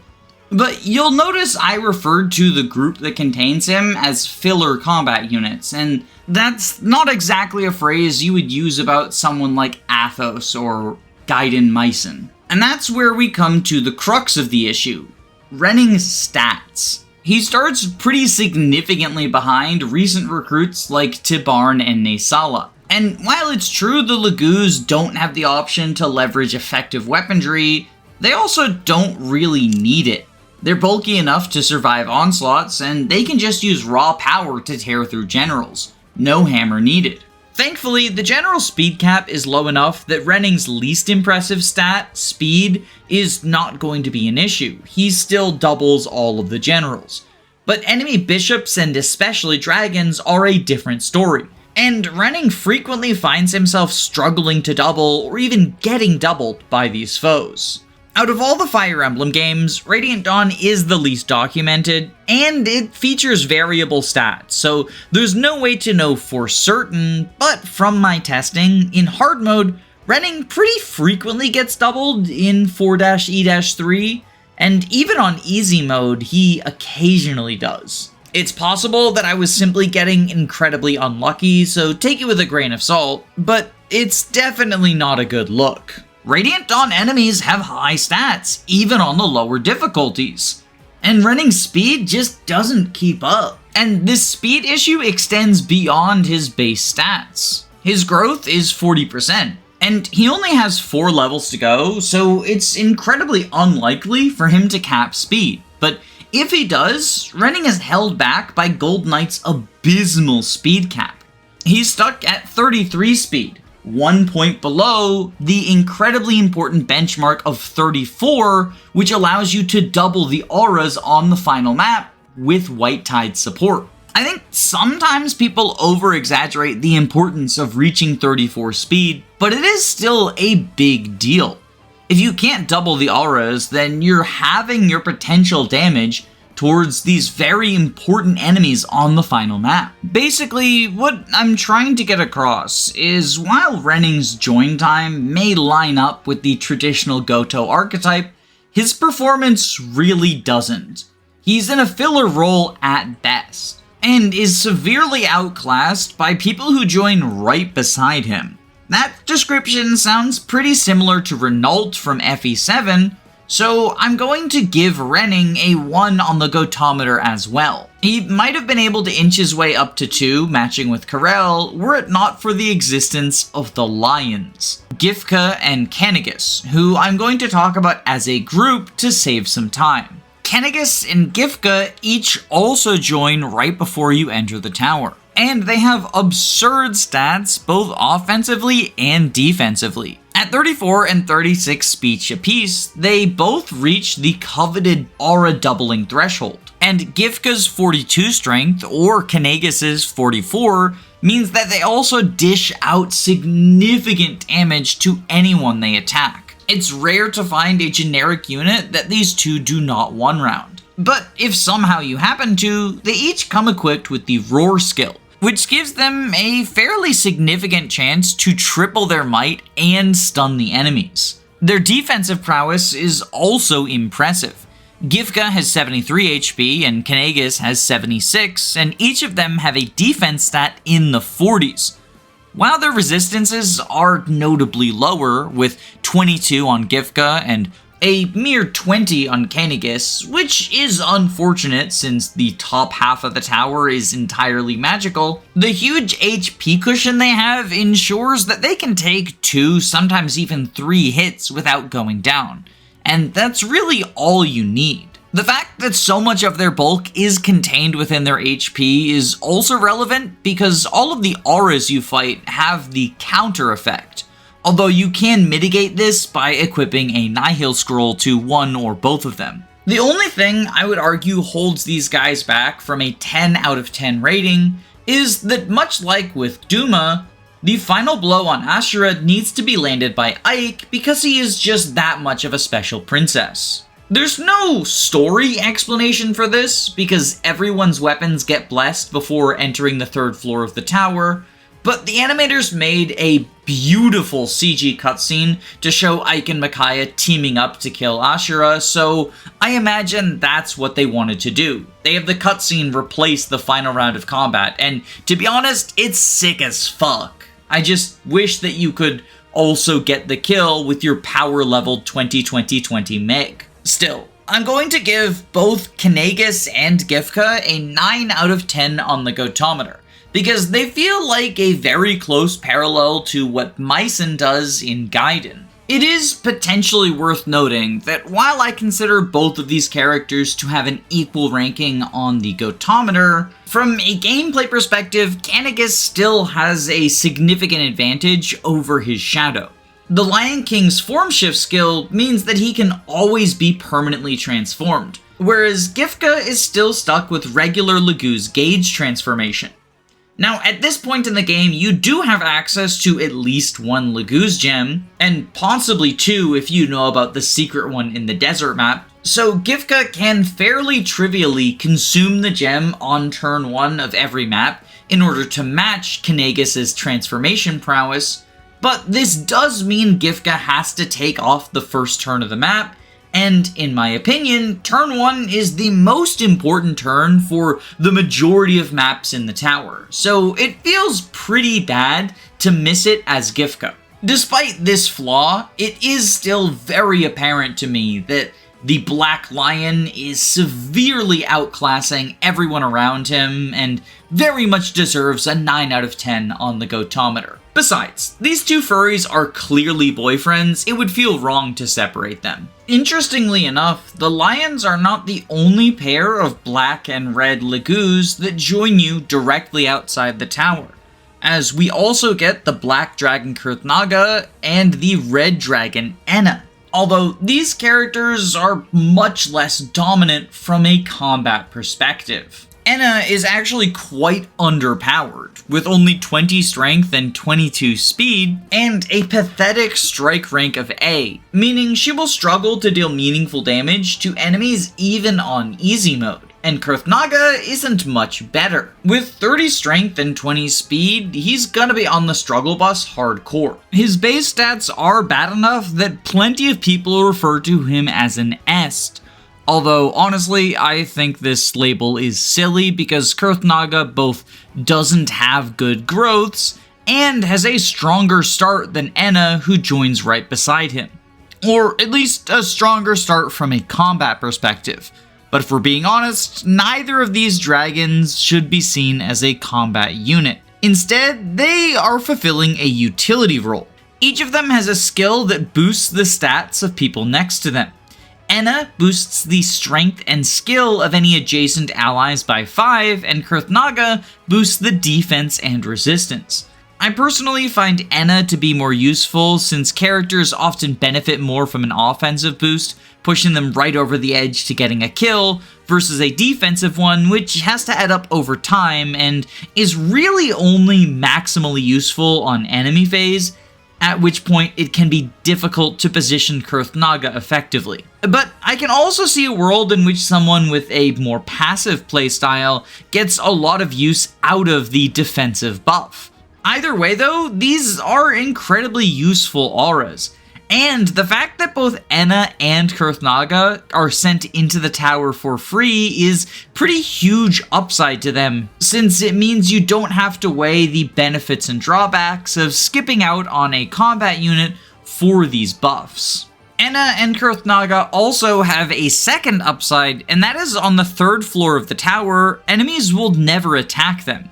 And that's because they are dragons, and all of the enemies on floor 3 are also dragons, who refuse to initiate combat or even counterattack these foes. As such, if you desperately want to train them up, Kurthnaga and Anna do have functional invincibility and can slowly whittle their way through the army in order to gain as much experience as your heart desires. Their growths are pretty bad, so I don't think that experience is going to be super helpful, but it is funny. And sometimes, funny is better than good. Because each of these units offsets their abysmal combat with a quite useful skill, I'm going to give them a 4 on the Gotometer. I don't think their unique utility is quite enough to push them over the 50% mark, but it is at least on the same level as Yoder with the Saint Staff, so if he got a 4, they can as well. Of course, Kurth and Anna are not the only 2 dragons you get access to. After clearing Chapter 4-E-3, Gareth and Nasir will both join your party. And they look a lot more impressive than their younger dragon siblings. Gareth specializes in strength and defense, having very high bases in both, although the trade-off is his speed and resistance are quite low.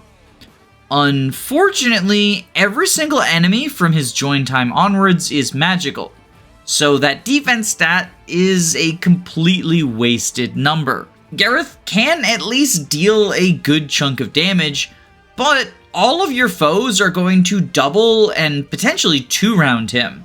So, despite looking a lot better than the younger dragons, Gareth is on the same level as them, if not just worse, because god, 14 speed is abysmal. That being said, despite being a worse unit, he is a slightly better Gotoh because he also has Anna's Red Tide utility.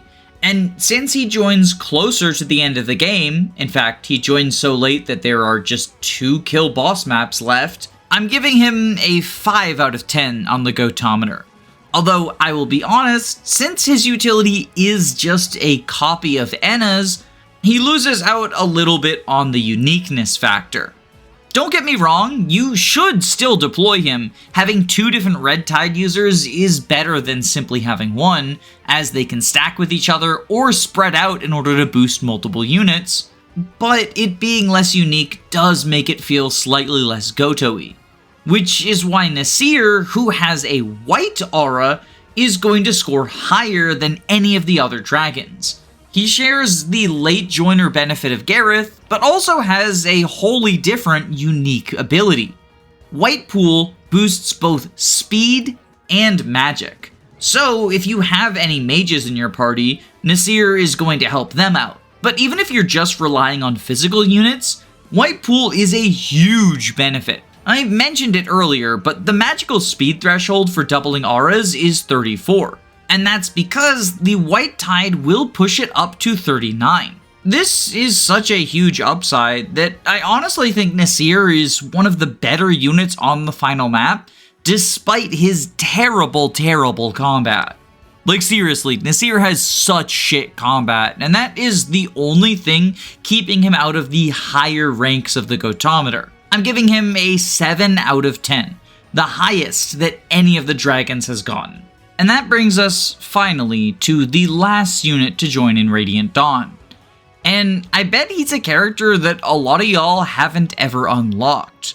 Because in order to recruit Laran, there's a number of steps that need to be taken. First off, you need to be on a New Game Plus file, so any first-time players just aren't going to have the option to recruit this guy. You then need to deploy the Black Knight on Chapter 1-E, which personally I would always recommend doing anyway, but I know a lot of newer or less experienced players get worried about stealing experience, and the Black Knight is the ultimate experience thief, so I could understand someone accidentally missing that. However, if you do deploy the Black Knight on 1-E, your ordeal is not over, because on Chapter 3-7, Ike needs to do a round of combat with the enemy Black Knight, and both of them must survive. And this is by far the trickiest part of Laurent's recruitment. Not only is the Black Knight a very dangerous enemy, so Ike's survival is not guaranteed, but he is on the other side of a swamp on a map that has a turn limit. For anyone who is trying to get this done, my recommended method would be to have Ike use one of the magical throwing cards to fight the Black Knight. These prevent a counter, but still count as a round of combat. Once Ike does this, you can have a flyer such as Har or one of the Hawks rescue him out and move to safety, because if you leave Ike in range of the Black Knight on enemy phase, he's going to get his ass handed to him. Even if Ike had super strong level ups, the Black Knight still just always has the chance to proc Eclipse, so you're risking a game over anytime you enter that versus screen. If you do all of that, then in Chapter 4-E-2, you should get an additional cutscene that has a flashback of Ike's memory to when he was a child. Then, after you kill Laurent in 4-E-4, Sonaki and Micaiah will work together to revive him from the dead. And with him no longer dead, he will be free to join you in 4-E-5, the final map of the game. I want to take this opportunity to clear up a common piece of misinformation. I sometimes hear people say that Soren needs to fight Micaiah in 3-E in order to unlock Laurent as well, and that is not true. Instead, the Soren-Micaiah fight is solely required for the bit of lore at the end where you learn that Soren is the son of Ashnard. If you're invested in the world and characters of Tellius, or even just like Soren, it's definitely worth going for this combo. It's a cool extra scene that you get with him. But it doesn't have any impact on the gameplay. I think sometimes people conflate these things because they are both related to extra cutscenes that you get during the end of the game. It's just that the ones with Laurent also result in Laurent joining you, whereas the ones with Soren just give you an extra lore draw. With all of that out of the way, let's talk about Laurent as a Gotoh. Or rather, Laurent as not a Gotoh, because god damn, there are so many things standing in the way of his ability to be an anti-softlock unit. For starters, he's simply not available on a first playthrough. Even if you follow all of the steps required to recruit him, he just won't show up if you're not on New Game Plus. But even on New Game Plus, he requires you to engage in 2 actions that not every player is gonna want to do or even know that they have to. If someone is having a difficult time fighting the final boss with their endgame squad, do you really think they were going to be able to participate in a timed side objective that requires you to fight an incredibly dangerous enemy, risking a game over on a map where you don't have a fully trained squad? It's frankly ridiculous. This recruit condition alone is 10 times worse than anything revolving around Karel. But Karel can at least do fucking combat, because Laurent is unlikely to even be able to attack the final boss. The reason for that is the blessed weapons mechanic. In between floors 2 and 3 of the tower, there is a sort of interlude wherein the god of chaos Yune blesses one weapon for each of your soldiers.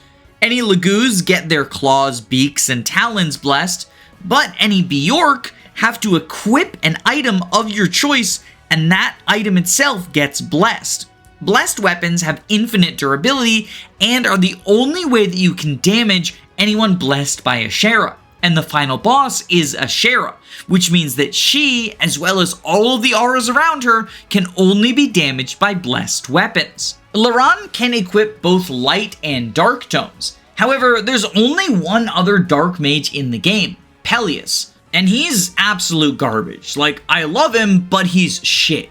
So you're unlikely to have brought him to the tower.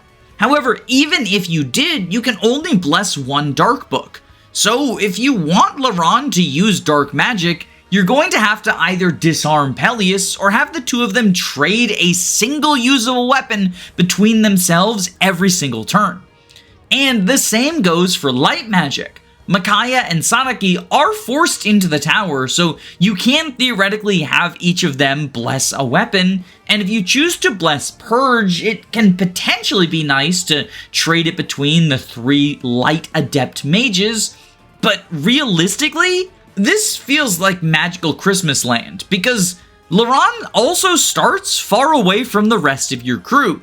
He shows up on the far left of the map, whereas everyone else is on the bottom. Even just getting the mage infantry over to him to trade their tomes around is going to take multiple turns, a dance, or a shove. And all of those resources are better spent on fighting Ashera, who is a very dangerous boss if left alone for multiple turns. As such, really the only bit of utility that Laurent offers you is staffing. And staffing is nice. Your units are going to be taking damage from the aura's innate counter skills. And in fairness, Laurent starts with the goddess staff in his inventory, meaning that he can full heal your entire army with a single action. But that's also like all he's going to be doing. And I know, it's a full heal of the whole army that is useful, especially for lower skill level players who aren't used to fighting at low HP, or people who don't want to math out aura counter damage. But I ask again, are the more novice or inexperienced players who need to rely on this full heal every turn going to be able to unlock Laurent in the first place? Like, either you're talented enough to get this guy and you don't really need him, or you don't know the obscure and difficult process to unlock him, and so you can't use him. It's really, I don't understand what the heck is up with it. And the sad thing is, Laurent had a blessed weapon as a boss on the previous map. Like, why couldn't he just keep that? Or why couldn't the staff be blessed so that it had infinite durability instead of just 3? Because if you're using a lot of healing for a long drawn out battle, then tough titties. Laurent gets to take 3 actions before you have to trade stuff to him. It's honestly just like such a pathetic showing. Laurent should consider himself lucky to score a 1 on the Gotometer. Now that we've made it through Radiant Dawn, it feels like an appropriate time to check where everyone placed on the Gotometer.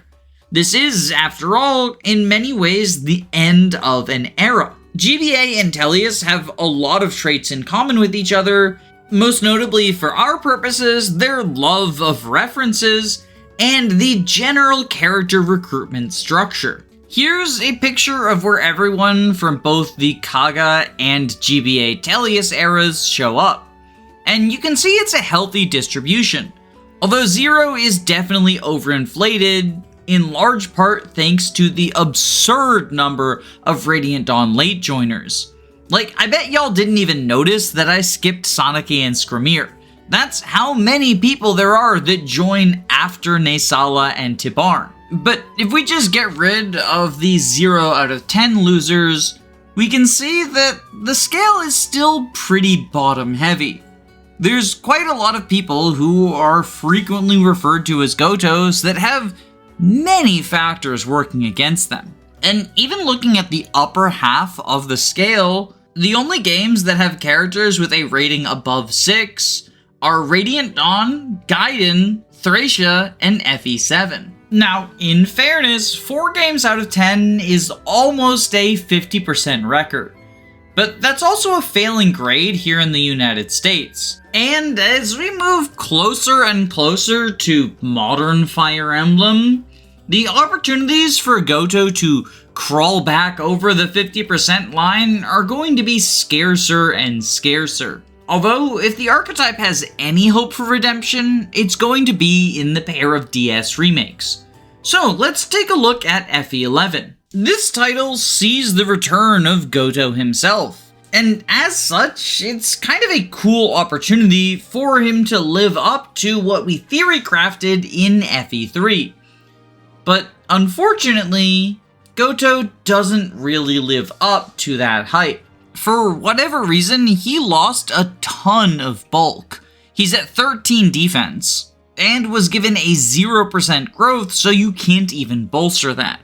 His magic stat of 11 is also really not that impressive for the final map. Although, in fairness, magic growths in Shadow Dragon are pretty low altogether, so it's actually possible he has the highest magic among sages in your army, and that's just sad. Now, unfortunately, Gotoh's going to be no help against the final boss, as even on normal mode, the lowest difficulty in FE11, Medius has incredibly high res and speed, so Gotoh can't even double him. And on the severely under-playtested Hard 5, Medius actually has enough speed to double and one-round Gotoh himself.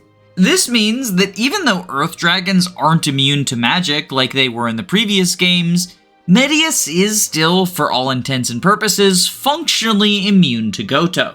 Now, the other enemies are definitely easier for Gotoh to take on, but easier doesn't necessarily mean easy.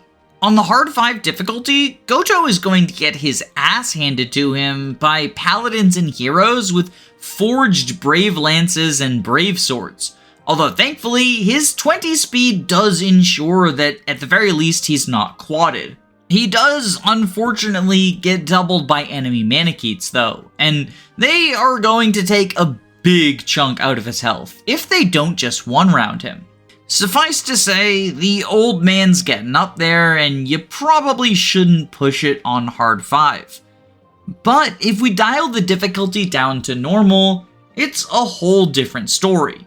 Suddenly, Gotoh is doubling most enemies, and they are barely hitting him with glancing blows, that is, if he doesn't dodge.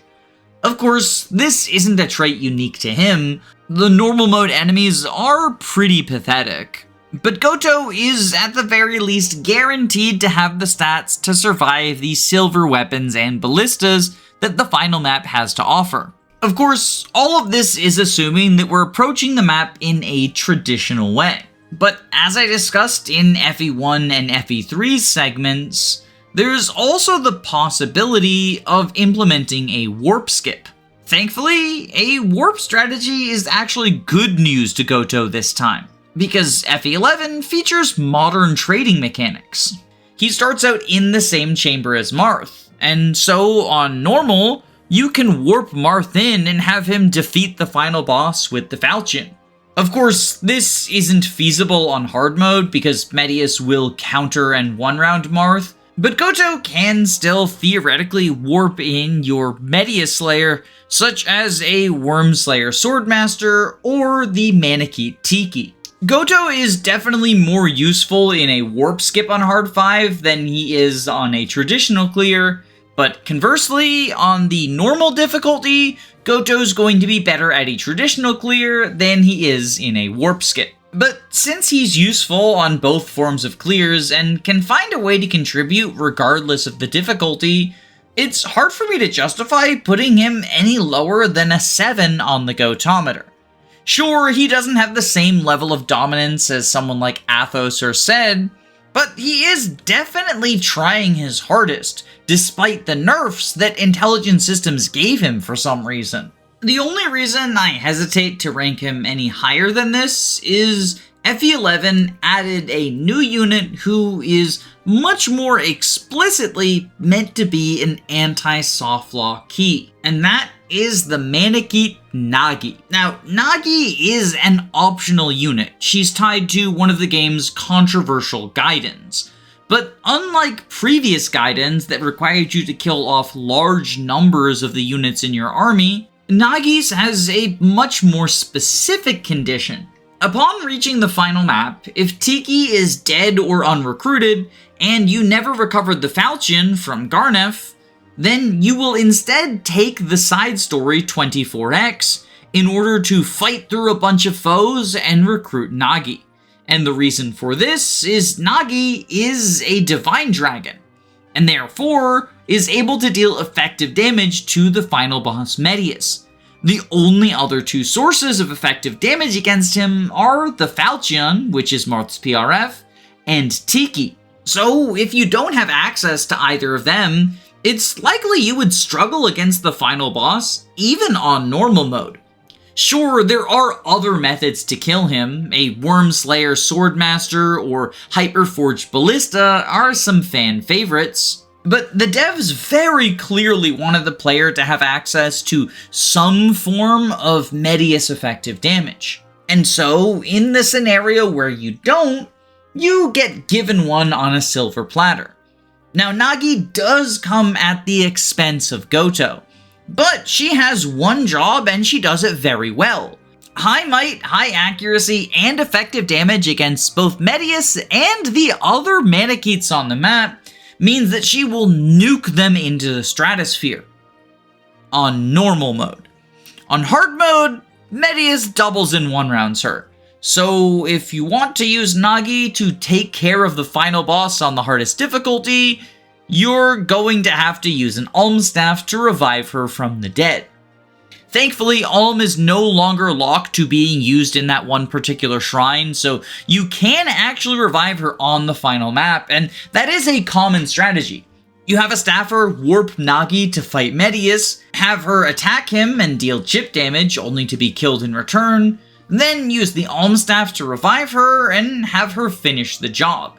Bada bing bada boom, game over. But the fact that she needs Ellis's assistance to do the one thing she was put on this planet for is not a good look. And it's definitely a mark against her on the Gotometer, but not as harsh as one as I would give to someone else. Because this is FE11 Hard 5. Tiki and Marth are also getting killed by the final boss. This mode just is inherently unbalanced. As such, I'm going to give her a solid 9 on the Gotometer. It's not Nagi's fault that Hard 5 is an inherently broken mess. I genuinely believe that either there was not enough playtesting done on the higher difficulties, or the devs at Intelligent Systems didn't listen to feedback from playtesters, and it's a shame because you run into situations like this and it can easily kill one's enjoyment of the franchise. And speaking of things that will make you not enjoy Fire Emblem anymore, let's talk about playing FE12. Right off the bat, the 4 clerics receive a 0 on the Gotometer for all the same reasons that I gave in FE3. They're here for story purposes, they're not a Gotoh. But the more interesting thing to discuss are the 2 new units that FE12 added, specifically Nagi and Michalis. Nagi is once again here to kill dragons, but ironically she's kind of doing the opposite of what her job on the previous game was. In FE11, she's a premier boss killer.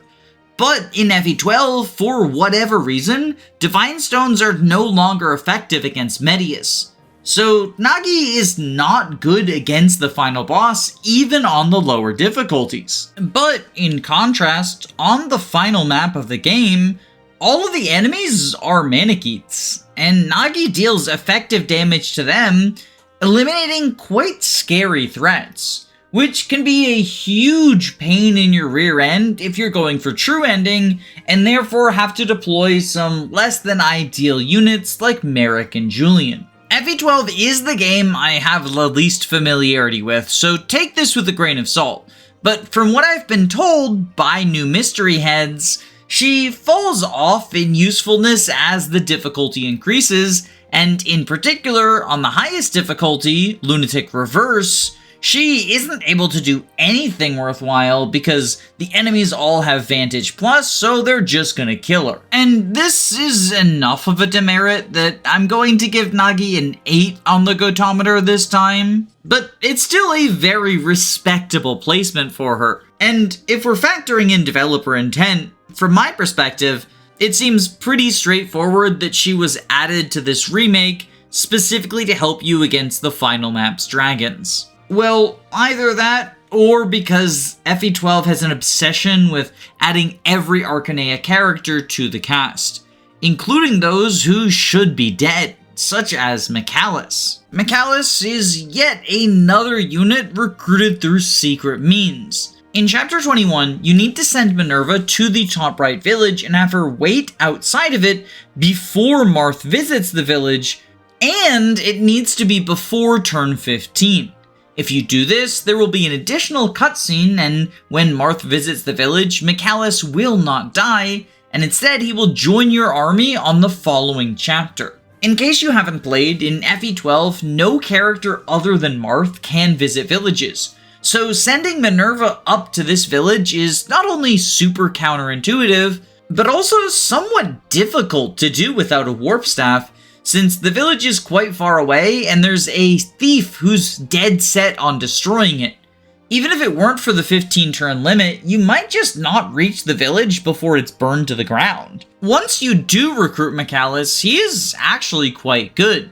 With a personal strength stat of 11 and promoted male class options, he can do quite a lot of damage. And his personal defense is 10, meaning that he's also fairly bulky, especially when combined with his absurdly high personal speed of 15. Unfortunately, as a Draco Knight, he only has B rank in lances and axes, which is enough for silver weapons, but not enough for the legendary regalia. And I'll be honest, that feels a little bit silly. The Hoot Clear really is Minerva's personal weapon, isn't it? I think his stats and join time are good enough to qualify for a high rating, but the secret recruitment really rubs me the wrong way, and his low weapon ranks also feel very un-Gotoh-like. So I'm going to give Michalis a 6 on the Gotometer. Like I said with Nagi, FE12 is not my specialty, so if this is a little too low or too high, feel free to correct me in the comments. But with that, we can move into Fire Emblem Awakening. A transition which I think most of the FE community agrees marked a pretty big shift in design philosophy. Although perhaps it wasn't as sudden as you might expect.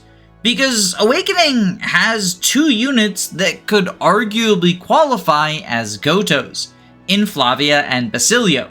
This makes sense. Awakening's whole thing revolves around pair-up mechanically and the power of friendship in the story mode. So rather than giving us a single Gotoh, they gave us a pair who work well together and even can build supports.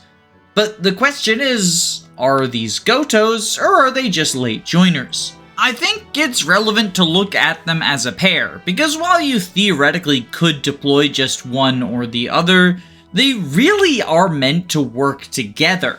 And they function rather similarly regardless of which one of them is in the front and which one's the backpack. On normal mode, these two are actually incredibly strong, in part because of just how weak the average Awakening enemy is. As is often the case on normal mode, basically any unit you've trained up can do the same job as Flavia and Basilia, and because this game has casual mode, it's unlikely a new player has seen enough deaths to really need them.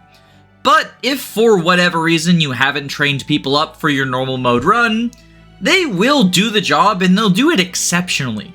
But on Lunatic and Lunatic Plus, this is less true. On the one hand, they do get bonuses on the higher difficulties, but on the other hand, these bonuses are nowhere near enough to match the stronger enemies, especially with the Lunatic Plus skills taken into account. But Flavia and Basilio do have a special trait going in their favor. They are, if you have enough game knowledge, probably the easiest answer to Grima that can slot onto a team that otherwise isn't prepared. Normally, the method for defeating Grima is to use the Awakened Falchion on Chrom, although if he hasn't been trained, this can be a problem as he'll just die. You can try to utilize dual strikes, but even then his low strength means that he'll deal less than ideal damage, and you want him backpacking someone who is bulky enough to survive, but also fast enough to quad with a brave weapon. And if you don't have anyone trained for that job, Flavia is actually pretty good at filling in. Although, the reason I say Flavia and Basilio are the best free Grima killers has nothing to do with Chrom, and everything to do with their ability to reclass into Great Knight, and therefore learn the Luna skill. Luna is a chance-based skill that allows you to pierce enemy defense, and so you can ignore the massive bulk that Grima has. The classic 0% growth strategy is to give one or both of these guys Luna, get them to C support, and then quad with the help of rally speed. Each of them has access to their own fast class, as well as a backpack that grants a good speed bonus. Berserker for Basilio, or Trickster for Flavia. With the combination of dual strikes, Luna procs, and critical hits, it's fairly easy for this duo to 1 or 2 round the final boss, and with a dance, that's all you need. But here's the thing. If we're trying to talk about Gotohs as an anti-softlock measure, then saying, oh, Flavia and Basilio will help a new player who's struggling with the final boss out, they just have to know about specific reclass pathing, and also spend time training them up for 10 levels so that they can get Luna and then reclass into something faster, feels a bit antithetical to the spirit of the archetype, doesn't it? Like, sure, if you know how to use them, these guys are awesome, and they can get you out of a bind in a run that has not gone particularly well, but if you're experienced enough to know how to get them to fight Grima, then it's also highly likely you know enough about the game to plan your run out and train Crom up. I don't think this situation fully parallels Mur and Julia, because on lower difficulties, the training arc is definitely not required, but on Lunatic and Lunatic Plus, yeah, you're gonna have to put in some elbow grease if you want these guys to fight Grima. As such, I think they settled pretty solidly in a 7 out of 10 on the Gotometer. Before we leave the continent of Ylisse, there's one other group of characters we should talk about. The Spotpass DLC units. I pretty frequently got comments saying that these are the real Gotohs of Awakening. After all, they're not available until directly before the final map, meaning that they're only in one story map, and they all have absurd stats. The strongest of them is Priam, but even the weakest one, Emerin, has the sorts of numbers that are going to make you double take. So, on the surface, I can see how someone might come to this conclusion. But I also feel like it's omitting some key pieces of information. Firstly, these characters are fully optional. They're locked behind pretty difficult chapters that are only available once you complete Chapter 25. The reason that they come in as such overpowered units is getting access to a super strong character is meant to be a reward for overcoming a diabolical challenge. And I would argue that many of these optional paralogs are harder than the final chapter is, in large part because they were designed as a functional post-game. And that's not just speculation I'm making based on their difficulty.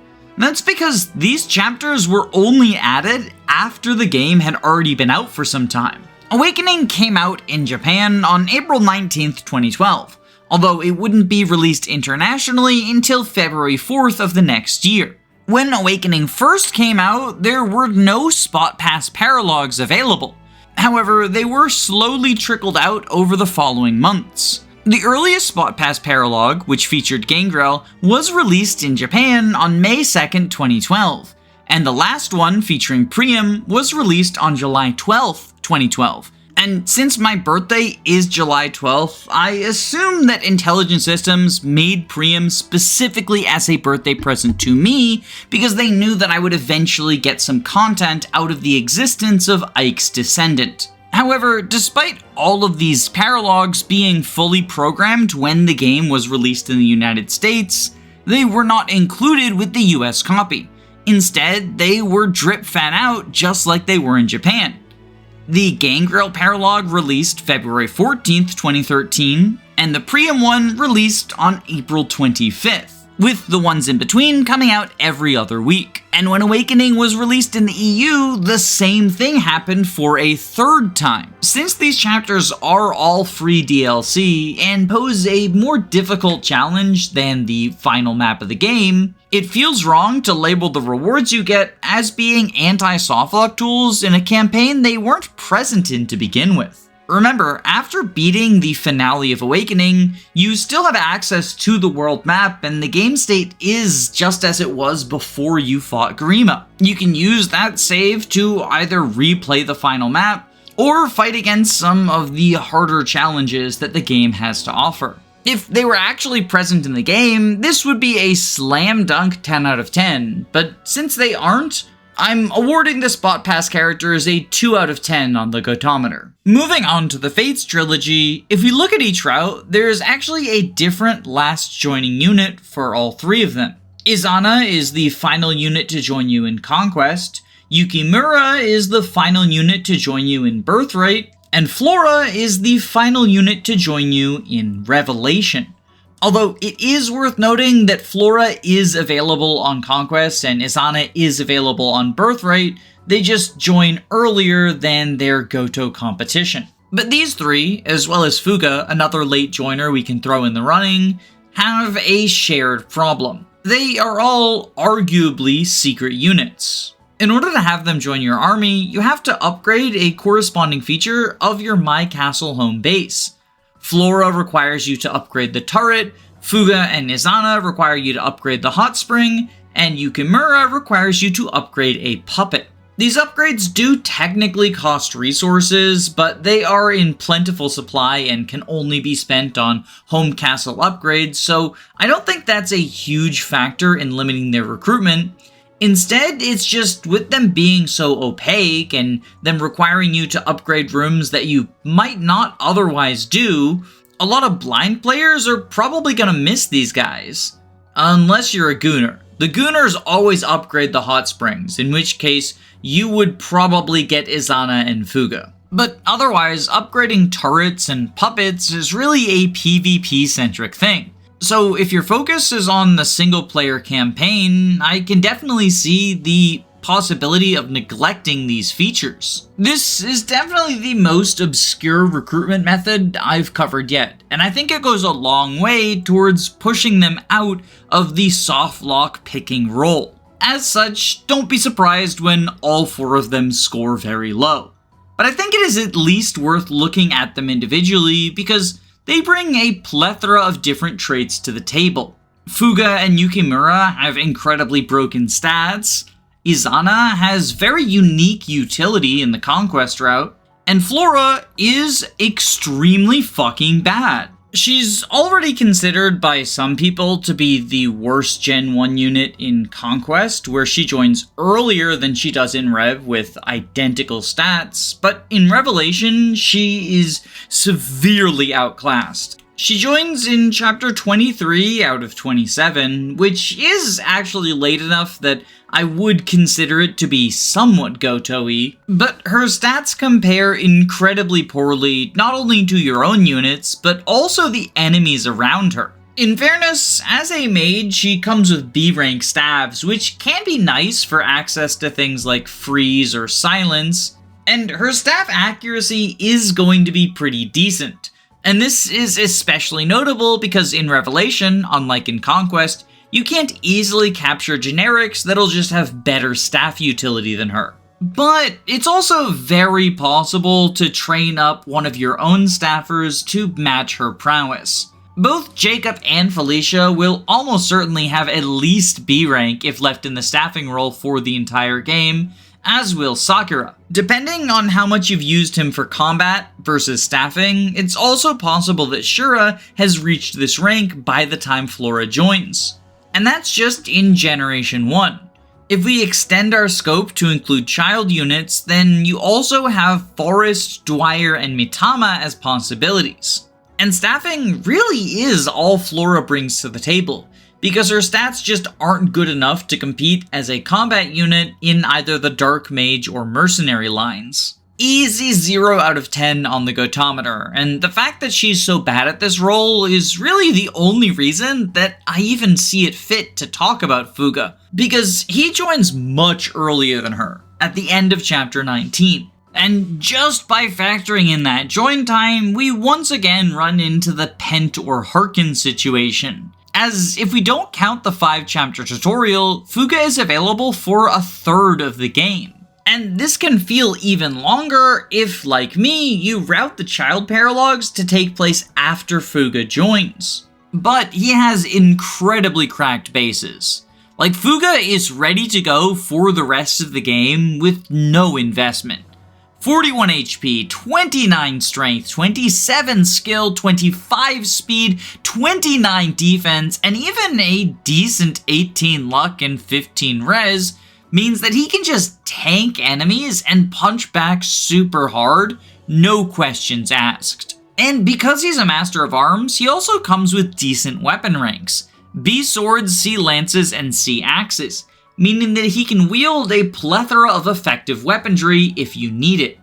Beast Slayer for taking down horses, and Hammer for taking down the incredibly tough Rev Generals. But I'll be honest, despite this dominance and being the second to last recruit in the campaign, I'm not feeling it with Fuga. He just joins way too early. It's not quite to the degree of Ced and Hawk, but it is at least analogous to Bridget and Claude.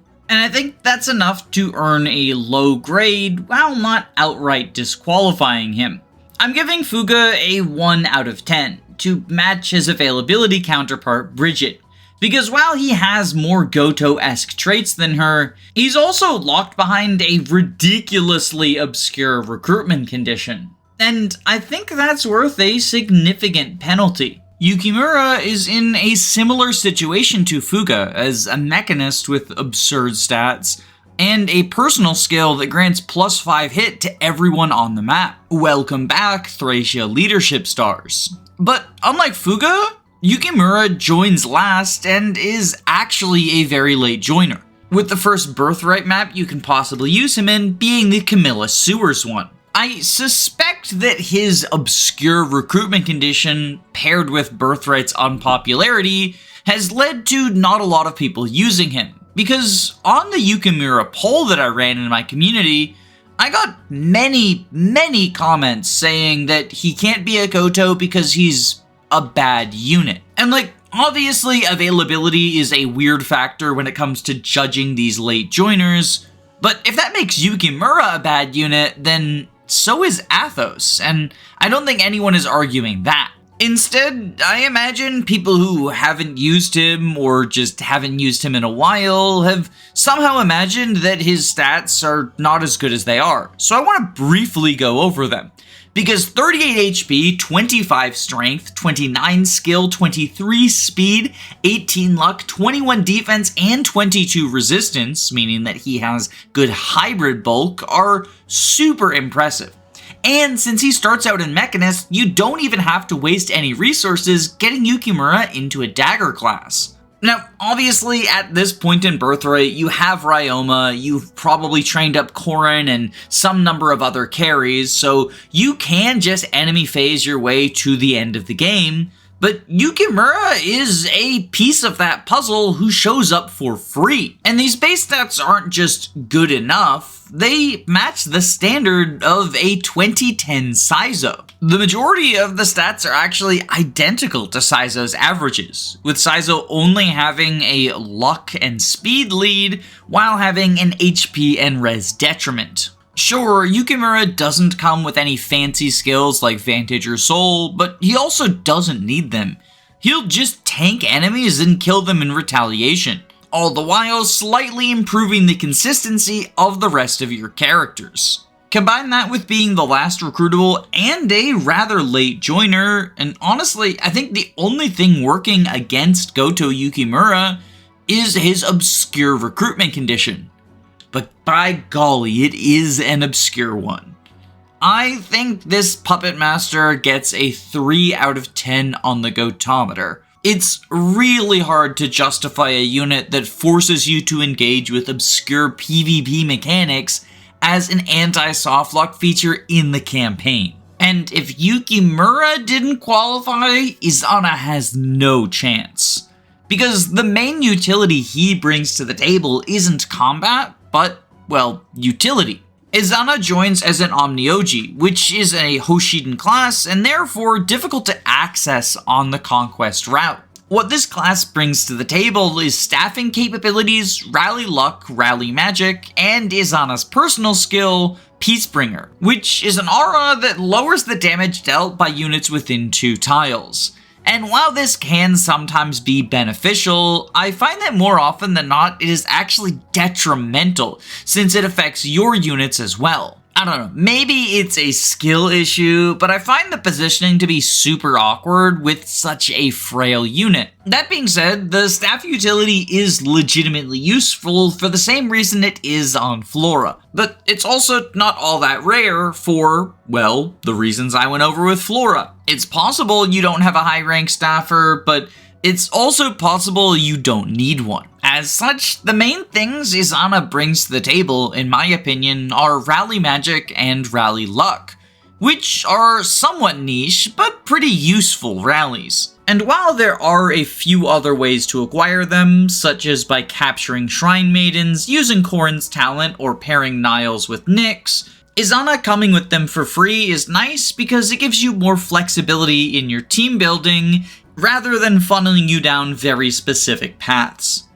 But at the end of the day, if that is his only utility, it's pretty niche and it's not technically unique. So when combined with his rather obscure recruitment condition, I think he deserves a 1 on the Gotometer. He's probably always worth a deployment slot, but the fact that it's not even definitely worth a deployment slot certainly speaks to the lack of Gotoh-ness. Before fully leaving Fate's Landia, it's worth touching upon child units. They have super variable recruitment times, so no kid can definitively be described as a Gotoh, Jagan, or other archetype that relies on a join time.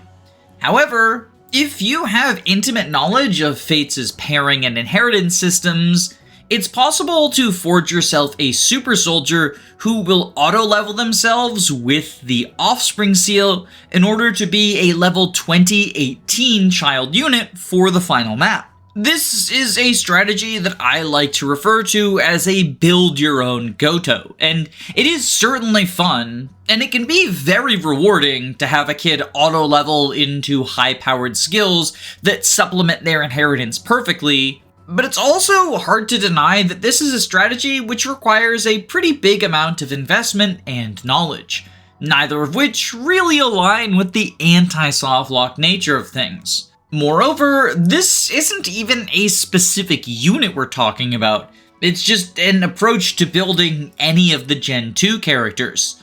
There's some who are better than others at it, for sure, such as Midori being able to grab Spendthrift for free, or Percy getting easy access to Trample, but if you have a favorite scrub from Generation 2, there's almost certainly a pairing and inheritance combination you can go with in order to turn them into a build-your-own Gotoh.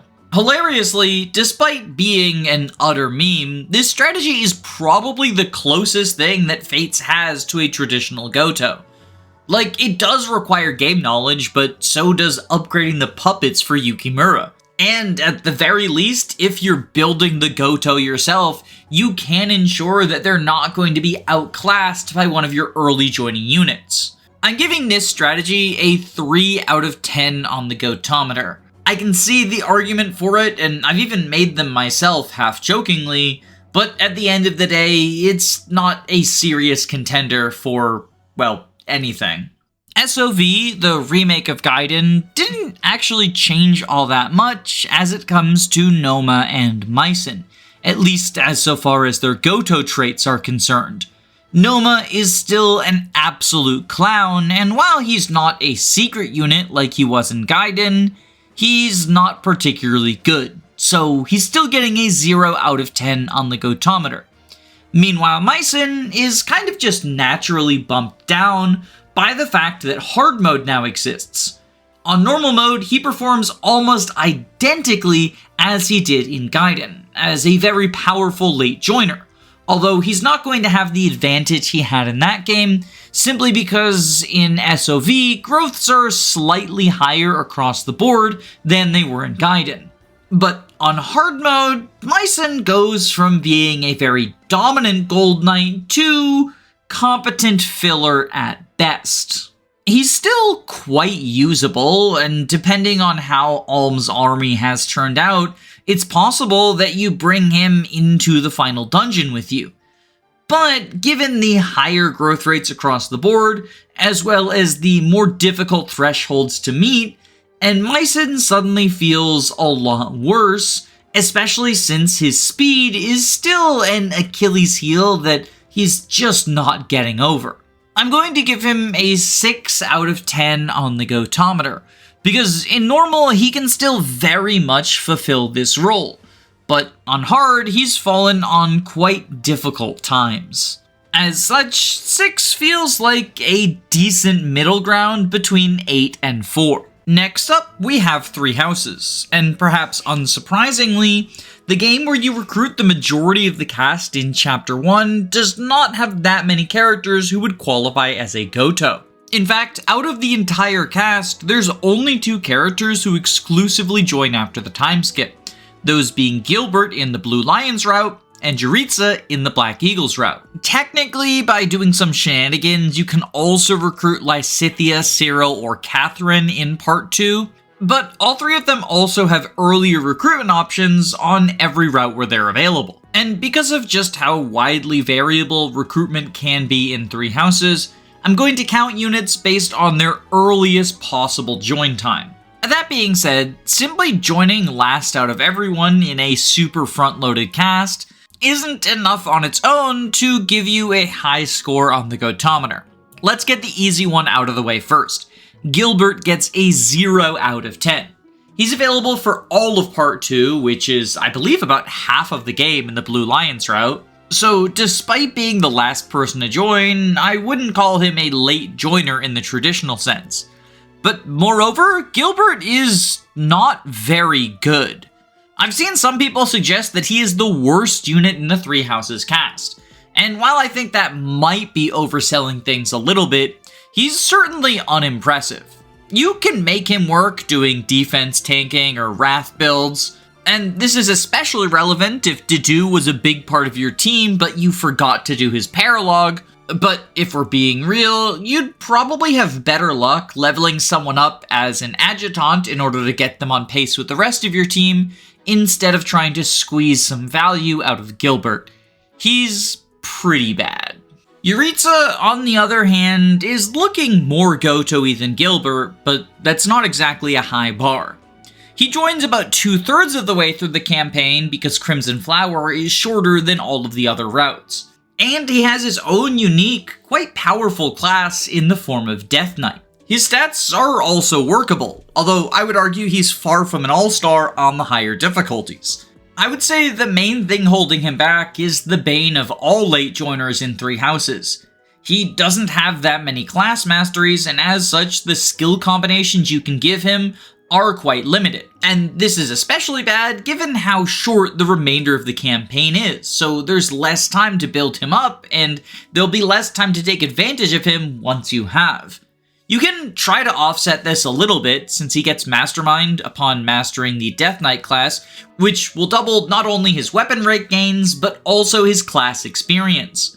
But since Death Knight counts as an advanced class, it's going to take a long time to master it, and at least in my limited experience using this unit, it tends not to be worth the trade-off.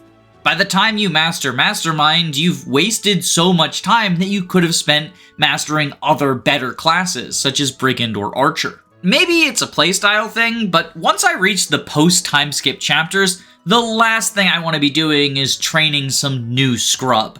I just got done doing that with all of my students in the academy phase. I don't know. I can see the argument, I just don't think it's a very strong one.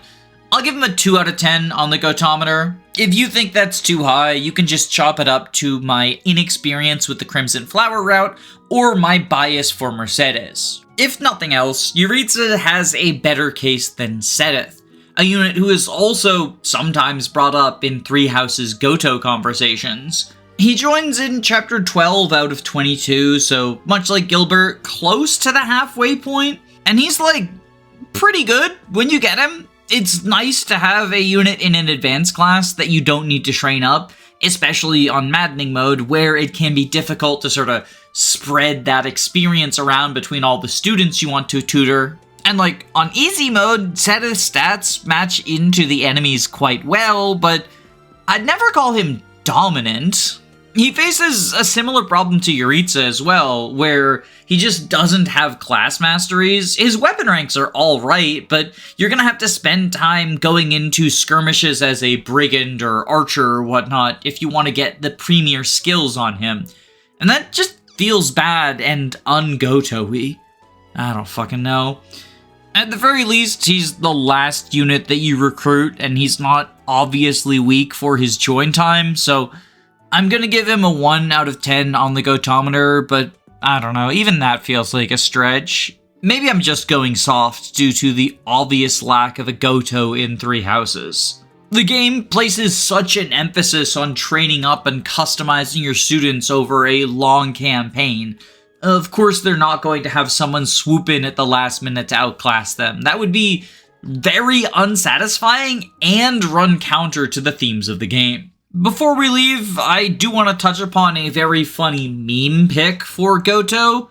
Technically, Anna's recruitment can be done at any time, and if you recruit her directly before the final chapter, she will auto-level to an absurd degree.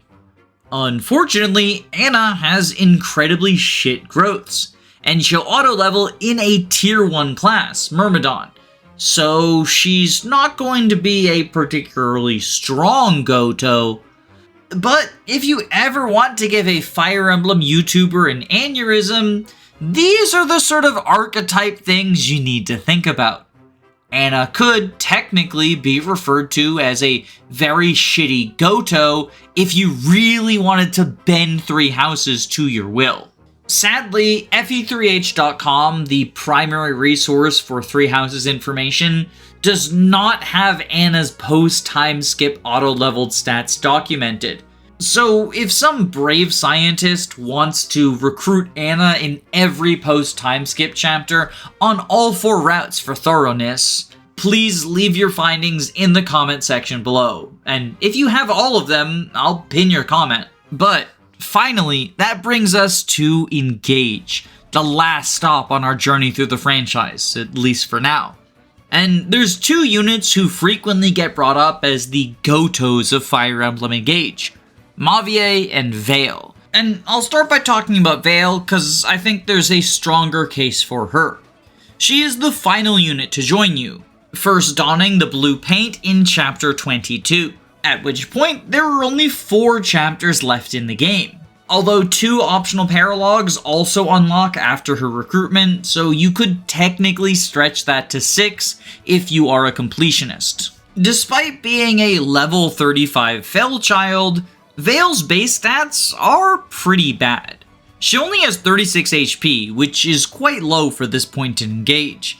And her speed stat of 23 is also not impressive, especially once you factor in that she'll frequently find herself weighed down thanks to an abysmal build stat. She even starts with a personal tome Obscurite equipped, and that is so heavy that it reduces her speed from 23 to 18. Although at least her other personal weapon, the dagger Misericord, does not weigh her down. 26 magic is pretty good for this point in the game. She'll be outclassed by a hyper-trained Anna or Citrine, but honestly, most mages will. But because, again, of her low speed, Veyle is going to struggle with kill power as she's not doubling, and 26, while fine, is not enough for one-shots, especially on Maddening mode, but even on hard mode. And this is made all the worse by her incredibly low physical defense of 17. Veyle is quite fragile, and on hard and maddening, she can find herself getting one-rounded pretty regularly. These problems are, of course, less severe on normal, but Engage normal mode enemies are so weak that, honestly, anyone, even relatively untrained units, can hold their own against them, and as such, Veyle doesn't come off as impressive in comparison to the rest of the cast. The main reason you would use her on normal is either you like her as a character, or you want to take advantage of her unique utility, because Veyle has 2 pretty interesting traits associated with her. The first is her personal skill, Fel Protection. This reduces damage dealt to all adjacent allies by 3 and boosts their own offenses by 1. It's the sort of evil inverse of Alir's personal skill. The second is Veyle's affinity for the emblem rings. As a dragon type, Veyle gets access to powerful bonuses that no unit other than Alir shares with her. And because she starts with her class skill unlocked, she also builds engage meter passively by 1 step every turn. And as such, she can be quite the potent user of some of your more powerful rings, especially the ones where you want to frequently engage, such as Byleth. Now, in general, I'm actually fairly low on the dragon bonuses. They were mostly designed to be generically better, but I much prefer the super specialized bonuses you get with other subtypes. For example, cavalry really focus on movement, so giving them Sigurd gives them a higher move boost than if you gave him to a dragon.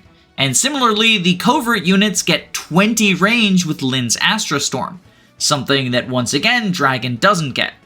There are a few dragon abilities I like. The Corrin one is nice since it lets you choose between different dragon veins, and Byleth's ability to rally Spectrum when you dance can be nice, although personally I'm more a fan of the specialized strength or speed rallies. But other than that, in my opinion, the strongest abilities you get from dragon bonuses actually come from Marth and align with a physical combat unit, not a magical one.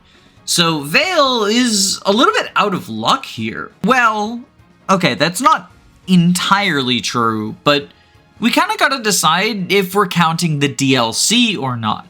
Because Veyle herself synergizes phenomenally with the Sorin bracelet.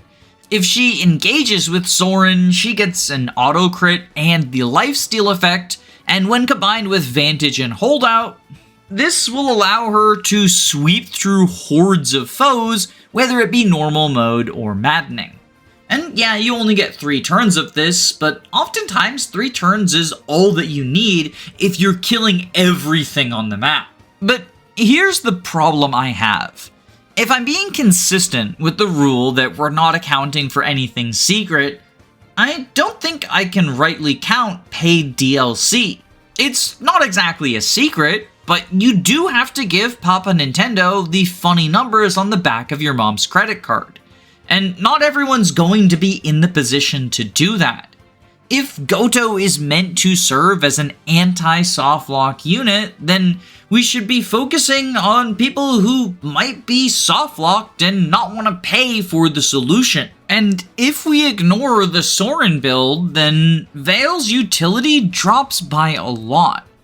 I'm still giving her a 2 out of 10 on the Gotometer. She is the last person recruited, and she does have unique utility that some might find more useful than I do, but personally, I feel like she often fulfills a filler at best role, which is a similar sentiment to how I feel about Mavier, but he doesn't get the benefit of being the last joiner or having any particularly unique traits. Mavier joins in Chapter 21 as a level 12 Royal Knight, and while unlike Veyle, he is relatively bulky with 51 HP and 26 defense, he shares her low speed stat, with a base of 22, and despite his super high build, he's weighed down by his starting inventory. This is a big part of why the speed stat is just significantly better than the build one. Mavier being a Royal Knight does him no favors. It's an exceptionally mediocre class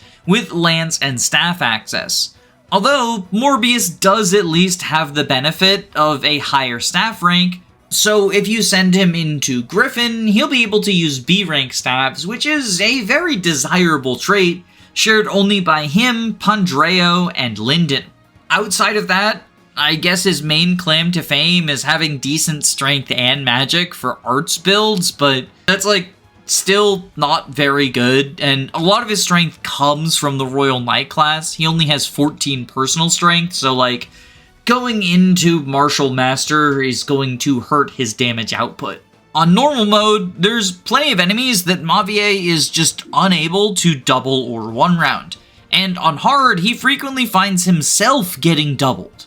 Not to mention maddening, where it's just the reality you kinda gotta live with. His growths are like alright, he's got around 50% in most areas, but because of his high internal level, he's not going to have many opportunities to use them. I'll be honest, my main takeaway when it comes to Mavier Gotoh is the same as the comment section had when I asked about Gilbert. I thought Gotohs were supposed to be good units.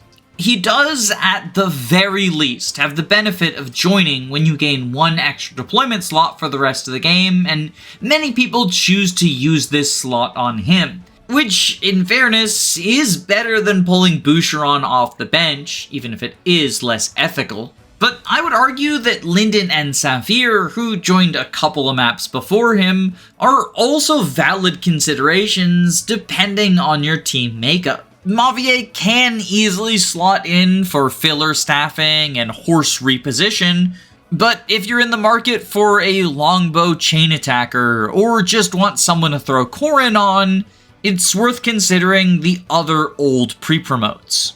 I'm going to give Mavier a 0 out of 10 on the Gotometer.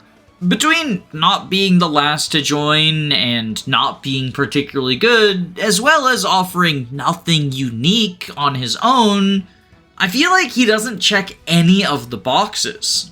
I could definitely see an argument for 1 out of 10 on the Gotometer, but I've been using the FE tier list maker to organize these characters, and if I add anyone else to the 1 out of 10 slot, then it gives an extra row and it'll look uglier on the video, so sorry Mavier, you should have been in an earlier game. Sucks to suck. But now, I want to do one final check-in on where everyone landed on the Gotometer. Looking things over, it seems like there's a very small number of games that have units I would argue qualify for this archetype. Thracia and Blazing Sword have the most obvious representatives, but Gaiden, Radiant Dawn, and surprisingly, the DS remakes also have very strong contenders. The Awakening duo checking off more boxes than a lot of characters from older games might surprise some viewers who view Gotoh as an archetype that has died due to the modern focus on early recruitment and support building, but I genuinely think it fits. But aside from that, for most games in the series, I feel like you've got to squint pretty hard to convince yourself that someone is a Gotoh in the traditional sense.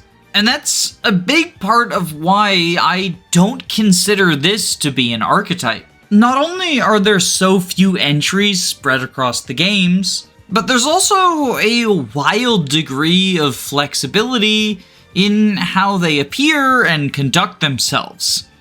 Sias is an incredibly strong utility unit, whereas Mycen focuses purely on combat. Flavia and Basilio want investment, while the Lions are basically unkillable right out of the box. In Shadow Dragon, Nagi is explicitly designed for killing the final boss, whereas in New Mystery, she is explicitly designed for killing the minions. I don't think archetypes need to be so rigid and inflexible that only a 10 out of 10 should qualify, but the fact that there's so much grace given to so-called Gotohs is something that I don't see extended to any other archetype. Jagans, who don't join within the first 2 or 3 chapters, are seen as a huge stretch, whereas people will try to push for Gotohs that join with a third of the game left. If Christmas Cavaliers don't join alongside each other or don't start out in the Cavalier class, they're seen as edge cases at best. Like, people still try to argue against Kaze and Saizo on the grounds of a 1-chapter difference. But characters like Nyla and Myrrh are so frequently lumped in with people like Galzus and Athos that it kind of blows my mind. And like, I expect this sort of thing from the types of people who say things like Valbar is an Ogma archetype, or try to get the term mini Gotoh or mini Jagan off the ground. But Gotoh is so often held up there as one of the sacred cows, the holy trinity of the only real archetypes, alongside things like Jagan and Christmas Cavalier. Even my fellow archetype doubters seem to believe that this one's real, and I mean, just looking at the numbers, it doesn't add up to me. I very quickly threw together a 0 to 10 scale for Jagans as a comparison point, and while there are a lot of fake ones that I threw on there, they're also not ones that frequently get brought up in conversation. Stuff like Garcia and Oswin. Moreover, every game is pretty well represented, with at least one character in the 10 through 8 tiers for almost every entry. The main exceptions being the Valentia games, Fates, and Three Houses. And so, looking at Jagan side by side with Gotoh, it feels to me, at the very least, Gotoh is a much weaker pattern, although I would argue it's not really a pattern at all. But I have to admit, I'm coming at this from a somewhat biased perspective. I've spent most of the last year pushing the Gotoh is fake perspective, and so it's inevitable that subconsciously I'm leaning towards results that might weigh the scales. I feel like I've done a pretty good job arguing my case, but I wanted to get y'all's perspective as well. So, over the past few weeks, I've been running a series of polls on every character I've talked about, as well as a couple of other crackship ones, to see where you would rank them on the Gotometer. I asked a very simple question for each of them. Do you consider this unit a Gotoh, yes or no? My plan is to start each of these Gotohs at 5, and then examine the ratio of yes to no voters, and adjust accordingly, moving them up or down based on how strongly you believe or disbelieve in their Gotohhood. That way I can kind of reflect an average chat consensus. But I was worried about people tipping the scales one way or the other, and I wanted to reflect my audience accurately.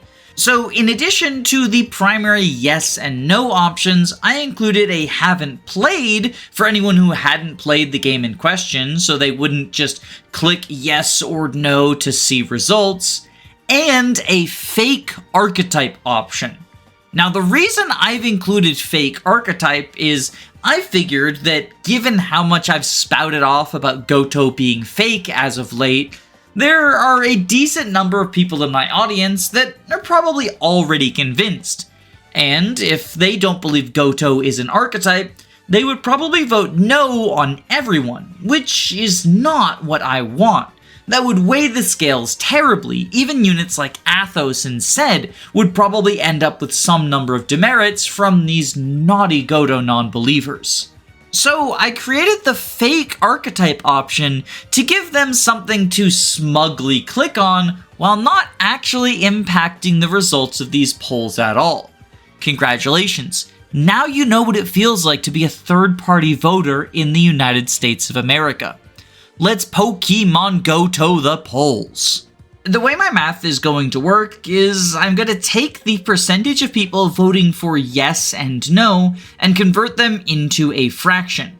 I'm rounding percentages to the nearest 10 just to simplify the math, but I don't think this will affect the results too much. So, for example, if 20% of people voted for yes and 30% of people voted for no, then those numbers would be represented as 3 out of 5 yes, 2 out of 5 no. Since we're working on a sliding scale out of 10, I would convert the fractions to have 10 in the denominator. So we have 4 out of 10 for yes and 6 out of 10 for no.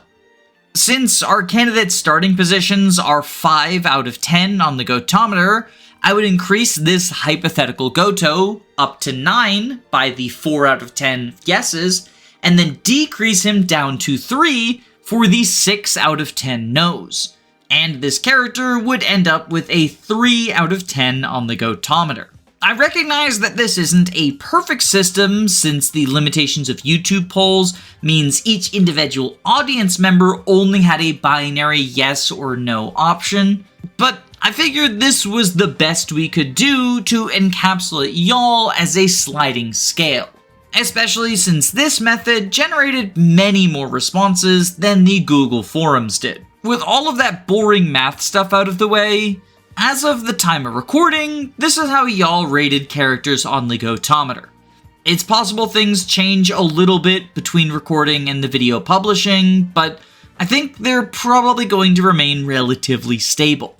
Chat's list looks very different from my own, and I'll be honest, my first impulse is to say this is a little unhinged.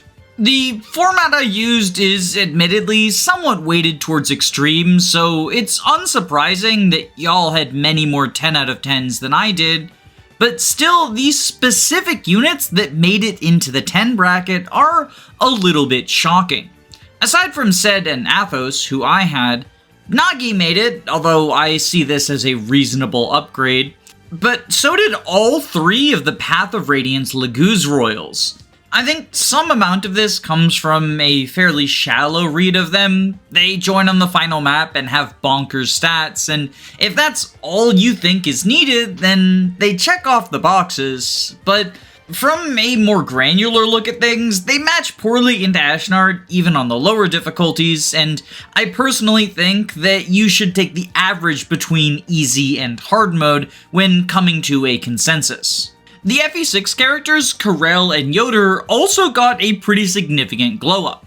In Yoder's case, I assume it was some number of people accounting for the warp staff, and that's just a difference in criteria. I personally don't think an anti-softlock unit should require secret knowledge, but if you're just approaching them from playing the game as optimally as possible, Yoder definitely looks a lot stronger. Karel, on the other hand, confuses me. I feel like he's just hyped up based on being the last unit to join you and having okay stats for the time, but as I've repeated a couple of times so far, that's not an archetype, that's just normal game design. You expect the later recruits to have higher stats than the earlier ones. Gotoh himself got a glow up in both iterations, but personally, I think this is just because of his name and nothing deeper. It does, after all, sound kind of absurd to say Gotoh isn't a Gotoh, but like, he kind of isn't. You really have to stretch things to fit him into the archetype that is named after him. SOV Mycen also got a glow up, but weirdly, he kind of just swapped places with Gaiden Mycen, who was downgraded to 7 on the Gotometer by y'all's scale. I don't really understand what happened here. I'm chalking it up to the fewer people playing Gaiden throwing off the numbers somehow, but yeah, I don't think anyone actually thinks that the SOV variant is better at being a Gotoh than the Gaiden variant is, considering he's just strictly worse, not only at that job, but just in every way. And of course, if we're talking about unit glow-ups, we have to touch upon Wallace, the Gotoh of Lyn Mode. His rating actually fluctuated quite a lot during the course of his poll.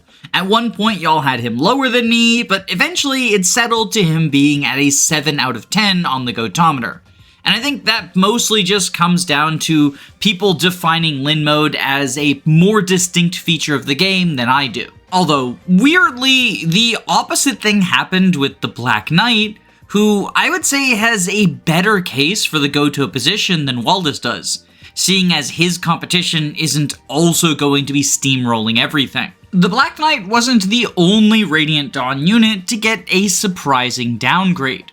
Nasir, Kurthnaga, and Gareth all got reduced on the Gotometer by y'all as compared to me. Although, weirdly, Anna was entirely untouched, which is kind of strange because she feels like she's in the same boat as these other 3.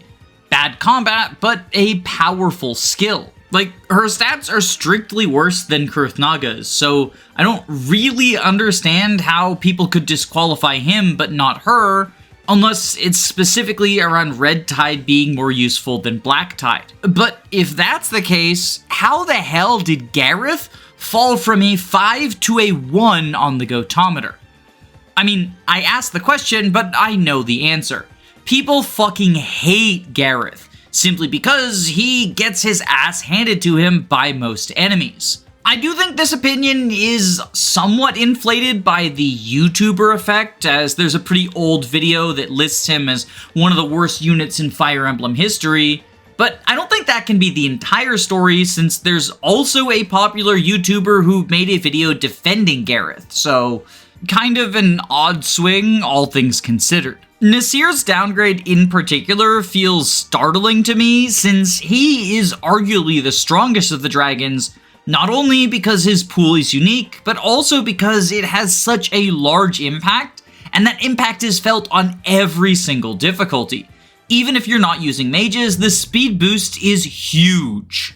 Although, honestly, I don't even think Nasir is the Laguz from Radiant Dawn who got done the most dirty, because Nyla somehow ended up at a 3 out of 10 on the Gotometer, and like, in a world where both Naysala and Tabarn got huge glow-ups by the chat lists, I don't understand the justification for hating on Nyla. She joins at the same time as them in Part 4, and like, I guess you could penalize her for the sneak preview guest appearance in Part 1, but doesn't that work in her favor more than against her? This is the same series of polls that inflated Wallace's rating, so I don't know, just be consistent, chat. That's all I'm asking.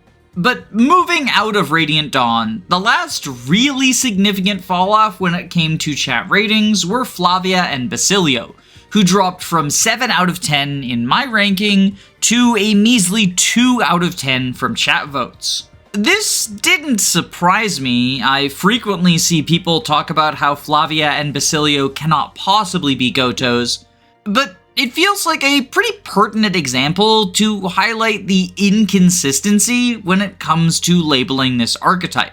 These are characters who feel very similar to Karel, since they don't get free deployment slots, and if you want to use them to their full advantage, they need some resources. But whereas Karel's rating got inflated despite his secret recruitment condition and absence when you go for bad ending, Flavia and Basilio got a downgrade, presumably because hyper-trained Awakening units are more competent than them. Admittedly, I think Awakening's meta is probably the least explored of all of the Fire Emblem games, so some amount of confusing rankings are to be expected. But I also feel some amount of the no votes come from the sentiment that Gotoh has been eliminated in modern games. And this is an argument that I frequently see brought up whenever I talk about the lack of Gotoh in the majority of titles.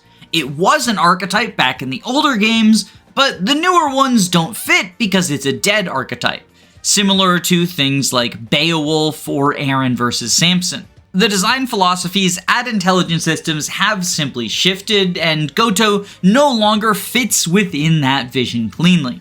And admittedly, you can make a decent case for this. It's clear that modern Fire Emblem has a much bigger emphasis on building supports than the old games did. Awakening and Fates have the entire pair-up mechanic, and Fates ties reclassing to supports. Three Houses bases recruitment conditions, at least in part, on Byleth's support level. And even in Engage, where supports are at their least prominent of the modern games, a secondary system, the bond mechanic, was introduced and plays with very similar themes. So if you're going to be encouraging players to unlock these bonds between their units, then having someone join so late that they can't actually access any support conversations is kind of a no-go. Sure, you can have funny situations like Renault and Karel, but realistically, most players aren't going to see those combos, and a lot of them aren't going to want to deal with the hassle. In a world where one of the series' primary focuses is on supports, there really isn't room for Gotoh. But that statement operates under the assumption that supports have not been a focus before now. Sure, there are some games where supports don't matter or don't exist, such as the Arcanea ones, but there's others where it's a huge deal. Genealogy of the Holy War literally uses its marriage system as a core game mechanic, and Path of Radiance ensures that you will get supports easily just by deploying units together, by tying it to the base system. The Game Boy Advance games give you access to a support gallery that you can view from both the main menu and the preparation screen in order to encourage you to pair people up in such a way as to unlock all the combos. And even remakes like New Mystery and SOV added support conversations because they felt it was important to align these games with the modern franchise. Not only this, but if we're looking at games that lack Gotohs, it's not just the modern ones. I can point to a plethora of older Fire Emblems that don't have a distinct Gotoh-esque figure. In fact, that's what I did for the past couple of hours. If you want me to do that again, just click the rewind button. Ultimately, I think a lot of the difference between my list and chat's, as well as my opinion on the Gotoh archetype versus the general consensus is people looking for characters to fit a pattern that they've decided existed, and then using those characters to justify the existence of said pattern.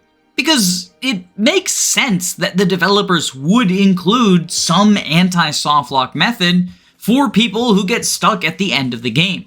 In traditional RPGs, that's the ability to go back and grind, but most Fire Emblems lack that option, especially the older ones. And it's here where I want to circle back to Julia and the Book of Naga. I know that it's been more than an hour. I vastly underestimated the length of this video. I didn't mean for it to be longer than the Navarre video. The Navarre video was supposed to be long as a shitpost. This is meant to be a more serious video essay, but I guess that's just kind of how things go. Surprisingly, chat actually rated Julia lower on the Gotometer than I did. Which is a shame because I was going to use the difference in our ratings as a transition to the next topic I want to discuss, the true anti-softlock archetype, the Falchion archetype. I know it sounds silly on the surface, but I'm 100% serious. Nobody said an archetype has to be a unit after all. In case you weren't aware, archetype isn't a Fire Emblem exclusive term. It's a real word, and it refers to recurrent symbols or motifs used in all sorts of different things. There are archetypes of levels in Mario Kaizo games, or archetypal characters in the Commedia dell'arte. Anytime a specific element is repeated in enough variances, it's fair to call it an archetype. That's why people refer to things like Camus as an archetype, despite none of them being playable. What I would describe as a Falchion archetype is a legendary weapon that is gifted to the protagonist or a major story character and is specifically honed to take down the final boss. Although whether or not it's successful in this regard is another story. As I said at the start of the video, I don't think it's super productive to wildly speculate about developer intention. However, I also don't think it's wild speculation to assume the things that the game directs you to do or tutorializes you on are intended actions. A hammer is meant to kill armored units. That's why it does armor effectiveness and is labeled as such. So, if a weapon deals effective damage to the final boss, I think it's fair to assume that it was in some way designed to fight that boss, even if it doesn't do so successfully. Cough FE11 cough.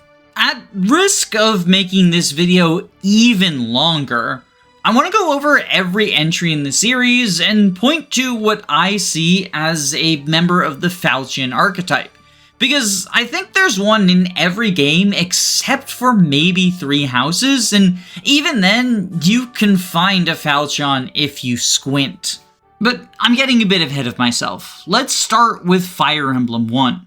One of the major plot points in Fire Emblem Shadow Dragon and the Blade of Light is the theft of Falchion, which is the legendary blade passed down through the generations to kill the Dark Dragon Medius. The Dark Wizard Garnef stole it when he killed Marth's father, and if you want to recover it, you're going to have to defeat Garnef yourself. To do this, Gotoh forges the Starlight Tome out of the Star Sphere and the Light Sphere, as it is the only magic capable of piercing Garnef's Imhulu spell. Falchion itself is incredibly strong. In addition to having a high might of 10, it also deals effective damage to Medius, meaning that it is the best way to kill the final boss. The Falchion just also completely negates any damage Marth would take from melee weapons. He can still get hit by bows, magic, or manikeets, but anyone wielding a sword, lance, or axe is out of luck. Well, unless it's a javelin, I suppose. Those are 2 range after all. Whatever, you get the idea. And as if all of this wasn't good enough, you can also use the Falchion as an item in order to fully heal Marth, which is pretty niche, but also surprisingly useful since healing staves in FE1 kinda suck. This is one of the many reasons why Marth is considered to be one of the better units in FE1. It's a situation where even if he didn't have other beneficial qualities, you kinda want to train him up just because he's the best answer to Medius. Falchion worked so well in FE1 that Kaga decided to bring it back for Gaiden. Yeah, Alm's weapon is just the Falchion again, despite the fact that the game is set on an entirely different continent. I mean, lore-wise, this is considered to be a separate sword. We eventually get an explanation as to why there are 2 Falchions, but I still find it to be a little bit silly and very funny that the next weapon was also just a Falchion. It's kinda similar to the White Wings showing up and them just being Pala, Katra, and Est again. Alm's Falchion deals effective damage to all monsters and recovers 5 HP at the beginning of player phase. Now, Duma isn't technically considered a monster, so he doesn't take effective damage from the Falchion, but it is still a weapon that is meant to kill him, and the reason we know this is it is the only weapon capable of dealing damage to him once he drops below 52 HP. You can technically get around this restriction by using the Nosferatu spell, since the way that it's programmed doesn't deal damage the same way as other weapons, but this is a glitch. The intended method, as explained to us by the game's story, is to have Alm kill with the Falchion. In Mystery of the Emblem, we are still in Falchion country, although the repeat is more understandable this time since Mystery of the Emblem is a sequel to Marth's first outing. What's less defendable is the entirely recycled premise. Garnef has once again stolen the Falchion, only this time there were 0 dead dads required. And if you want to kill him, you're going to have to, once again, wield the Starlight Tome, only this time it's given to you by Michalis instead of Gotoh. Hey, that's another point in Michalis' favor on the Gotometer, right? Right? Whatever, it's probably not worth opening up that can of worms again. The Falchion itself has gotten nerfed quite a bit. It no longer protects Marth from any melee attacks, and it can't be used as an elixir. But it's still a 10 might 100 hit weapon that deals bonus damage to Medius. And actually, you could argue it's been slightly buffed, since now it deals effective damage to other Manicheets as well. Although the 7 additional weight means you're not going to be able to double as easily. It's a good thing Marth doesn't have problems doubling with Falchion in any later games. Cough, FE11, cough. Yes, I know I already made the joke, but come on, it's low-hanging fruit. But at long last, we have, at least for now, left Falchion country behind. Because in Genealogy of the Holy War, Sigurd and Selif get the legendary weapon Tyrfing instead. It is a holy weapon, so it's got 30 might, and gives stat bonuses. Specifically 20 res, 10 skill, and 10 speed, as well as the skill Miracle. This is incredibly strong, especially since the final encounters you have in both Gen 1 and Gen 2 are against magical foes, but I would argue that the real Falchion archetype isn't the Tyrfing, but the Book of Naga, which is given to the Light Mage Julia instead of the Lord Knight Selif. While Julia herself is not technically a Lord character, she is nonetheless incredibly plot important, as she's part of the major prophecy around killing Julius and defeating the Dark God Loptus. I already went in depth into this in the Julia Gotoh section, but I think that the Tome of Naga really serves as the intended answer to the final boss, since it negates the special damage reduction effect that he has and boosts Julia's resistance by a significant degree. Unlike modern Fire Emblem, light is not triangle advantage over dark in FE4, but next week when they shadow drop the FE4 remake, you can be sure that they will add a anima light dark weapon triangle, and the Naga Tome will be even more of a Falchion archetype than it already is. In Thracia, we get a similar situation to the Naga Tome. Leaf is given the Bragi Blade in order to counter the Loptus Fang equipped by the Baron Raedric. Just like Naga reduces the damage reduction effect of Loptus, the Bragi Blade does the same thing to the damage reduction effect of the Loptus Fang. Instead, it's capable of being wielded by any sword user with Holy Blood. So that includes Leaf, Nana, Dermot, and Fergus. Since Dermot is a late joining unit, he ensures no matter who you trained on your team, you will always have at least one combat-capable soldier who can wield this powerful sword, because the Bragi's Blade is pretty good. Aside from piercing the Loptus Fang effect, it also is just a 15 might weapon, although its 70 hit and 12 weight certainly hold it back. But it grants the Miracle skill, which isn't as strong as it is in FE4, but is still a very powerful effect, since it relies on 3 times your luck percent to proc. And when it goes off, it ensures you dodge every attack for the remainder of the round. One thing that's kind of interesting is despite Dermot's ability to wield the Bragi Blade, which is designed to fight the final boss, he is never brought up in conversations about Gotoh. Like, be honest, did you notice that I left him off the Gotometer? I did that intentionally to draw attention to this discrepancy. This is a unit who is supposed to be your backup plan for wielding the sword that the story tells you is intended to kill the final boss. And yet for some reason, most people, myself included, think of Ced and Galzus rather than Dermot when the topic of Thracia Gotoh comes up. Just food for thought as we move on to the Binding Blade. And by that, I mean both the sword and the game, because the Falchion archetype of FE6 is the titular Binding Blade. Roy gets it directly before the final map of the Bad Ending, and while it only has 20 durability, it powers him up enough that he is capable of being a very effective unit for that last map. Although the real place where the Binding Blade shines is in the true ending, as it is the only weapon to deal effective damage to the final boss of the game. While the ordinary S-rank weapons can deal effective damage to dragons and therefore are good at killing Manicheets, Idun is considered a demon dragon, and so they are not effective against her. Only the Binding Blade is. And with 18 might and 95 hit, the Binding Blade is so good that it allows 0% growths Roy to do a good job against the final boss. If that's not a Falchion, I don't know what is. Aside from, of course, the Falchion, but we already talked about that. Fire Emblem 7 broke the mold on the Falchion archetype in a couple of ways.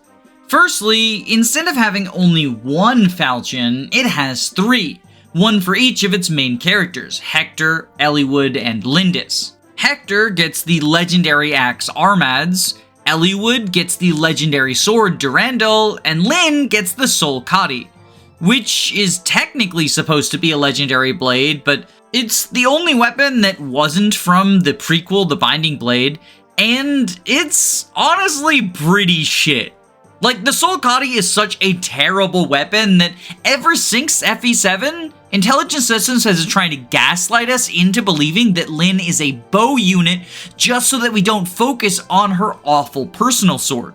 It's a 12 might sword that gives Lyn 5 resistance, which sounds cool since there's a lot of mages on the final map. But supposedly this weapon is meant for taking down the fire dragon, since it deals effective damage to dragons. And here's the thing. Not only is Lyn not a particularly good unit for facing the fire dragon due to her relative frailty, but Lyn gets the majority of her damage output from her ability to double. She's got a very high speed, but a relatively unimpressive strength stat. And the Solkati weighs 14, meaning that it's going to slow Lyn down by 8 points. That's absurd. If you want Lyn to fight the fire dragon for whatever reason, just give her a generic Wormslayer. She'll do a much better job if she's able to hit him twice. Although, hilariously, despite the fact that Lyn is the one who gets clowned on for having such a heavy personal weapon, the Falchion archetypes given to Eliwood and Hector are even heavier. Eliwood's sword, the Durandal, has 16 weight, and Armad's weighs 18. Although, admittedly, both of these characters have a higher constitution stat than Lyn. Hector only gets slowed down by 3, wielding the Armads, but Eliwood gets slowed down by 7, which is only 1 less than Lyn when it comes to the Solkati. In fairness, Eliwood has much less of a focus on speed than Lyn, so getting weighed down isn't as big a deal to him as it is to her. But on the other hand, Eliwood's focus is on sucking ass, so that doesn't really help things. He only has 5% higher strength growth than Lindis, and they start with the same strength base. So like, if she has a noodle arm, so does he, and at least Lyn is doubling things. Durandal does at the very least give Eliwood a 5 strength bonus, so functionally it has a might of 22, which I suppose might be enough to squeeze out some value from this fledgling lord, but to be honest, much like Lyn, he's not super well equipped to deal with the fire dragon on account of the whole frailty and game over condition thing. That task is probably best left to Hector, the strongest of the lords, who also gets the strongest personal weapon since Armad's has 18 might. And its 18 weight doesn't really matter because Hector is a big boy, so his constitution offsets most of the speed loss. The bonus that Armads gives is plus 5 defense, which can be nice when fighting the physical Dreadlords, but is utterly useless against the Fire Dragon since his attacks pierce defense anyway. Still, if you want to use the Lords to fight the Fire Dragon, then Hector is probably your best shot, and Armads is kind of what gets him over the finish line, since when factoring in effective damage, it has a might of 36. Although FE7 only having 2 times effectiveness instead of 3 times effectiveness definitely hurts Hector in this regard. And that's why many players just opt to use the Luna on Athos or a hyper-trained Canas. It's not specifically designed to counter the Fire Dragon, but it pierces defense all the same, and that's good enough, especially if you're willing to rig a crit. These weapons are easily the weakest Falchion archetypes in the franchise, but they also pretty clearly align with the archetype itself, and as I mentioned earlier, are also a big part of Athos's reflection of Gotoh within the story. Much like Blazing Sword, the Sacred Stones has multiple lords, the twins Erica and Ephraim. And much like with the Blazing Sword, these twins get their own legendary weapons. Erica gets the Sieglind, a sword that deals effective damage to monsters, and Ephraim gets the Sigmund, a lance that deals effective damage to monsters. Both of these weapons also have the side effect of boosting their wielder's strength by 5, which is something that Erica desperately needs since she can often struggle to output decent damage. Still, the main purpose that they have is to be really high might and deal effective damage to monsters. Most of the remaining enemies in the campaign are monsters after the point you get them, and the Demon King counts as a monster too, so the twins can deal effective damage to him. Now, this isn't a rare trait. Actually, all of the S-rank weapons, aside from Gleifnir, the Dark Tome, deal effective damage to monsters, and therefore, whoever you've trained up into super units can deal with the final boss decently. But the fact that the twins get personal weapons given to them for reclaiming their homeland very much fits in with the Falchion archetype, even if it is much earlier than traditionally handed out. In Fire Emblem 9, Path of Radiance, Ike's Falchion archetype is the legendary Ragnell, which is a sword that was wielded by his father. Technically, Ike has the sword in his possession for the majority of the story, but the first time you're capable of equipping it to him is when you enter into the Black Knight duel, and the reason for this is Ragnell is the only weapon capable of damaging the Black Knight. And the same is true to a large extent for Ashnard, although, as we've recently discussed, some of the Laguz get around this restriction. In addition to being near mandatory to complete these boss fights, the Ragnell is also just a generically strong sword. It has infinite durability, 1-2 range, 18 might, and 80 hit, and even though it's super heavy at 20 weight, because strength offsets weight in Path of Radiance, it's highly likely that Ike just isn't going to be weighed down. Honestly, weight is for the most part a non-factor in the Tellius games after the first few chapters. One thing that I find kind of interesting about Ragnell is while it isn't the only method to defeat Ashnard, it is the one the story points you towards, since they give the explanation that his armor has been blessed by Ashera, so you need another blessed weapon to pierce it.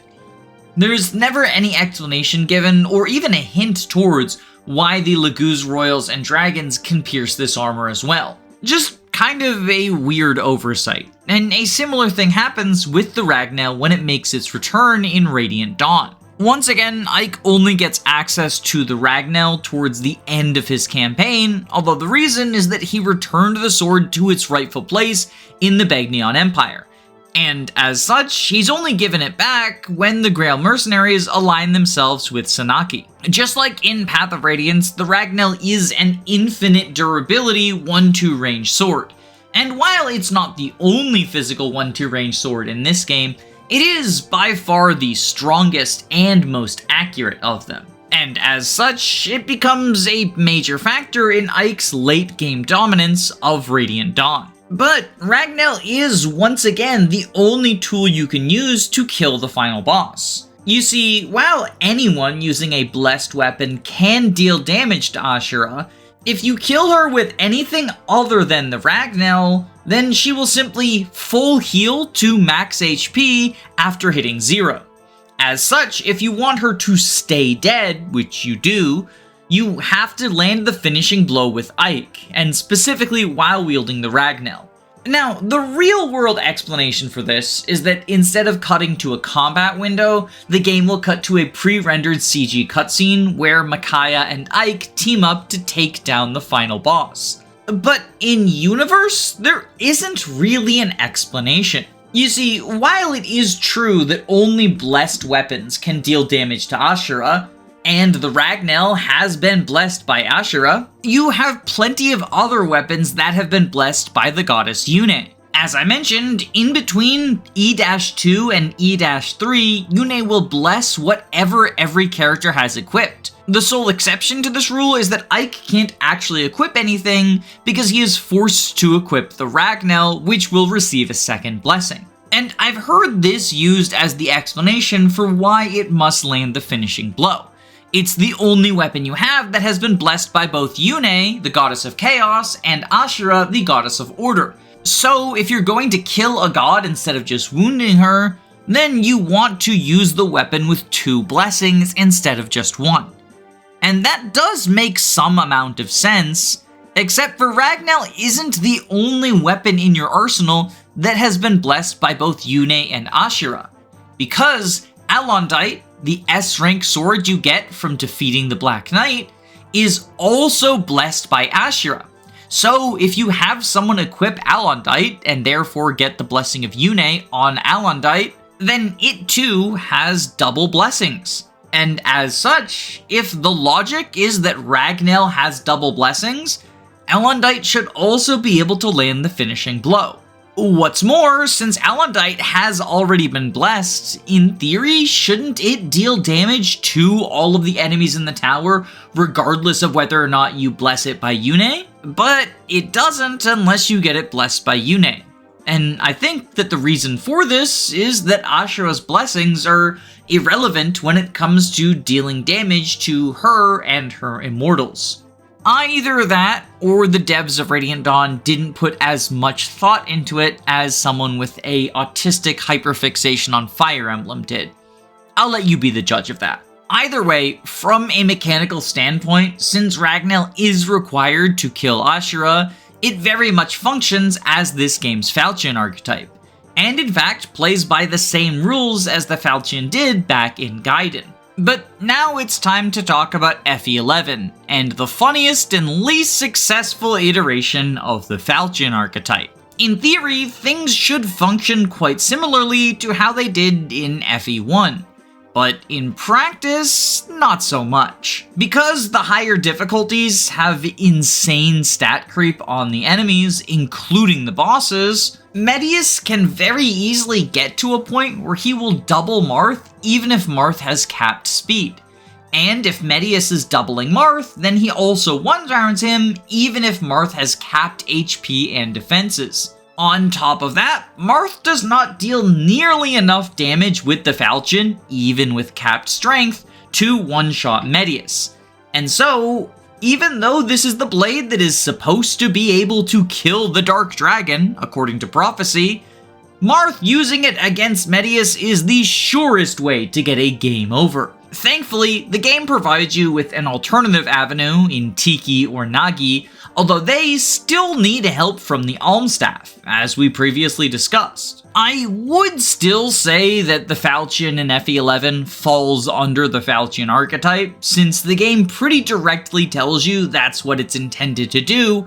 It's just not good at accomplishing its only job. The Falchion did get a redemption arc in FE12, however, because despite being a remake of FE3 Book 2 that uses the mechanics of FE11, New Mystery made a significant change as it comes to Medius.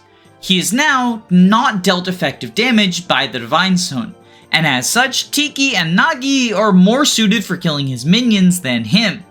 And Marth with the Falchion is really the only hope you have of defeating the final boss without some sort of absurd spirit dust maxed and crit rig forged tome situation. Of course, on the higher difficulties, Marth is going to need some assistance, potentially from sacrificial lambs, since Medius once again has such cracked stats that a capped out Marth is still going to perform relatively poorly against him. But at least this time around, it's not quite as bad as it was in FE11. And then we get to Awakening, and here is where things get interesting. The game's main character, Crom, actually starts with the Falchion in his inventory, although it's not exactly legendary. It's just an infinite durability iron sword that deals effective damage to dragons. It's still useful, especially if you're struggling against some of the maps with wyverns, or your economy is strained and you can't afford iron weapons. But by no means is it a game changer, and people often suggest putting Crom into Sniper where you can't even use the Falchion because it's that much of a non-factor. Later, thanks to time travel shenanigans, his daughter shows up with the Parallel Falchion, which, lore-wise, is supposed to be the same blade as Marth's, but interestingly, it has significantly better stats. And the reason for this becomes clear as you approach the end of the game. As in the chapter fittingly titled Awakening, Crom must go and fight a bunch of Risen in order to complete the Ritual of Awakening and awaken his Falchion. It then turns from the Falchion to the Awakened Falchion, and now it has stats matching Lucina's Falchion. The Awakened Falchion and Parallel Falchion are both pretty good tools for dealing with Grima, although I would argue the Awakened Falchion is slightly better at the job just because Crom is a better unit than his daughter. But interestingly, this means that rather than the Falchion of Awakening being the Falchion archetype, The Awakened Falchion is the Falchion archetype of Awakening, and I'm sure someone could make a complicated tongue twister out of that. But believe it or not, we're not done talking about the Falchion, Awakened Falchion, and Parallel Falchion, because Fire Emblem Awakening features logbook Spotpass characters. These are heroes from past games, such as Arden or Har, who can be recruited into your army via the Spotpass feature and used as pseudo-generics. They often come equipped with some skill that matches up with their appearance in the past game. For example, Arden has the Vantage skill because that's a skill that he has in FE4. And in the case of Marth, he is capable of wielding the Falchion, even though it's supposed to be Chrom's personal weapon. And as such, he can also wield it when it becomes the Awakened Falchion. So if you're doing some sort of generic Spotpass only challenge run, Chrom is probably going to be your Grima killer. The game also sort of gives a lore explanation as to why this is.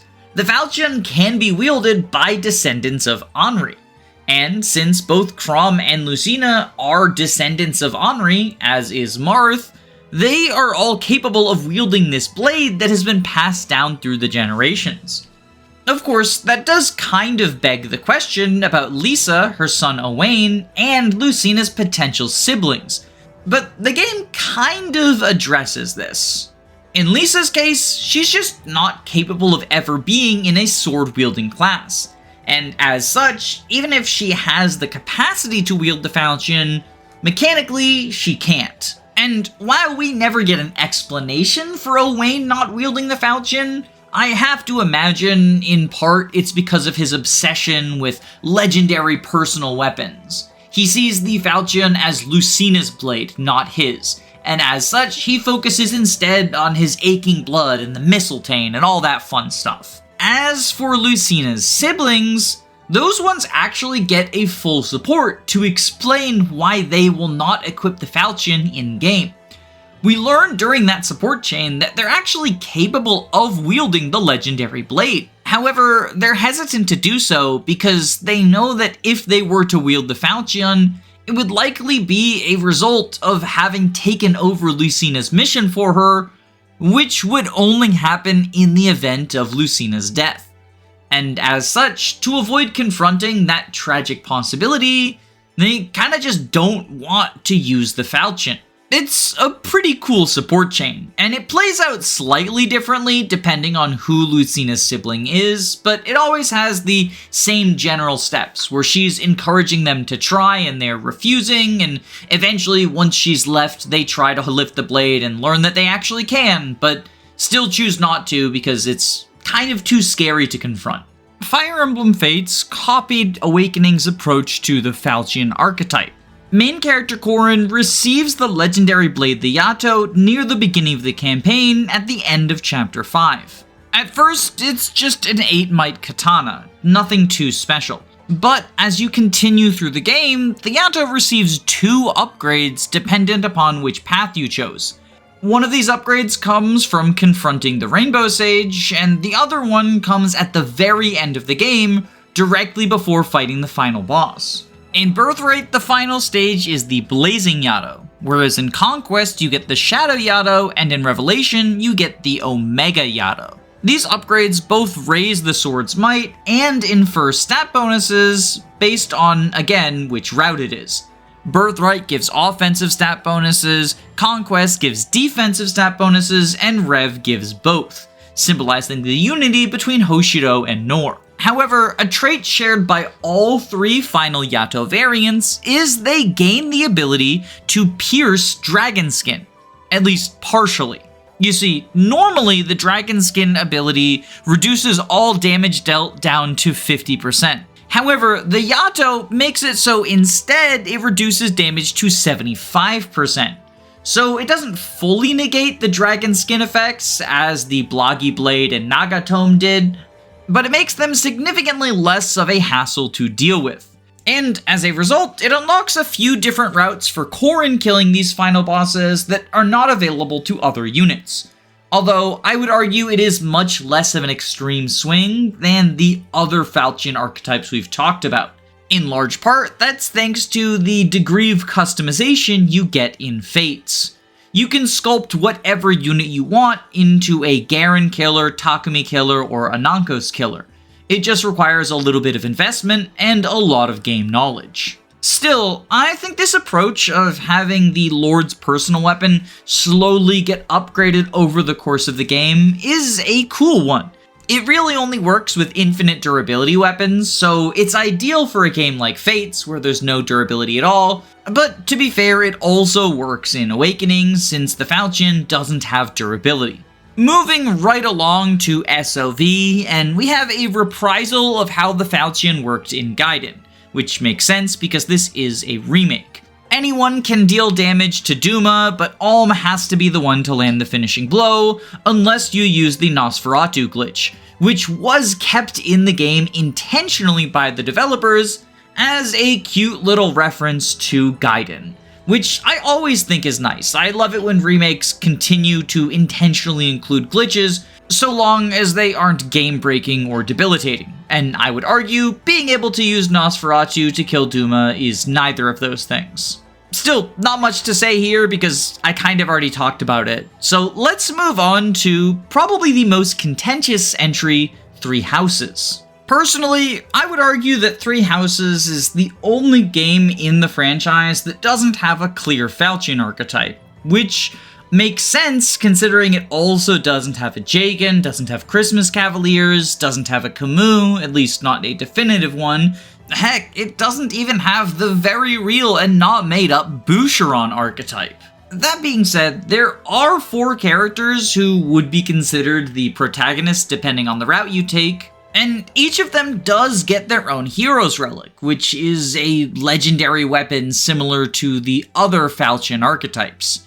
Byleth's sword, the Sword of the Creator, even gets an upgrade at a later point in the campaign. And it comes with a combat art, Ruptured Heaven, which is effective on 2 out of 4 of the game's final bosses, Rhea and Rhea, depending on whether you go Crimson Flower or Silver Snow. Edelgard's personal weapon, the Amir, also gets a combat art that is effective against dragons, Raging Storm. And technically, Dimitri's combat art, Atrocity, is also effective against his final boss since it's effective against everything, but that feels like a huge cheater answer. And besides, these lords all get their weapons fairly early, relatively speaking. After the time skip, both Edelgard and Claude start with their hero's relics in their inventory in Chapter 13, about halfway through the campaign. And Dimitri gets his hand on Adabir a little bit later, but it's at the end of Chapter 15, so still pretty darn early in my opinion. Meanwhile, Byleth awakens the Sword of the Creator before Part 1 even ends. And even if it weren't for the fact that you get these weapons so early, only 2 out of 4 of them even have anything against their respective final bosses, so it just feels like a huge stretch in my opinion. It's even less convincing than most of the Gotoh options y'all proposed. Lastly, in Fire Emblem Engage, Alir technically does get a personal weapon right before the end of the game in the Willy Gans, which is a 1-2 range sword that I've honestly never used in my life. But I would argue that the true Falchion archetype is actually Alir's Engage Plus form. For those who don't know, towards the end of Fire Emblem Engage, Alir dies and gets revived as the 13th emblem, the Fire Emblem, and has the ability to Engage Plus in order to power up both themselves and one of their allies. Of the abilities bestowed by Emblem Alir, the most notable thing is they are the only method of dealing effective damage to corrupted worms, which includes the final boss, Sombron. Not only will Alir and the engaged unit both deal effective damage to fell dragons, but anyone within 2 tiles of them who would use dragon effective weapons such as the Worm Slayer instead deals effective damage to fell dragons. And as such, Alir can power up their entire army for the noble cause of beating up Dad. It's also worth noting that while Alir's Engage attack, the Colgate Blast, doesn't deal effective damage to Fell Dragons, it is easily one of the most effective ways to shred through Sombron's health bar. And in a game like Engage, where the focus is more on emblem rings than it is on weapons, it sort of makes sense that Alir's final upgrade would just be an emblem ring. Hopefully, having gone through this, at least some of y'all are convinced that the Falchion archetype is a much more concrete and consistent thing than whatever Gotoh is meant to be. Which sort of brings us around to the central question of this video. Is the Gotoh archetype fake? I mean, I would argue yes, but also kind of no? Because, here's the thing. While the term Gotoh archetype is itself based on a series of misconceptions about older games, as well as some number of illogical leaps about developer intentions, it's impossible to deny that it is still a useful bit of shorthand. If you want to communicate the phrase, guy who shows up at the very end of the game but has very powerful stats and can serve as an anti-softlock, that's a lot more of a mouthful than just saying Gotoh. Heck, just a few weeks ago when I released my Oscar-nominated Navarre video, I used the phrase Gotoh to refer to Karel, who I scored very low on the Gotometer. It's just a useful piece of verbal shorthand. This is a nice tool to have whenever you're engaging in discussions about Fire Emblem, especially as it comes to fanworks, ROM hacks, or Fire Emblem-inspired games. Because while Intelligent Systems doesn't really communicate with its audience, and therefore we can't rightly intuit how the design behind a specific unit or character was meant to interact with the rest of the game, the same is not true of hackers, fan game makers, and small indie devs. And as someone who has spent a lot of time in the Fire Emblem ROM hack communities, I can say with utter confidence, while Gotoh might not be a real archetype in the mainline series, it absolutely is in ROM hacks. And not only that, they've done some wild experimentation with how different Gotohs can be achieved. Because it doesn't always have to be just some buff man with crazy stats. And arguably, the most impactful or memorable Gotohs are the ones with something weird about them. For example, in one of my favorite hacks, TMGC, there are 3 characters who could arguably be considered Gotohs.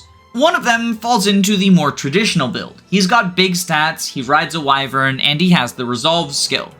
But the other 2 are a little bit more interesting. There's an assassin who can use either swords or bows and has a combat art lethality, which, as you might expect, can allow you to instant kill anyone you want, even with weak iron weapons. And since it's a combat art, it's not even chance-based. You just have to be willing to break whatever weapon you use. The third one has an even cooler effect. He has infinite range on all staves. So if you want to do some healing or rescue shenanigans, you can do it from all the way across the extremely large final map. One of my other favorite projects, the Hag in White, has 2 units who could arguably be considered Gotohs as well. One of them is a mage with the White Pool ability, which is super nice for powering up your other characters, but the second is a Great Knight with very good defensive stats. And while this wouldn't stand out in other games, Hag has an incredibly frail cast, which is doubled down by the fact that there is only one healer in the entire game. So having someone who doesn't need healing if he frontlines is super useful. Getting into the even weirder stuff, and Lord of the Seas gives you a flying knife user as a Gotoh. And knives are pretty clearly the best weapon type in that game, since they pierce defenses, and therefore can deal a ton of damage to even the strongest foes. But my favorite example of a weird Gotoh is what Call of the Armor does.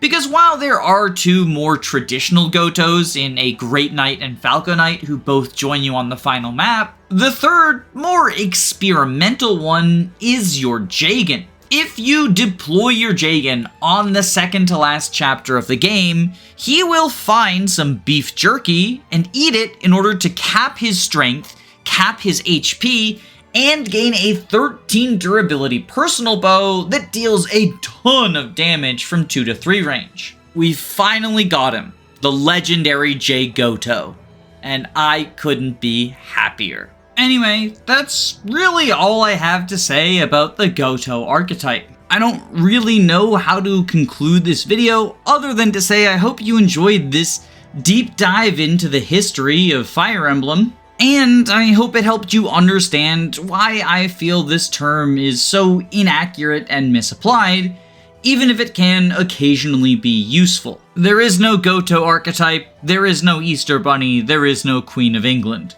But that's not gonna stop us from believing in them anyway. Hey y'all, I'm kinda sick during the editing and recording process, so if my voice sounds different, that's what's up. But I do want to thank all of my patrons. So, thank you, Wannabe Cinnabon, Punk Tattoo Guy, Key the Iron Idol, Calamity Callie, A Clever Username of Lies, Jack McMahon, Saren Gurlixy, Rezi, Andu, Ria, Gameboo, Karosa, Firant Your Doctor, Frozen Helm, Pat Witt, Pillow Willow, Girl Boss, Lizard Bongwater, Christopher Bueno, Marin McLean, Jaden, Dylan Solis, Forever Lucas, Some Trade, Squeegee555, Smuzz Ruby, Zycrom, Robin D, Alen B, Hound Dogs, They Thom, Clan, Blup Shido, Electric Giga, Erica Ford, YLO1, George Grenville, the 7th PM, Jamie Collins, Arvis, Crispy Matthews, Floa Hay, Amy Hazel, Hungry Heart, Shinthia, Faulty Videos, Kyle Madison, Derek Williams, Anna Cabana, The Daily Fugle, Faye, Magic Bite, Thoughtful Insanity, Robin Goodfeller, JT Spritter, Ziggy WSB, Dysike, Chris Root Beer Pince, Queen Elizam Controlled Aegis, Roman Kermansik, Nick Knack Hammersmack, Carrier Has Left, Angel Nap Caceres, Cabbage, SUP, Caius Cole, Bree, Punchfighter Champion, Eggman, Maxine the Vampire Queen, Dragonback Lancer, Sardonic Muse, Zero Gamer, Your Best Friend 9000, Adele, Alexander Roper, Sensitive Luigi, Siggy, and Lil Man Man. Without your support, I wouldn't be able to justify projects this big. So thank you so much from the bottom of my heart. Like, seriously, I'm very happy to have the sort of audience that is willing to support these sort of insane videos. If you're interested in joining the names on this list, as well as getting early access to videos and some behind-the-scene footage, including cat photos, then there is a link to my Patreon down below, but please only donate if you have the means to comfortably do so. I don't want anyone going broke over Fire Emblem. Regardless of what you choose to do though, I hope you have a wonderful day. Stay safe, gamers.